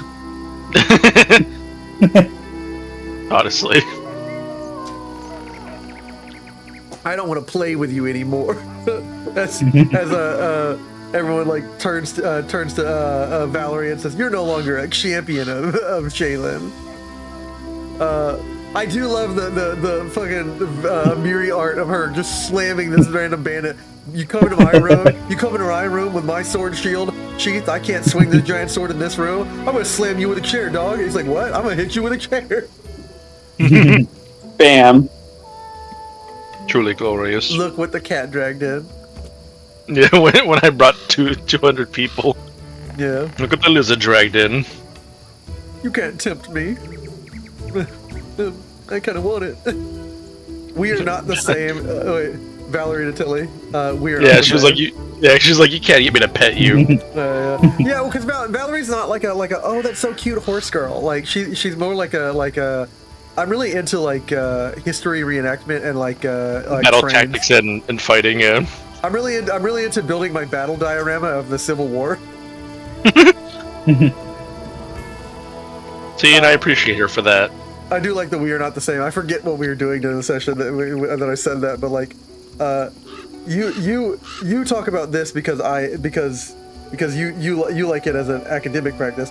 I talk about it because I live it. Like, we are not the same. Oh yeah. Fantasy person. Like, one person knows what a kite shield is because of fantasy. The other person's like, this is how you hold a kite shield. We are not the same. We finally made it. We made it. We're at the law. Yay. Random deer encounter. Yeah, it's Modelo time. Modelo effect. Modelo effect.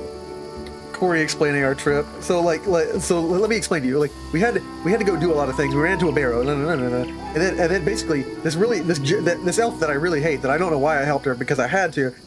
Basically went to these lands. I don't know what happened there. Then they brought 200 kids, and I basically looked at Jamandi or Jaethel exactly like she deserved, which was that she was a dirty elf. But then I had Jamandi with me, so I couldn't say she's a dirty elf because that would set things off. The elf I really hate, not to be confused with the elf I really love. Yeah. One's a full elf, one's a half elf. Yeah, Lindsay and Amiri like, do you want brunch? Do you want brunch or lunch? Yeah, that was then when they entered the lodge. Like, oh, the dialogue. Yeah. Sipped on That tea. isn't her fault. She's only half. It's not her fault. One slight comment on you don't know what a Kruth is. It eats lizard folk, Dix. I thought a druid would know that, and he's like, I'm gonna try and remember what a Kruth is. You remember what a Kruth is? And then you get 40-yard stare. I think, like, where am I? Oh, you're in your memory where you did atrocities. Like, you suppressed this shit, dog. It's like, oh. Welcome to the Crystal of Banishment, being all glamorous and filled with evil ritual. Shit. I imagine Dex just kind of like looks at his chest and his hands now. He's just like, oh. I'm a bad person now. Am I a bad person? What am I? that's probably gonna be something that's like he's gonna say to Fekro or anybody who like asks him. It's like, alright, buddy. It's like, am I a good person? It's like, what do you mean? You've done so many good things. That you've seen. How many good things outweigh a horrible bad thing? And all you know is that you killed one thing from the Fae, and that it was a person, a mortal. You don't know how many mortals you killed to do this crystal ritual. They make it seem like there was so many. I'm not telling. Not yet. You gotta get another nat 20, which was wild that you got that. I had that in my pocket, but it was wild that you got that because I saw that dice dancing around and it succeeded. That was crazy. Everybody, thank you for coming in for session 38 of our Pathfinder Kingmaker. We will be back next week, and we will be a little interrupted this time of year, these 3 months with Halloween, Thanksgiving, and Christmas is a little weird. But we will try and contain the spirit of Mariah Carey back in her crystal icebox. And as much as we can, we will play only Christmas music that I enjoy when I'm playing, because I love Christmas music, on my video game stream, which I'm going to do right after this. I'll be streaming more Skyrim. Never stopping with Skyrim. But you guys can see our other tabletops on Tuesday, Thursday, and of course today on Sundays. But we will be back next week, and we might be off for Christmas. We have to discuss that with the rest of our players. But for now, make sure to come back and tune in next week, and that's going to be, I think, the 7th. Yeah, it'll be the 7th of December. See you guys. Goodbye. Bye. Bye-bye now.